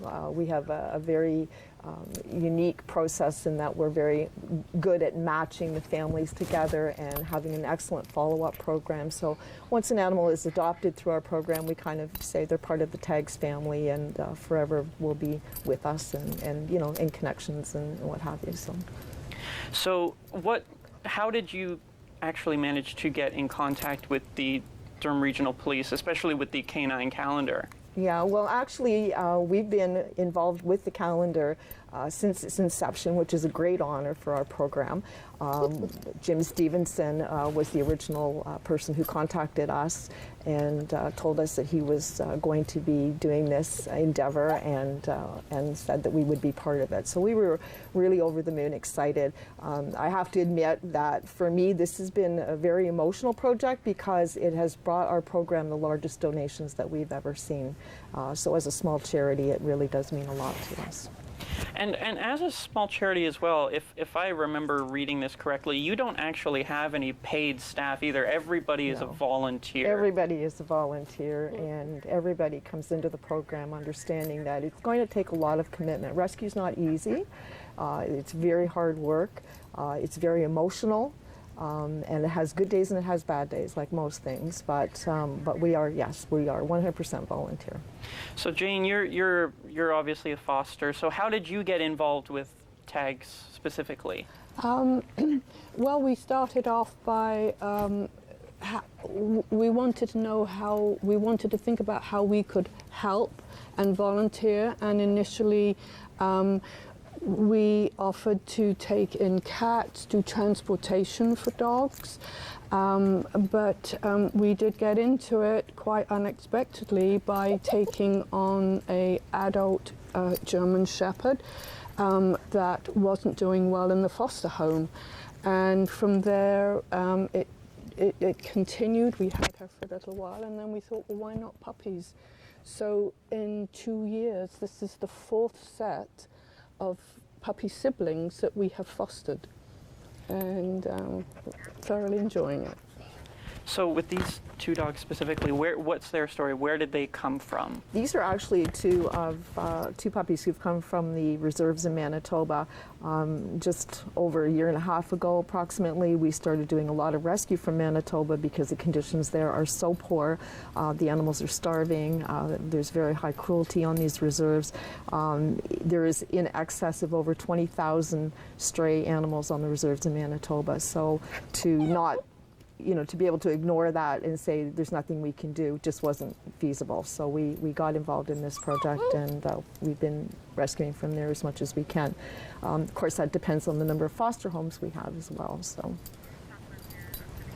So what kind of events do you have upcoming? November 16th, we have our Party with a Purpose, and basically it's just a fun night. We have a DJ and, dancing prizes, door prizes, that type of thing. The proceeds from that will be helping the Animal Guardian Society as well as helping our Hearth Place in Oshawa. So we also have an online auction coming up November 22nd to 29th it runs. And if anybody has donations that they would like to support to the silent auctions, please let us know. So you do fundraisers, you have donations. What other ways can people kind of go and support you or become fosters or volunteers? What can they do to help your purpose? Well, we desperately need foster homes, because if we don't have foster homes, we have no way to be able to take these animals in. Currently, we are looking for 2 more management positions as well, one being a volunteer coordinator and one being a foster coordinator. So if anybody is interested, maybe you're retired, you have a little bit of time on your hands now, here's a great way to give back to the community, and if you're an animal lover, well, it's even better.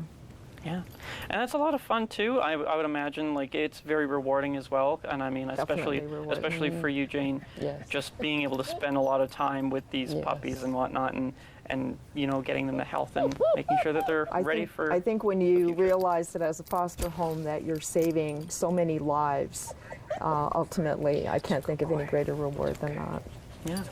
So if you want to find out more information on what the Animal Guardian Society does, you can go to animalguardian.org. Stay tuned, because after the break, we have Epilepsy Durham Region. So don't go away. We'll be right back.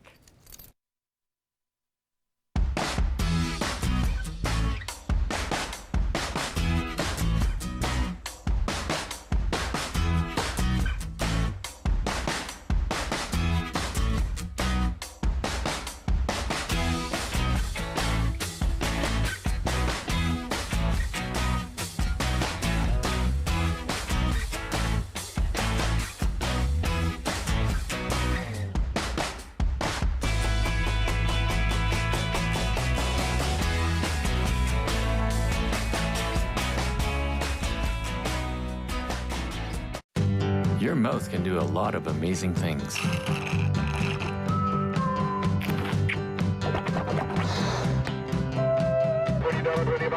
And your mouth can save a life. Hi, I'm Tom Wong. I'm just one of close to 1,000 Canadians in search of a stem cell match. We need your help. A simple swab is all you need to register on the National Stem Cell Database. You could be the one to save a life. Find the hero in you. Looking for great seats to all the action? Rogers Super Sports Pack delivers. With NBA League Pass, get up to 40 out-of-market games every week, all season long. More dunks, more slams, more to love, live in HD. NBA League Pass, part of the Rogers Super Sports Pack. All this for only $35.95 a month. Order through your remote on Channel 431 or call 1-888-ROGERS-1 today.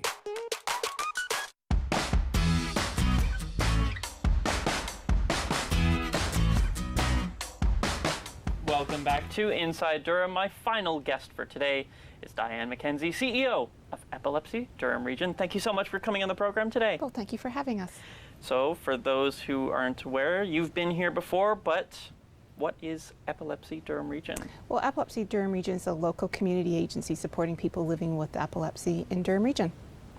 So what kind of services does your organization offer? We have a multitude of services for individuals living with epilepsy, their caregivers. So we have a hospital program where we support people that are out of their community, perhaps spending some time in an epilepsy monitoring unit in Toronto or London, Ontario. We have a peer-to-peer program, seniors program, and customized other school programs and workplace employment services. So how did your organization connect with the GRPS about the Canine Calendar this year? Well, the first responders have an opportunity to meet our clients prior to us, so when they're in a crisis opportunity or situation. And so they had reached out to us and wanted to learn more about epilepsy, and we found it was a great partnership. Just to be candid, we survive and are able to provide services to our community enlarged through partnerships with our community, whether that be first responders or other like agencies, corporations to support local programming. And so it is it's a perfect marriage, if you like, of a relationship. It's a building awareness of what epilepsy is, helping our first responders, and then in turn helping those living with epilepsy through the generation of the sales of the calendars. So speaking of the sales of the calendar, obviously you're going to see a portion of that. Where do you allocate those funds? What kind of services do you use those funds for? So in November 2018, we launched the first epilepsy clinic in Durham Region. Prior to that, those living with epilepsy were required to travel outside the community. So funds raised through the calendar sales support local epilepsy clinics in Durham Region, which is situated at the Oshawa Clinic in Durham Region. So what are some of the challenges today for patients living with epilepsy and their families? So I would say the lack of resources.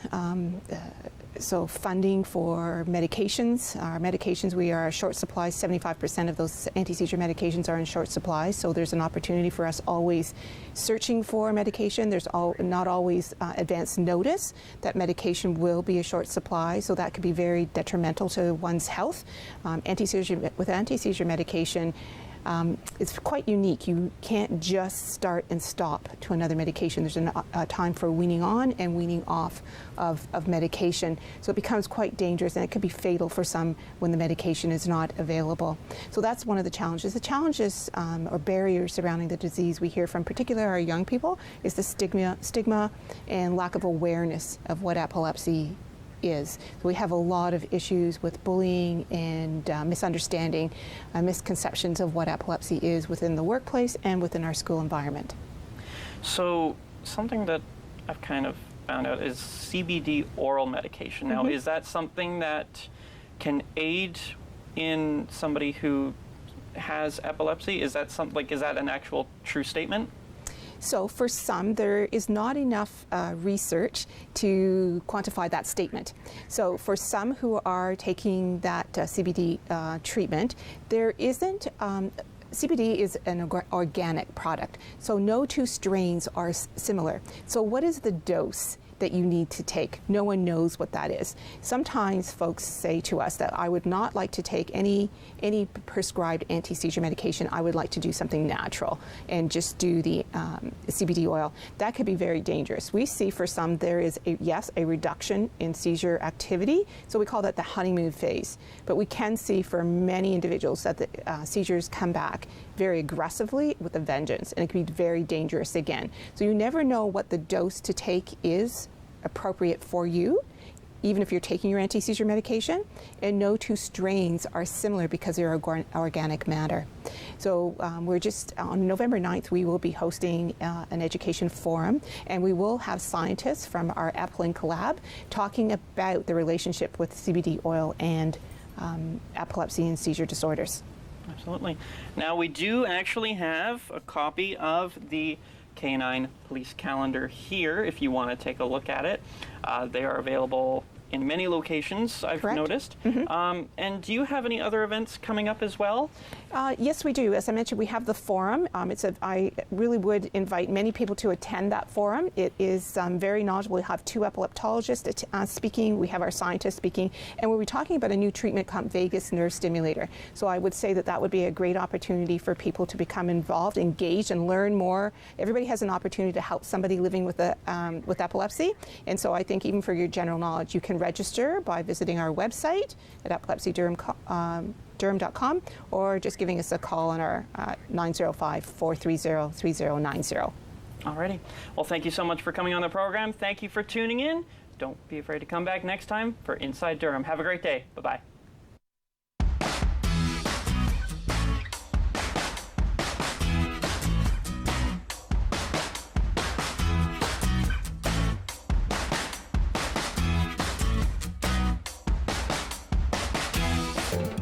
Call the Rogers TV viewer response line, email us, or connect with us on social media.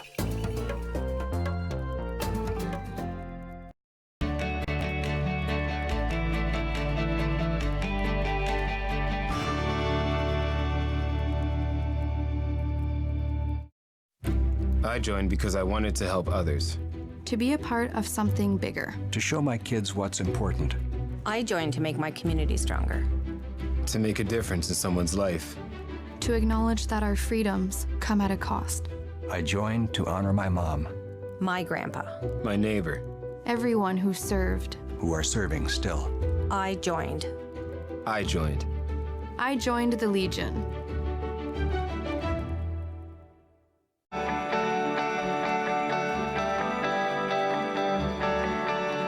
This is Rogers TV, Durham Region. The opinions expressed in the following program are those of the participants and do not necessarily reflect those of Rogers nor Rogers TV.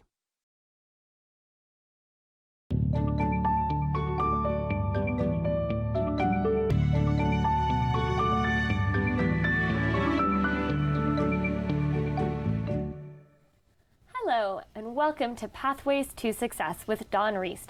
I'm Catherine Davis. Thousands of students in Ontario struggle every day. Oftentimes, these students have various learning disabilities, ADHD, autism, or other learning difficulties. We identify these students as having special learning needs. The area of special education is one that many parents know very little about. They struggle to find their way through the education system and understand why their child is struggling. My guest today is specialist in special education with a long history of helping children with special needs excel in school. He is a certified Ontario teacher, the director of Tutora's Education Centre, and the regular host of this program. Dawn Reist, welcome to your show. Well, thank you for having me on your show, and I'm so glad you're hosting it, Catherine. Well, to get us started, let's start with discussing how these students with special needs are generally assessed in the various levels of learning in Ontario. Well, it's quite a mixed bag in Ontario. A child with special needs, and as you've mentioned in the intro, often learning disabilities, high-level autism or ADHD, they end up being identified, and we can discuss a little bit about that later. But once they are, they then go through a gamut of things through the elementary school system, the secondary school system, and finally in post-secondary. The elementary and secondary school system do their best. They really do. Yep. They try to help them as much as they can, but due to budget constraints and other constraints beyond their control, there's only so much they can do. On the other hand, the post-secondary, the universities and the colleges have really stepped up when it comes to special education. They see the great abilities of these students and the importance of working with these students. So in most cases, both the colleges and the university have special departments for special needs. They have special programs they run prior to the intro in September, the first year in their programs. It would be great if we could step up as much in the elementary and secondary school system. Yes, it very much sounds like these kids are kind of off to a rough start and then it improves as they age up. So you mentioned that identification. So what is the importance of having this child identified? Well, due to the limited funding and the constraints within, especially as I said, the elementary and the secondary school system, if the child needs special help and extra help and what have you, they really need to be identified. Basically, it's done through a psychoeducational assessment. It's done by a psychologist. The school boards will do it, but sometimes there's a 2 to 3 year waiting period. I highly recommend, if you can afford it, to go privately at about a $2,500 to a $3,000 cost. But it's well worth it, because once they are identified, you know where their weaknesses lie, you know what it is, why they're struggling, and then what they put together is called an individual education program, an IEP, which the teachers and the school can follow. And in fact, to get the additional support in most of the elementary and secondary schools, you need that IEP to get that support. But it doesn't end there. If you have an IEP, then you qualify for all the additional help at the post-secondary level, which is huge. They bend over backwards to help these students. That is part of what they consider when they look at admission and offers of admission. Well, I understand parents saying, oh, I don't want my child identified. What they don't realize is they're actually hurting their child by not identifying them. Yes. There's so much, first of all, to benefit even before post-secondary. There's a huge amount of benefit upon post-secondary. And at what point should parents be looking at identifying their child? Is there an age or like milestones that we look at? Well, yes, actually there is. I mean, if a child is into I would say, come about the grade 1, grade 2 level. If they're really struggling with basic math, basic English, or basic things in general, that is definitely setting off an alarm. And when can you tell exactly or what the learning disability is? I often say just before the grade 4 level. Okay, so about 9 years of age. Yeah, somewhere in the 8 to 9 years of age, the assessment, they can do the assessment earlier and pick up on some things, but you get a much more accurate picture, as you said, Catherine, around the 9 year of age mark. Very nice. And I know inclusion is something that is discussed quite often. How do you view inclusion in the school system? Well, I think inclusion is something that is misunderstood in a lot of cases. There are websites, there are blogs out there that say, oh no, every child should be in every classroom every moment of the day and night. As a specialist in special ed, with somebody with over 15 years experience working with hundreds of these kids, that's not true. These children in certain areas need some special help. And because of the limitations within the classroom, you got a teacher who has like 27, 28 students. They've been cutting back on EAs because of budgetary constraints. Yep. And these kids need special help. Therefore, there are times they should be removed into a special area where their needs are met. Yep. On one-on-one or at least one on a few instruction. That doesn't mean I don't support inclusion. I fully support inclusion. To me, inclusion is having the child involved in every activity possible within the school, with the exception of possibly being taken out of a class for short periods of time to have their special needs met. And this goes along with what they call modifications. One of the things when a child falls behind, and I think a lot of parents who come to me have they're pulling their hair out. They know their child's falling behind. He's performing at a grade 4 level, he's in grade 6, but they just keep pushing you through. Yep. They call it no child left behind. Well, that's not true. It's every child who is falling behind in big trouble is what it is. Yes. And what they do is they give you a modified program, which means your child could be in grade 6, but he or she is being taught at and is being evaluated at a grade 4 level. Wow. Now, that's fine if remedial work is done. The whole idea of the modification is not hold them back, let them move through with their friends, but do remediation so by the time they're finished grade 8, they're at grade 8. And in some cases that happens, but you'd be amazed how often it does not happen. So you say, what happens then? Well, they go to the guidance department in high school and they say, well, he can't go in advanced, obviously. In fact, he can't even go in applied. He's going to be in essential and get some Mickey Mouse course. Yeah. Why? Because he's a grade 9 student with grade 5 or 6 maybe in English or math. So parents have to be very aware that if they allow their child to be put on modifications, and I can't overstress this, Catherine, they must stay on top of the school to make sure the proper remediation is happening. And even then, I won't deny, because of limitation, it's very hard. And yes, I run an education center, so of course I'll help them. But I'm saying it because they do need the help. And the education system, really, in many cases, no fault of their own really, but the additional help is needed and parents should seek it. Don't ever let your child go into grade 8 at about a grade 6 level and say, oh my word, what's going to happen next September? Because you're not going to like what's going to happen next September. And I imagine this looks very different for each child versus how much they're included or how much extra support they're going to need. Precisely. And some of the schools are fabulous. They do everything in their power. In fact, they go beyond. But other schools, unfortunately, they don't. And like I said, even if you just do what they might view as a normal curriculum, these children need a lot more work. Yes. And it's just, somebody's got to provide it. Well, you're known for providing this extra help for these children and have pretty high success in doing so. Why do you feel like you've got so much success working with these children? Well, to begin with, although I always finish top of my class, I suffer from what we call ADD, which is ADHD inattentiveness. Yep. I'm the daydreamer. I'm the guy who has 5 hurricanes or tornadoes going on in my mind at all times. Everything's bouncing around in there. And I literally go off into what I call la-la land or daydream, and I'm staring up at the corner. And this is what happens to a lot of kids with my type. So I experienced that. I knew what it was like to try to pick things up when you weren't right with it all the time. Fortunately for me, though, I was always able to still focus on what the teacher was saying. Hence, once I heard it, I knew it. But I'm the exception. Yeah. Most children aren't like that. But I can understand the torment they're going through, the frustration they're going through. And this has really helped me a lot because I can identify with what's happening.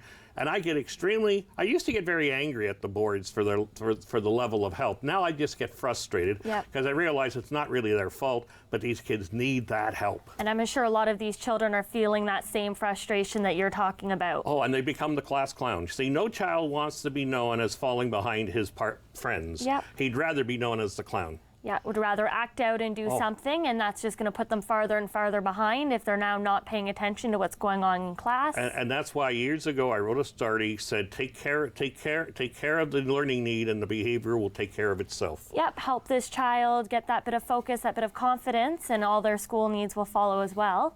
Mm-hmm. Well, what else do you do to help kind of these children? Well, my first step is to raise their self-confidence and self-esteem. They have to start believing in themselves. They have been put down. They have fallen so far behind that they really believe they are incapable of doing it. The fact is they are capable. Yep. They need special help and special ways to do it. So my very first job is to look at them, and if they tell me they're stupid, I have to say, no, you're not stupid.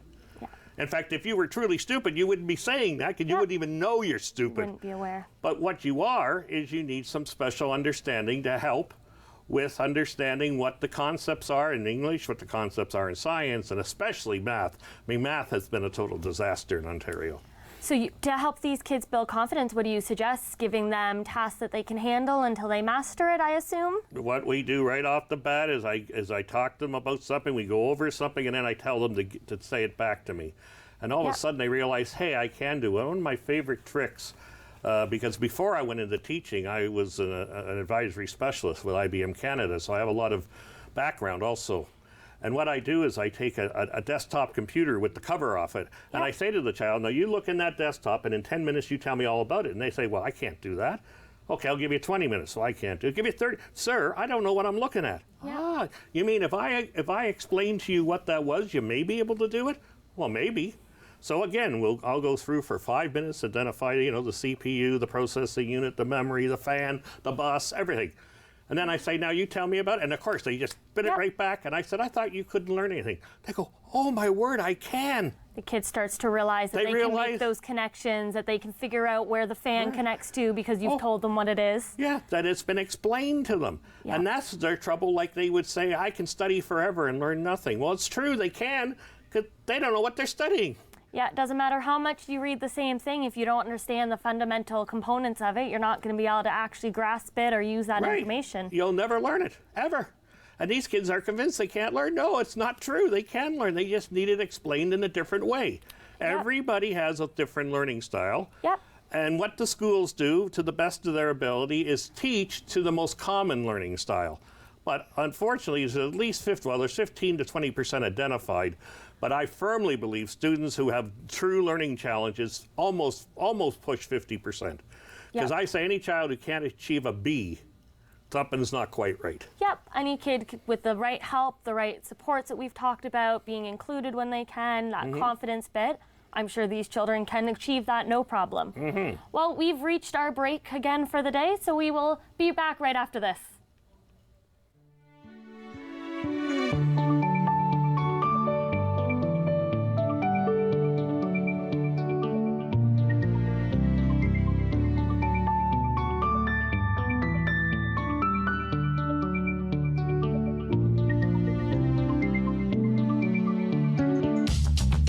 This program is brought to you by Ignite TV.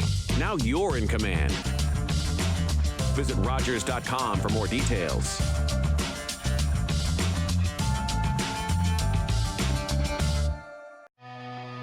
Most people living with it don't even know they have it. I'm Alex Lifeson. My family, like many of yours, has dealt with the conditions that cause kidney disease. If you have diabetes, high blood pressure, or a family member with kidney disease, you are at risk. If you are overweight or over 50, you are at risk. And certain ethnic groups are also at higher risk. Please talk to your family doctor and have your kidney function checked regularly. Looking for great seats to all the action? Rogers Super Sports Pack delivers. With NBA League Pass, get up to 40 out-of-market games every week, all season long. More dunks, more slams, more to love, live in HD. NBA League Pass, part of the Rogers Super Sports Pack. All this for only $35.95 a month. Order through your remote on Channel 431 or call 1-888-ROGERS-1 today.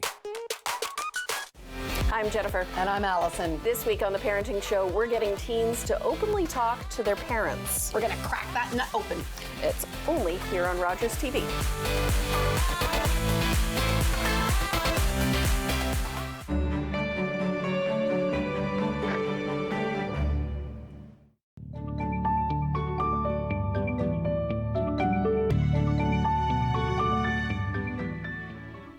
Welcome back. We're here talking about special education with Dawn Reist.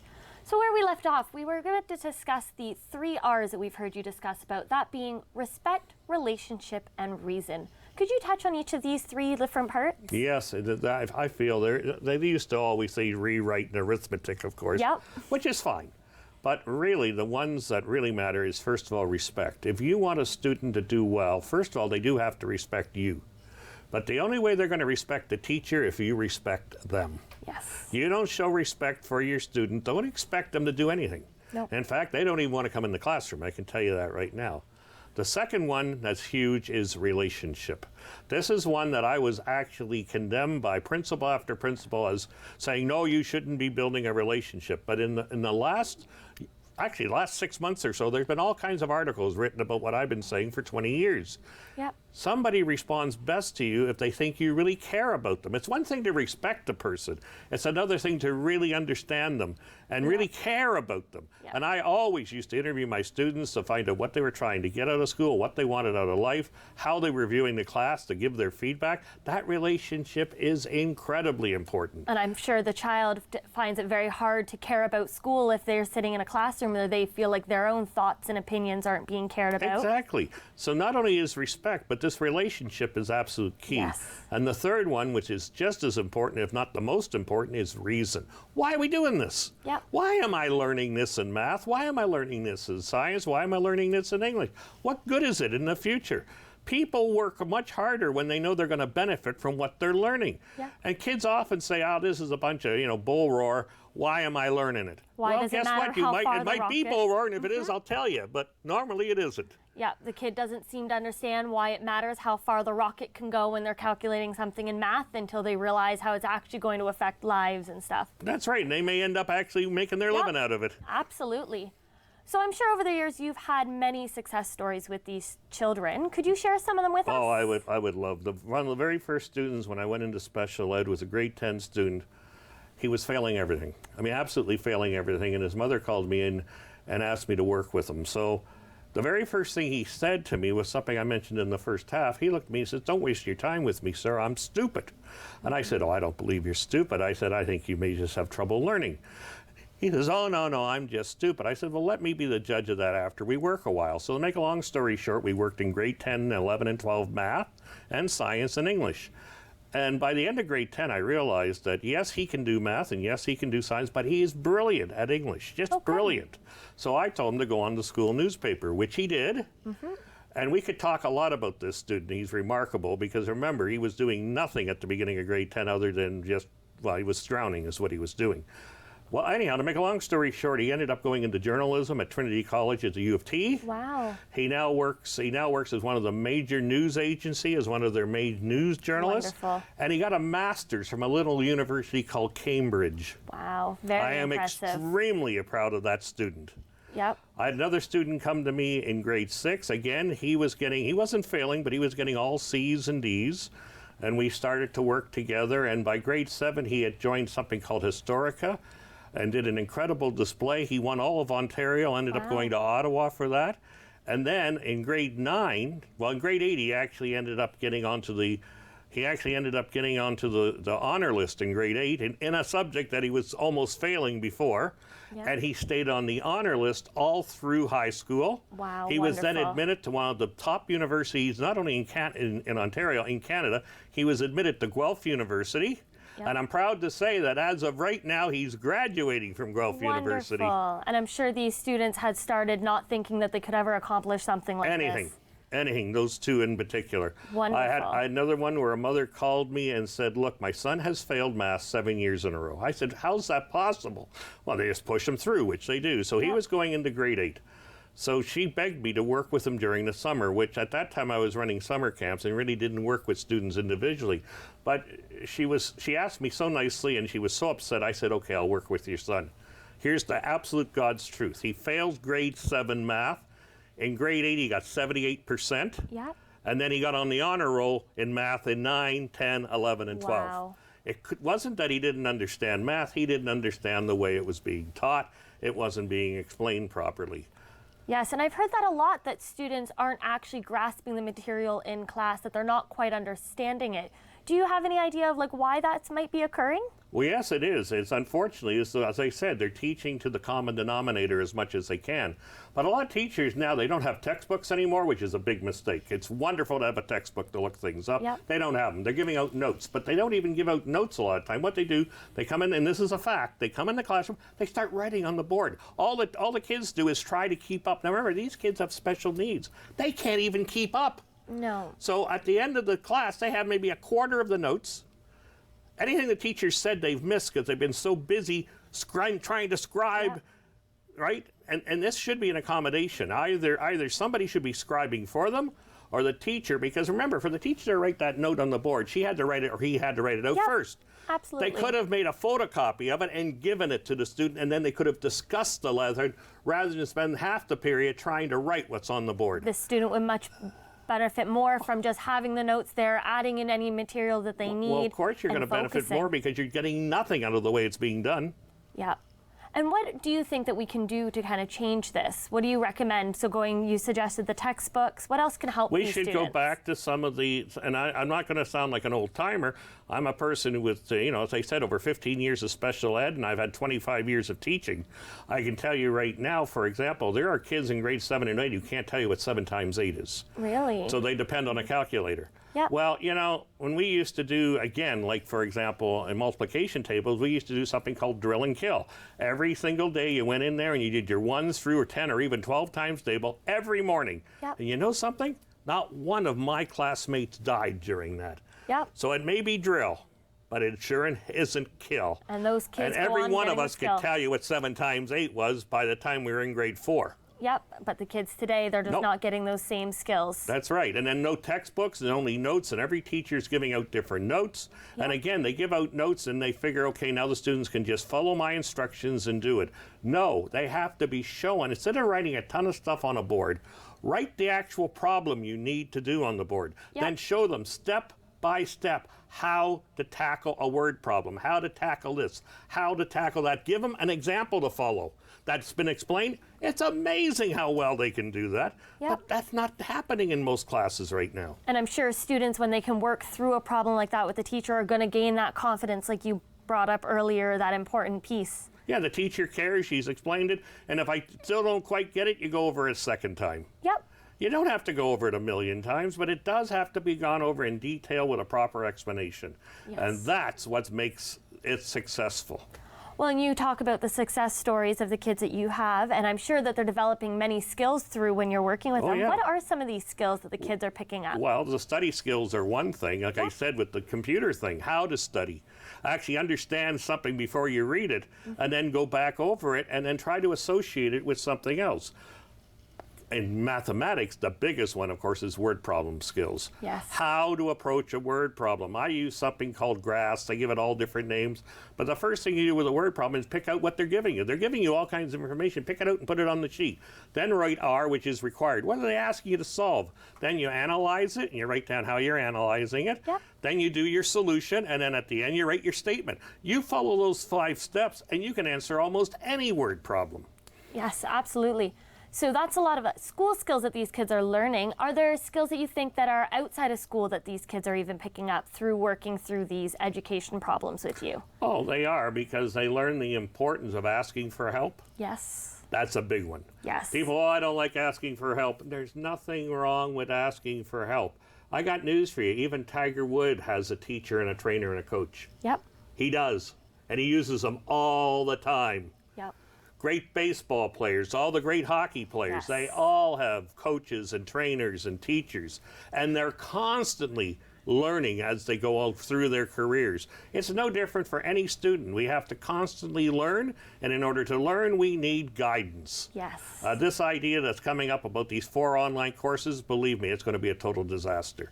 Not a clue how the average, because I have students who have tried these courses, and unless they get a heck of a lot of outside help, only about 5% ever make it. Yep. These kids But I just brought it up because it just happens to be a fact. Yeah, these kids need to know that there's a team that's there to support them, and they got to go to that team and That's right. And successful. for the past 12 years, TutorWiz has been doing that. I won't deny I'm tooting my own horn here, but the fact is I help a lot of kids, Yep. and they all do extremely well, and I'm very, very happy for my students. Yes, these children definitely excel in school and their overall life, and I can see that definitely through what you've talked about today. Mm-hmm. So one thing to wrap up on is, what can families do? Families that see their child starting to struggle. We've talked about getting them identified. We've talked about modifications that might be needed, but what else can parents do to kind of help their Well, they student? have to be actively involved with the children. The children have to understand how important it is to the parents, too, and that they're willing to do something. Yep. Only parents can only do so much. One of the things, of course, is you approach the teacher. Yes. You say, what else can we do for remediation to help, additional help? But the other thing is, do reach out and go to somebody outside. You know, outside of North America, most school boards work with tutors because they realize they can't do it all. Yep. Somehow here we want to think that we can do it all, but the reality is, and that's not a knock, they just can't. Yep. There just isn't enough time, dollars, or days to do it. So reach out and get the help they need. So I'm hearing advocacy. Advocate for your child. Advocate. If you advocate for your child, because until he or she is old enough to do it for themselves, nobody else is going to. You must advocate. You've got to be the one setting those skills, setting the confidence. You're setting the stage for that child. And the child sees you out fighting on their behalf, and they will join in. And what if we meet resistance? What if we come across a teacher that doesn't seem to be teaching the way that we think should? Well, at that point, you can go to the principal, because if an IEP has been issued in the province of Ontario, the only person who is actually legally responsible to make sure it is followed is the school's principal. Yes. He can assign it to somebody else, but he's still ultimately responsible. So go back to the principal and say, look, this isn't working. Here's what can we do about it? All right. Right, but just don't let it slide. Yes. That IEP is a legal document. Once it's filled in, make sure it's followed. All right, well, we have done it again and run out of time. I would like to thank Don for sharing all of his knowledge and experiences with us. Remember, if you or anyone you know is struggling with learning every day, seek the help that leads to Pathway to Success.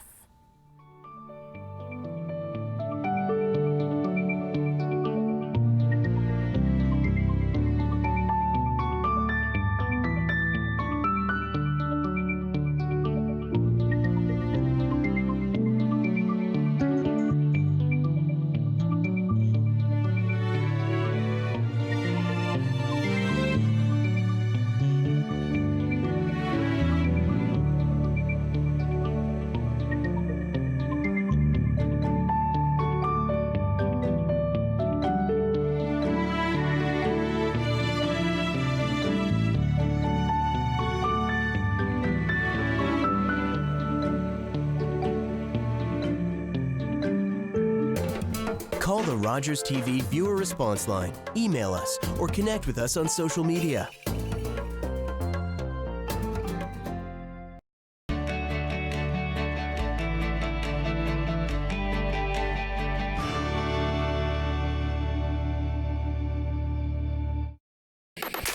You're invited to join us on the couch, first Tuesday of the month for the 5th anniversary season of your loved local LGBTQ talk show.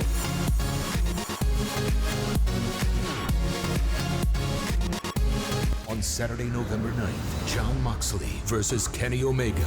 Kenny Omega the Myth seems to think I'm some kind of joke. Are you ready to sacrifice it all? Cody versus Chris Jericho. The man continues to reinvent himself. There is nothing that Chris Jericho has that scares me. For the AEW World Championship. And Le Champion is going to celebrate with a little bit of the bubbly. All Elite Wrestling presents Full Gear, live Saturday, November 9th at 8 p.m. Eastern, only on pay-per-view.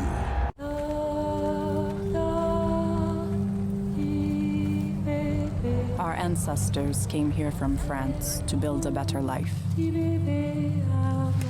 lived here happily for generations. Until the British decided they wanted our land. The men were called to a meeting and then imprisoned. They demanded we swear an oath to their king and took everything, regardless. We were forced from Acadie, the only home we knew. Mon Acadie n'existera plus.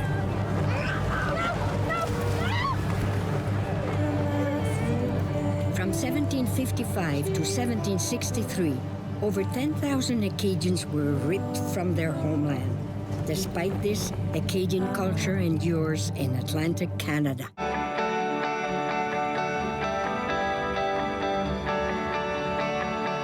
This is Rogers TV, Durham Region. Securing your recycling in a few steps is simple, like bundling your cardboard separately.